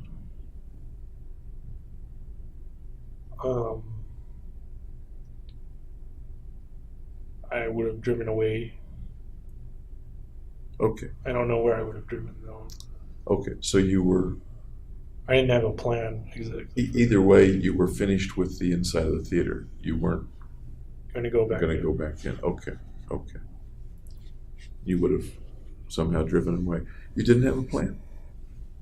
After shooting in the theater, I didn't have a plan of whether to die or not, or to drive away, or where I would go. I kind of left that all up to the spur of the moment. What do you make of that? And here's what I mean. The planning for what went on in the theater was Meticulous. I'm sorry? Meticulous. Meticulous, good word. The planning for what would happen afterward Was absent, completely absent. non-existent. It's like life stops with the theater. Yep. And that was definitely a possibility. A possibility, but only a possibility, not a sure thing. Certainty. So what I'm asking is, looking back, what do you think about the fact that all planning ended with the shooting at the theater? Didn't even include getting the car and driving away, except that you had some road stars and some first aid stuff. Right. What do you think about that?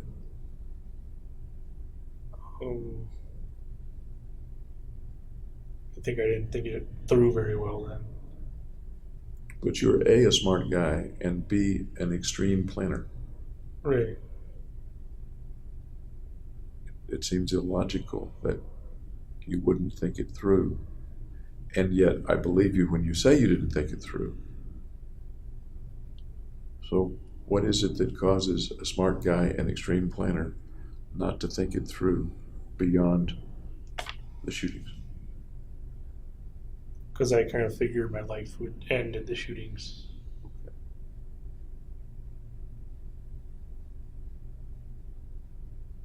Two ways for your life to end, literally and figuratively. Both ways. Yeah. Sounds like you had no plan, no hope, no wish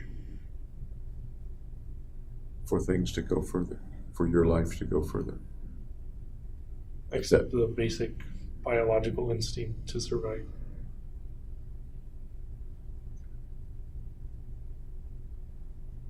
But in your planning,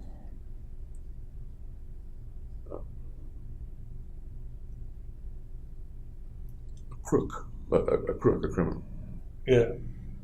would figure out where he was going to live, where he was going to get food, where he was going to get money, things like that.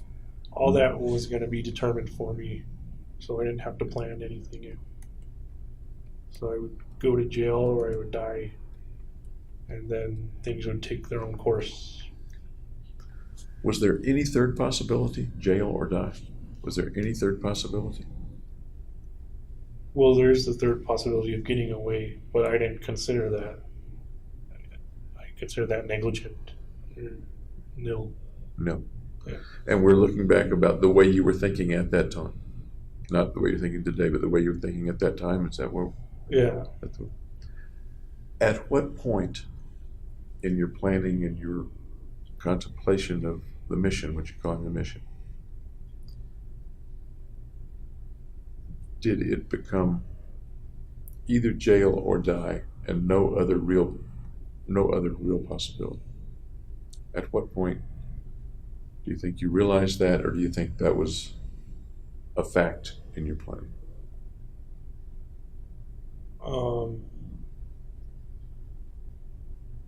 I think it was early on, at least, because I did a status posting on my match.com and adultfriendfinder.com. Will you visit me in prison? So I kind of knew at that point I would either go to prison or die, or go to prison and die. So that posting wasn't just a thought or random or for effect. That posting was anticipating, The consequences. rather specifically anticipating. Yeah. That's the way you remember it. Yep. Roughly when did that posting take place?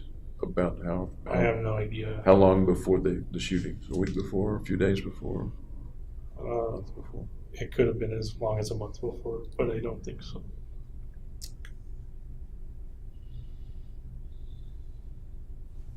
How are we doing on time? We're doing fine.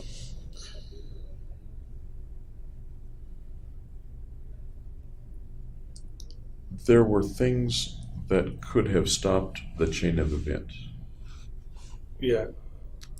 You mentioned, for example, if the FBI had stopped you from going into the theater. Right. I think we talked about that yesterday, the day before, as maybe even a wish that would happen. Or no, or am I misunderstanding? Maybe a hope. A hope.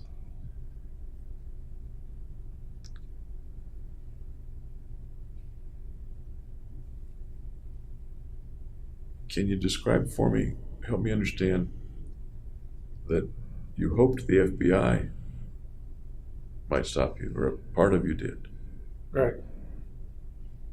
but the person who was perfectly capable physically of stopping, namely you, Yep. didn't stop. I had a purpose to fulfill.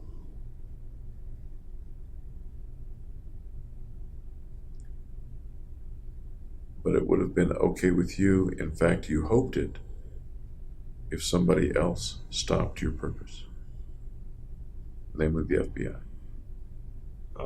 Yeah. That's also why I think I went to the psychiatrist in the first place and told him about the homicidal thoughts. Okay.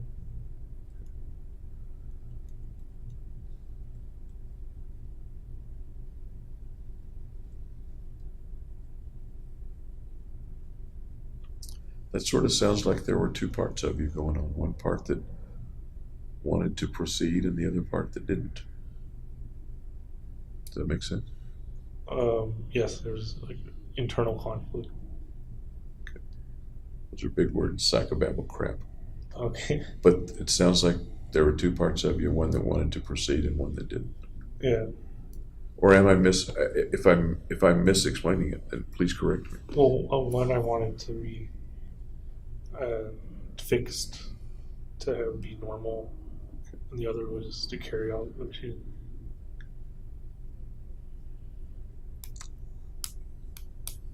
Was the you that you thought wasn't normal, was that the thing that was creating the mission? Or was that the normal you, the thing that was creating the mission? I don't think there is a normal me.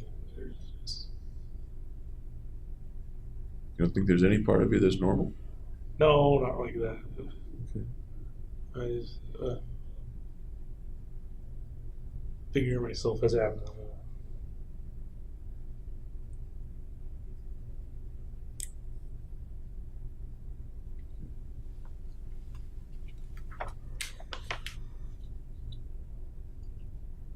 The going to see Roth and then fit seeking help or seeking something, did that have to do you think now, with stopping you one way or another, or with fixing you, or with something else? Yeah, with treating me. Okay. What was, if you can remember, what was the thought? What was the hope in your mind? I'd get the drugs and then I'd be better. Okay. What ended up happening? I got the drugs and it abolished my anxiety, my kind of fear of other people, and kind of maybe even facilitated it. So when you got the drugs, Yeah. your anxiety around other people decreased? Yeah, that was one of the main reasons. I'd also told her why I came to see her was to reduce the anxiety. Okay. But coming down to what happened, when you got the drugs, I'm just saying what you said, I want to be sure that it was accurate and complete in my mind. The anxiety with people decreased. It was easier to be around people. Is that accurate? Yeah. Okay. Did it change the way you felt about the people, that it was now easier to be around? I just didn't fear them. I'm sorry? I didn't fear them. Okay. The last couple of days we've talked about you hating them. Your phrase was, like you hate broccoli. Yeah. Not a, I want to hurt you hate, but a, I want to get away. I want to avoid you. Yeah. Is that, that's what I heard. That's right. Okay. So I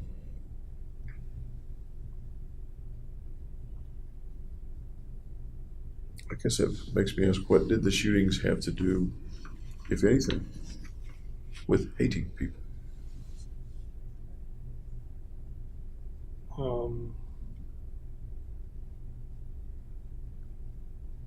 Just that they make me anxious, and because they make me anxious, I hate them. You describe that hatred as wanting to avoid. Because they make me anxious, I want to avoid them. Right. And you were pretty careful, I think, to say you did not mean because they make me anxious, I'm mad at them and I want to kill them. No, because I wasn't mad at anybody in the theater. Okay. And what I'm trying to put together is, and it may not go together, the shooting of the people in the theater doesn't sound like it has anything to do with, I want to avoid people. I hate broccoli and I want to avoid it. I hate people and I want to avoid them.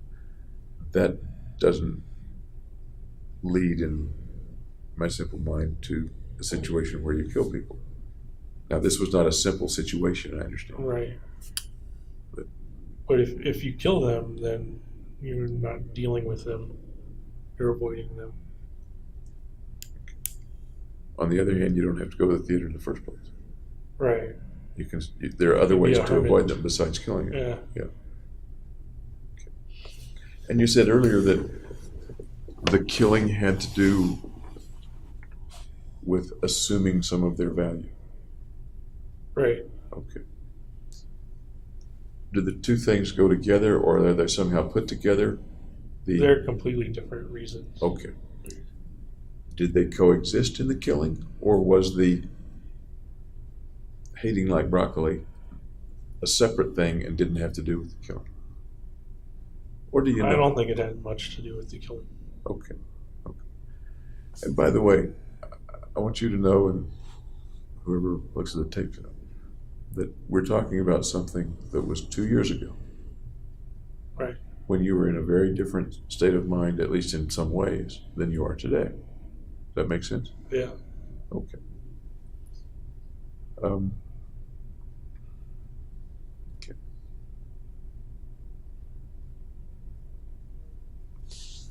The things that might have helped, what you call the drugs, and maybe there were other things that might have helped. There were 2 or 3 kinds that were tried, as I recall, right? Clonazepam, propranolol, and sertraline. Okay. Did you take those things as prescribed? As directed. Yeah. Okay. And what was the result? But you already told me that your avoidance of people went down, decreased. Right. Anything else happen with regard to the medications? No, not really. Were there any problems with the medications? There was with the clonazepam. It had side effects. What side effects did it have that you recall? Maybe like tired, I think, and unable to focus. So did you not take it because it made you tired and unable to focus? Well, I took it for about a week, and then once I saw my psychiatrist in Fenton, then I didn't. Then she said to stop taking it, so I stopped. Okay. You stopped seeing them at some point. I'm trying to think of the order of the appointments. You kept every appointment that was made, as I recall. Yeah. Okay. But at the last appointment, you communicated in some way that this was going to be the last This was the appointment. last one. Okay. Yeah. And as I recall, even left a little early. This is it. Is that accurate? Yeah, that's Okay. accurate. Why did you make that your last appointment?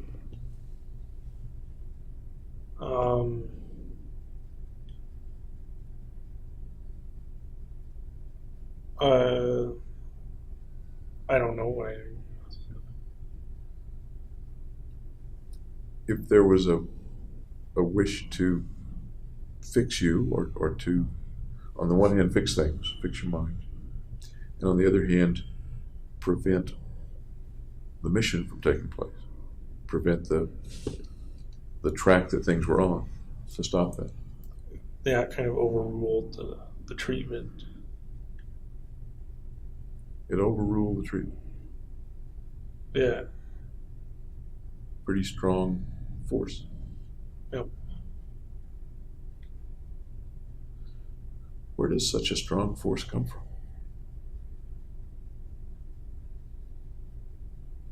I don't know. It just took hold of my mind. I'm sorry? Took hold of my mind. Took hold of your mind. There are some pretty strong forces that take hold of people's minds sometimes. The impulse to drink for alcoholics, to shoot up for heroin addicts, to do other things. Yep. Any thoughts about why this took such irrevocable hold of your mind, such unbeatable hold of your mind? I don't know why it dominated, but it did. But it did, is that what you said? Yeah. Okay. Did you think of any other ways to stop it? Well, at that point, I was more concerned with going through with it than stopping it. The going through with it,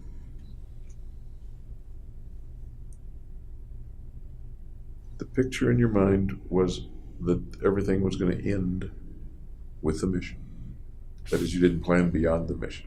It sounds as if, and once again, correct me if I'm wrong, that nothing existed for you of import beyond the mission.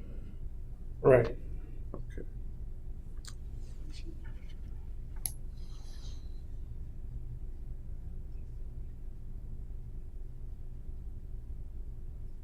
Did you see anything about the mission that said it was a wrong thing to do? Not sure.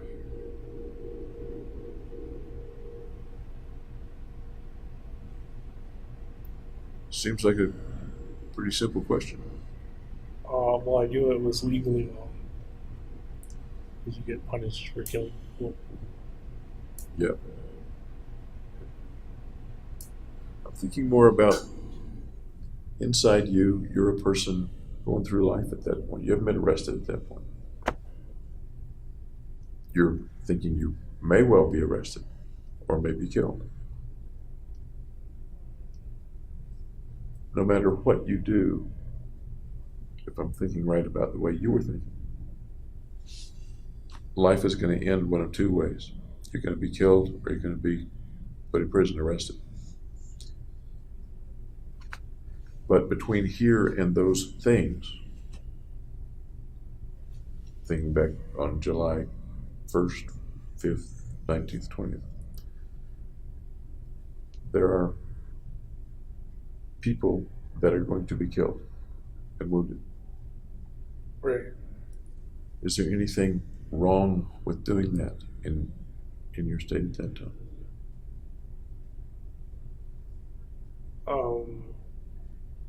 I just consider the numbers really, not people.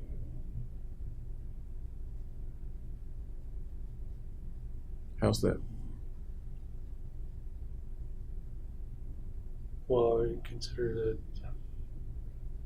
it was going to be a number of people that died, kind of in conglomerate mass or something.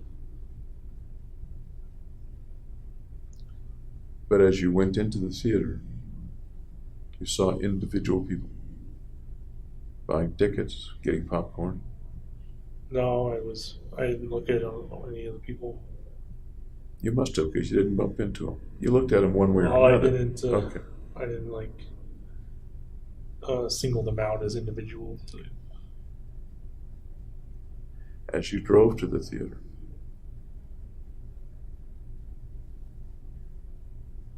you didn't go out of your way to hit pedestrians or run over dogs. I was concentrating on getting to the theater without getting pulled over.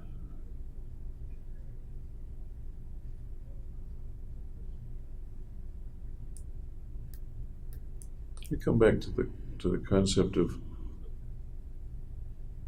the things that lay at that point between you and dying or being arrested, those two things.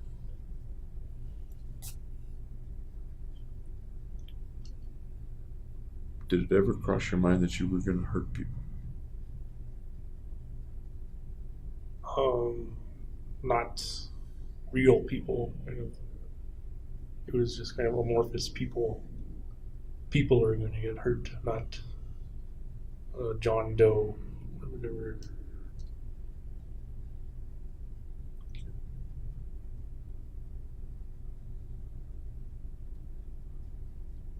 If a little old lady had crossed the street in front of you on the way to the theater, would you have put on your brakes? I would have avoided. Okay. And why? What Because would have gone into avoiding that person? that would have interfered with me carrying out the plan in going to the theater.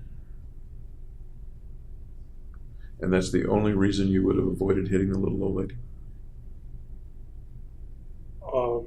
Plus, that's kind of personal, hitting a little old lady with your car. You don't know her.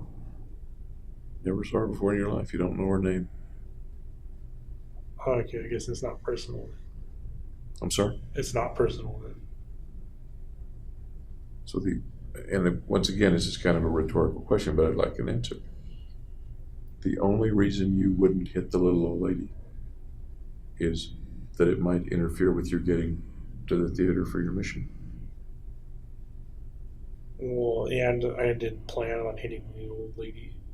It would have been a surprise. And that's why this is a kind of a hypothetical question. It doesn't really exist. But it may give us some insight into the way you were thinking. You are not saying, one of the things you're not saying, and perhaps that's saying something, you're not saying that that's the only reason you wouldn't have hit the little old lady. Right, I'm saying there's another reason. And the other reason is I didn't plan to hit an old lady. I wasn't prepared for it. So it would have come as a kind of a shock. And so the two reasons that you wouldn't have hit the old lady, is that A, it would have interfered with the mission, and B, it would have been some visceral reaction to an unplanned situation. That sounds about right. Not to hit the little old lady. Yeah.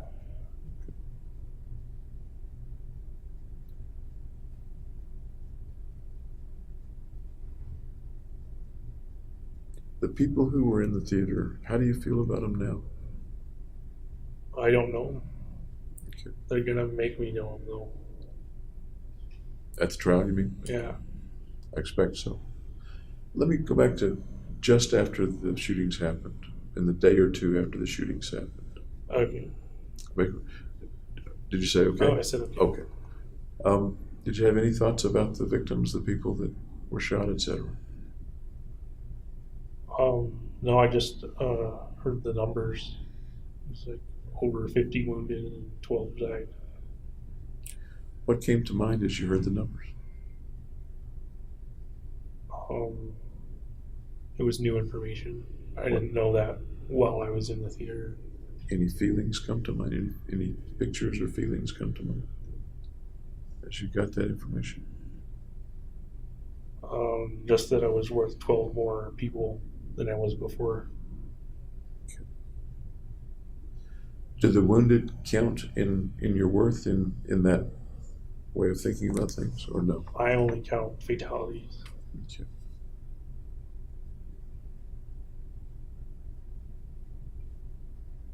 So is there a difference in the way you think about the wounded than in the way you think about the deceased, about the dead?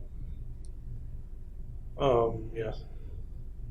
And what are the two ways that you think about it? What are the two? What are the two ways? What are the ways you think about the dead versus the way you think about the wounded?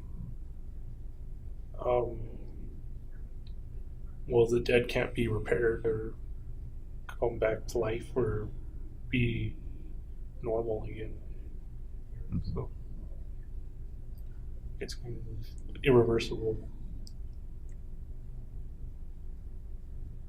And what I heard you say was that accrues to something positive for you. Right. Okay. What about the wounded? They're like collateral damage, I guess. Any thoughts about them after the event?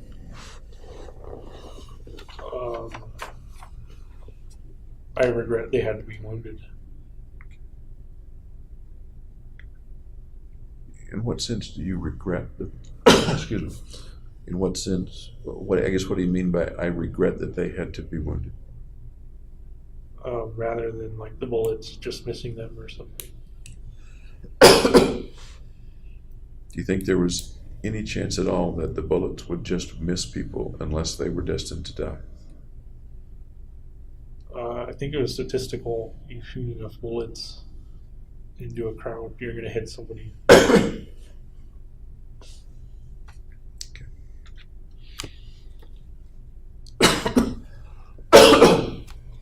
Can you help me understand the regret that you felt that they had to be wounded?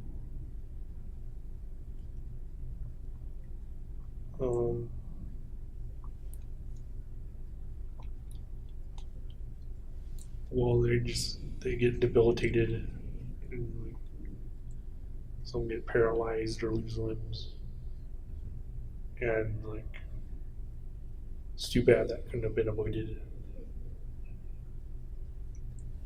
Is your view that it couldn't be avoided? It couldn't be avoided because I'm basically shooting blind into this crowd of people, so. But that's the way you set it up. Right. So it couldn't be avoided. But that's the way you set it up. So if I had set it up differently and like aimed specifically for the people, I guess it could have been different. You set it up so that people would be wounded, not killed. Does that make sense? Not intentionally. I set it up so that people would die. How is it not intentional that you set up a situation, you planned it meticulously, to use your word, that you wouldn't be able to see well or aim well? Right. So which is the way that people keep get it wounded. impersonal. Which is the way that people get wounded instead of killed, instead of all killed. So I didn't know a way to make it impersonal and still be able to kill them. But once again, you're a smart guy, and you plan meticulously. I think of situations, and it's a hypothetical thought, of course, of snipers. They get very, very good at what they do and tend to kill rather than wound.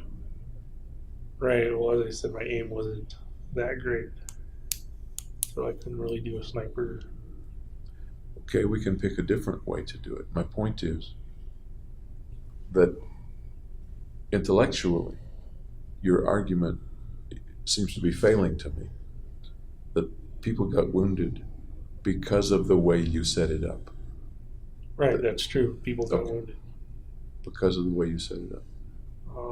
Yes, because of Okay. the way, the nature. The people who were killed, that, as I understand it, there's no regret or less regret for the ones that were killed because you accrue their value. At least that's the way you felt at that time. Is that right? Right. Did you have any thought about those that they left behind? Their Also relatives? collateral damage. The argument begins to sound pretty quickly like the ends justify the means. Make sense? Yeah. If that's not a reasonable way to think about it, I really would like to hear what your view of it was at that time. Not necessarily looking back at it, but what your view was at that time and before the shootings. That there was an awareness, at least intellectual awareness, it seems to me, of lots of collateral damage. Right. But the end justified the means. Is that a reasonable way of thinking about it or not? There was no way to avoid it. And with that plan. With that plan, there was no Yeah. way to avoid it. And I was already dedicated to the plan. What do you suppose locked you into that plan? Just that it was realistic and it could be done. But the collateral damage was part of the realistic part, and that was going to happen. Well, I didn't figure the collateral damage had anything to do with me Really? after the crime. It wouldn't matter. To you or to anybody? To me. Would it matter to somebody else? Certainly the people who were injured, yeah. And how about to the people who were family members of the people who died? Yeah, them too. Okay. Did those folks come to mind at all as you were planning? No. Even as it's logical that this will happen, but the end justifies the means? There was no fear of consequences. I'm sorry? There was no fear of consequences. Was there any awareness of consequences? Yes. Okay. I'm curious as to how you made the awareness of consequences evolve into a lack of fear or concern about the consequences.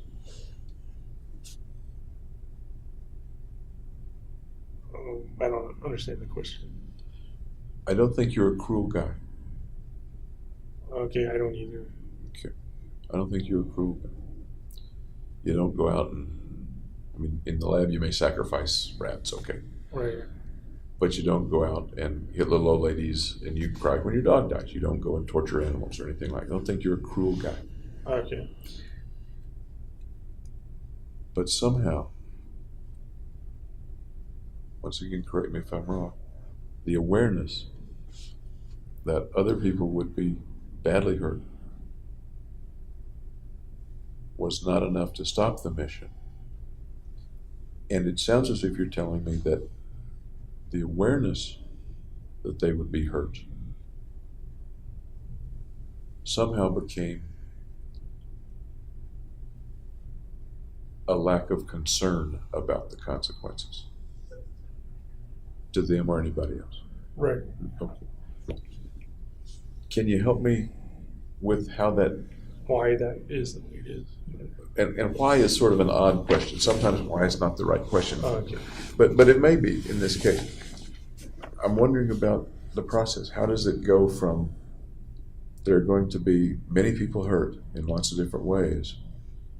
How does it move from, okay, that's going to happen, but I'm going to do it anyway, and I have no concern for the consequences? Because I think in general, you do have concern for at least many other people. Right, so that's all kind of appearing now that it's after the fact that it's happened. But before it happened, I wasn't counting on dealing with any of it because I could have died. And you're bringing another part into it that may be real important. You said not dealing with it. I'm not remembering your exact words, but not dealing with the consequences. Right. So now I have to deal with the consequences.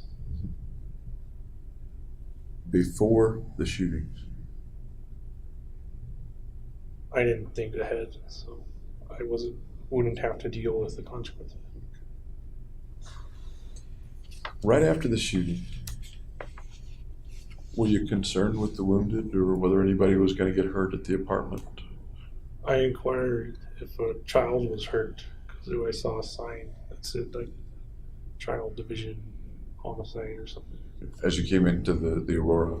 Yeah, I inquired over PD, the investigators. And did anybody tell you one way or the other whether a child was hurt? No, they were evasive. What do you But think? I put it together What did you put together? that a child was killed the next day, I think.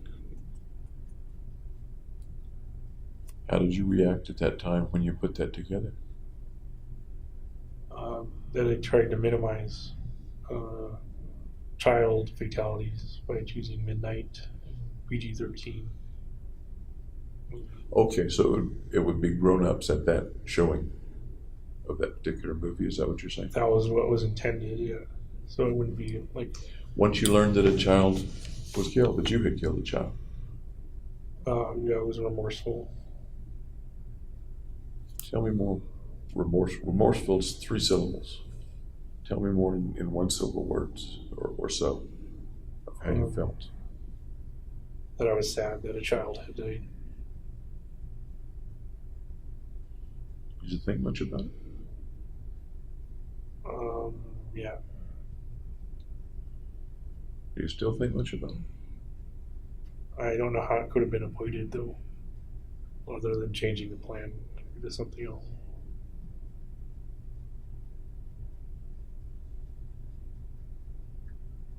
If you had known that a child was going to be killed, would you have changed the plans, do you think? No, I think I would have still carried them out. If you had known that lots of children were going to be hurt, dozens of children were going to be hurt, Then I'd have to change the plan to make it impersonal and not with children. and you were aware that dozens of children were hurt, I'm not aware of that. I didn't know this. I'm sorry? I'm not aware of that.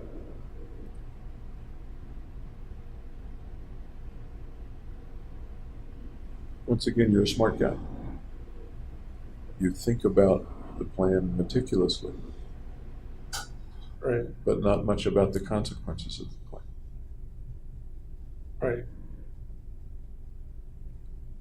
What about the children of people who are killed? Are they hurt?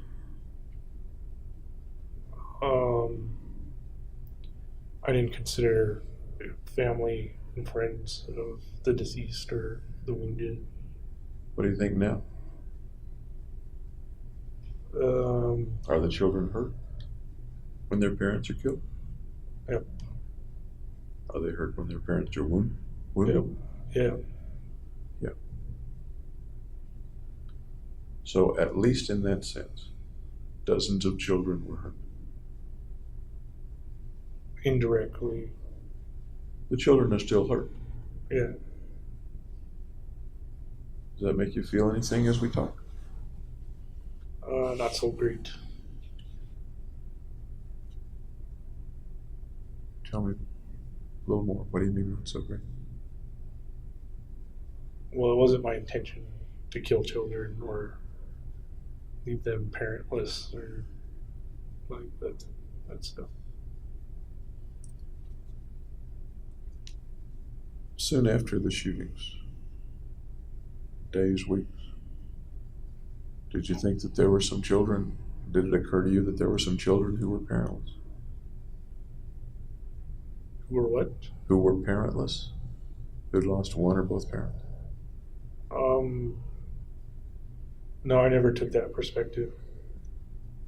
Did it ever cross your mind, other than taking the perspective, did it ever cross your mind that there were No. children who now had lost a parent? I'd only considered the children who'd been directly hurt.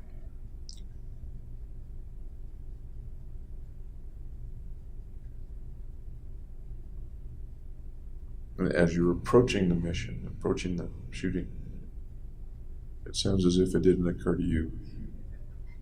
One way or another, it did not occur to you that some of the people that were going to be killed would be parents. No, it hurt.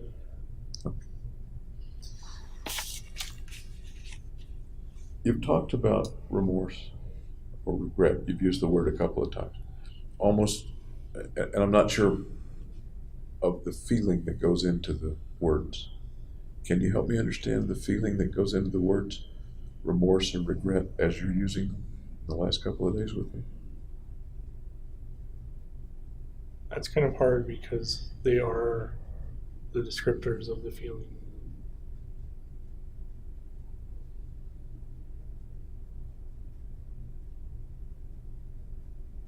What are some other ways to describe the feelings that you have about remorse and regret? If you have them, I'm not assuming that. I don't know. Do you have those feelings? Sometimes. When did they come to you? When do those feelings come? Just when I'm alone in my cell. That's a lot. You're alone a lot. Right. Any particular time of the day or night that those feelings come to you? Not really, no. Sometimes make it hard to sleep, for example. No. Okay. Was there any time, you've been in jail for a couple of years now, was there any time, early, middle, late, that the feelings were more or less, or interfered more or less with you? They were more right after, or shortly after. Tell me what that was like. I'm interested in what that was like. I don't know what to tell you. Just tell me what it was like. What was it like soon after the shooting? What'd you feel like?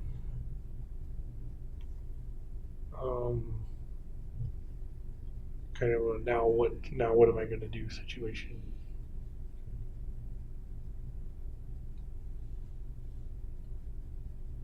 Now what am I, in what context, now what am I going to do? Right. I don't understand quite what you mean. Now what am I going to do? That's kind of how I felt. Meaning, what am I going to do for lunch, or what am I going to do with the rest of my life? Or Yeah, what? In the long term, I guess.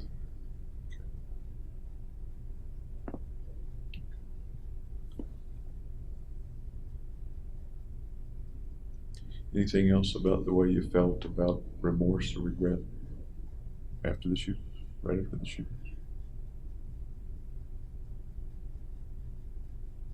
No.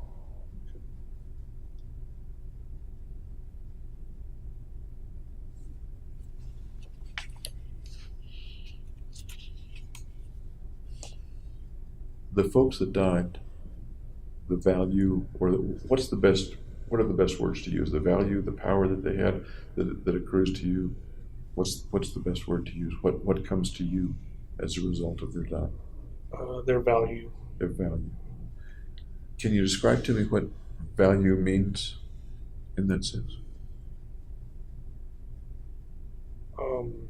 Just what they're worth. And what do you mean they're worth? I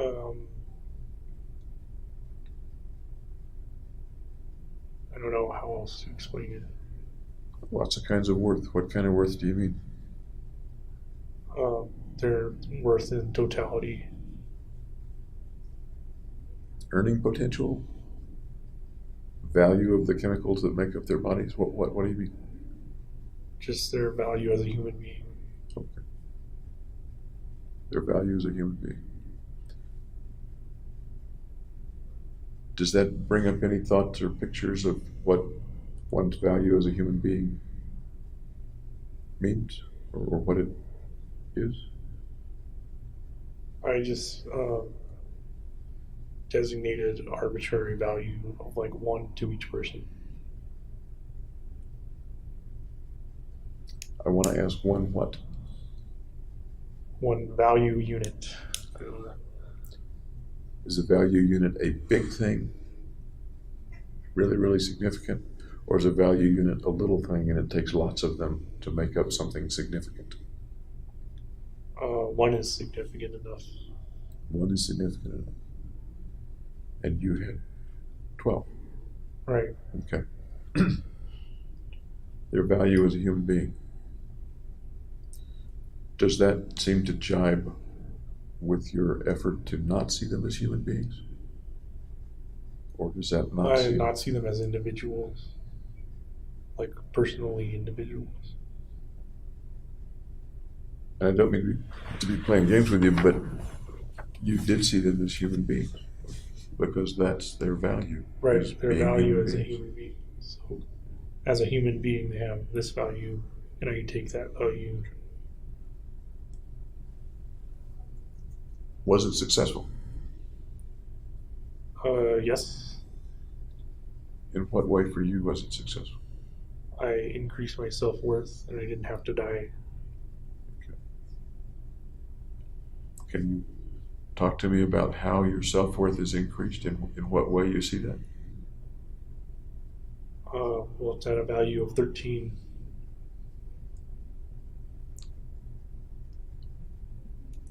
In what way then are you enhanced?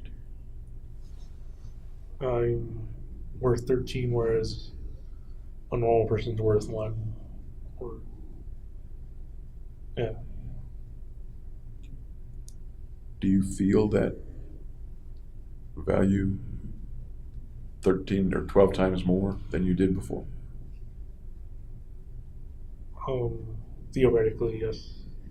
Theoretically, how about really?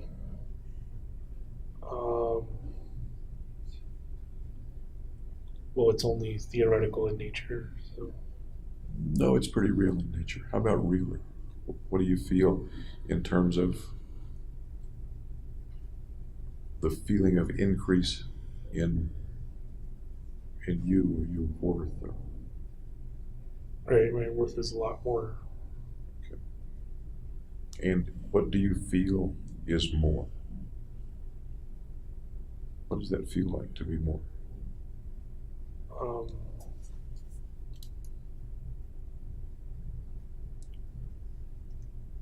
Just that I feel better than before. Okay. Many, many times better, lots and lots better, or incrementally better? Incrementally. Can you put your finger on any of the things that trouble you less, for example, or that you do better now than you did before July 20th?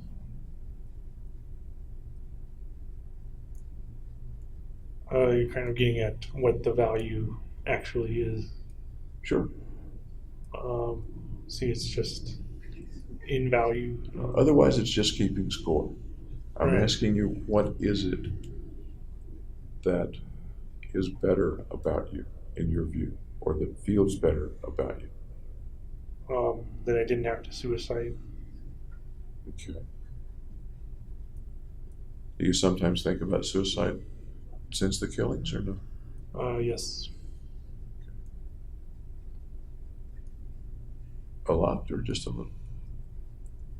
A lot. Every day? Maybe once a week. So is that better or not better or the same as it was before the killings? My environment's worse, so I'd say it's about the same. Before the killings, you weren't aware of feeling suicidal. That's what you said. I transferred them, yeah. You weren't aware of feeling suicidal. That's what you said. Did I misunderstand it, or did you misspeak? When I would feel suicidal, I would transfer that into homicide. Actually, you were pretty specific that you never felt suicidal. That Because I would transfer. That what you felt was homicidal, and you deduced that the homicidal was preventing the suicidal feelings. Right. Am I remembering that right? Yeah. Okay. And now you do feel suicidal, at wanting to hurt yourself, wanting to kill yourself. Is that right? Yeah, because I've already done the homicidal.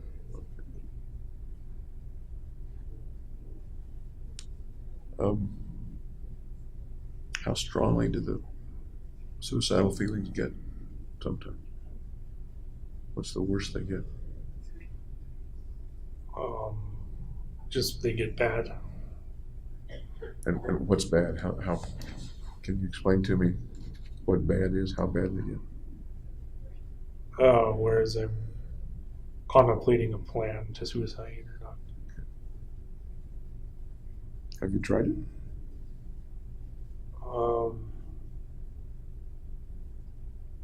Yes and no, I guess. Tell me about the yes part. I was trying to bang my head open in the cell.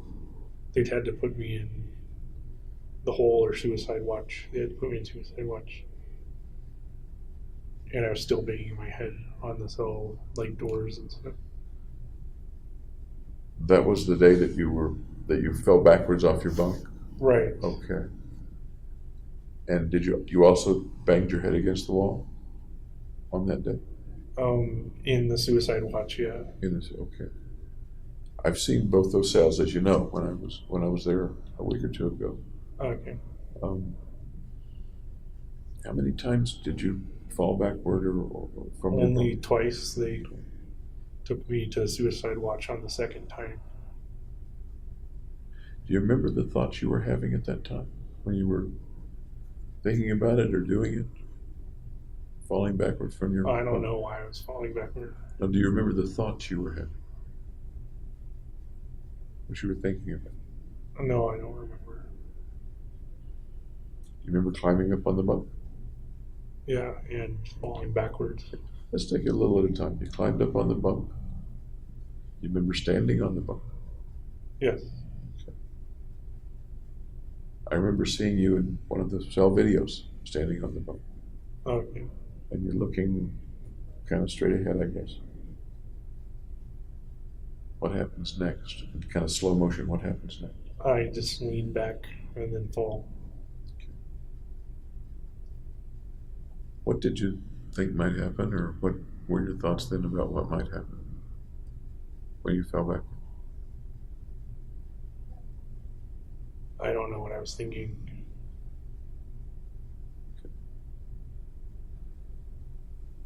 Then they put you in the hole. Yep. Use your word. That's a pretty crappy place to be. Yeah, bad environment. Very bad environment. Barbaric environment. Yep. Tell me about being there. Well, first off, I couldn't see because I didn't have my contacts, and people had like scratched a bunch of stuff into the walls, and I started interpreting them as messages. Do you remember what was scratching the walls or what your interpretation was at that time? Well, someone scratched like Ethiopia or something. I thought that was kind of applicable. Applicable? Applicable. In what way? And that it was kind of an Ethiopian environment. Okay. And I didn't realize you didn't have your contacts at the time. That you couldn't see. Or you couldn't see very well. Couldn't see very far. Before that, in the days before this happened, had you been getting your contacts regularly and able to wear them? Yeah, but I had them out because I was going to go to sleep. But then I did the head. What time of day was it that It was at night. Okay, it was at night, so that's why you had them out. Yep. Did you ask for your contacts No, or glasses or something? I figured there wasn't much to see anyway. That must have made it even worse, I guess. not being able to see. At some point, they came in and strapped you to a chair and started an IV. Put an IV and took me to Denver Health. I'd like to hear more about that, but I think we're going to have to stop for tonight. Okay. Sounds like a very, once again, crappy experience. Yep. Once again, anything that you want me to leave with? Any thoughts you want me to leave with? Nope. Okay. Thanks for talking with me again, and I'll see you tomorrow about 9 o'clock, okay?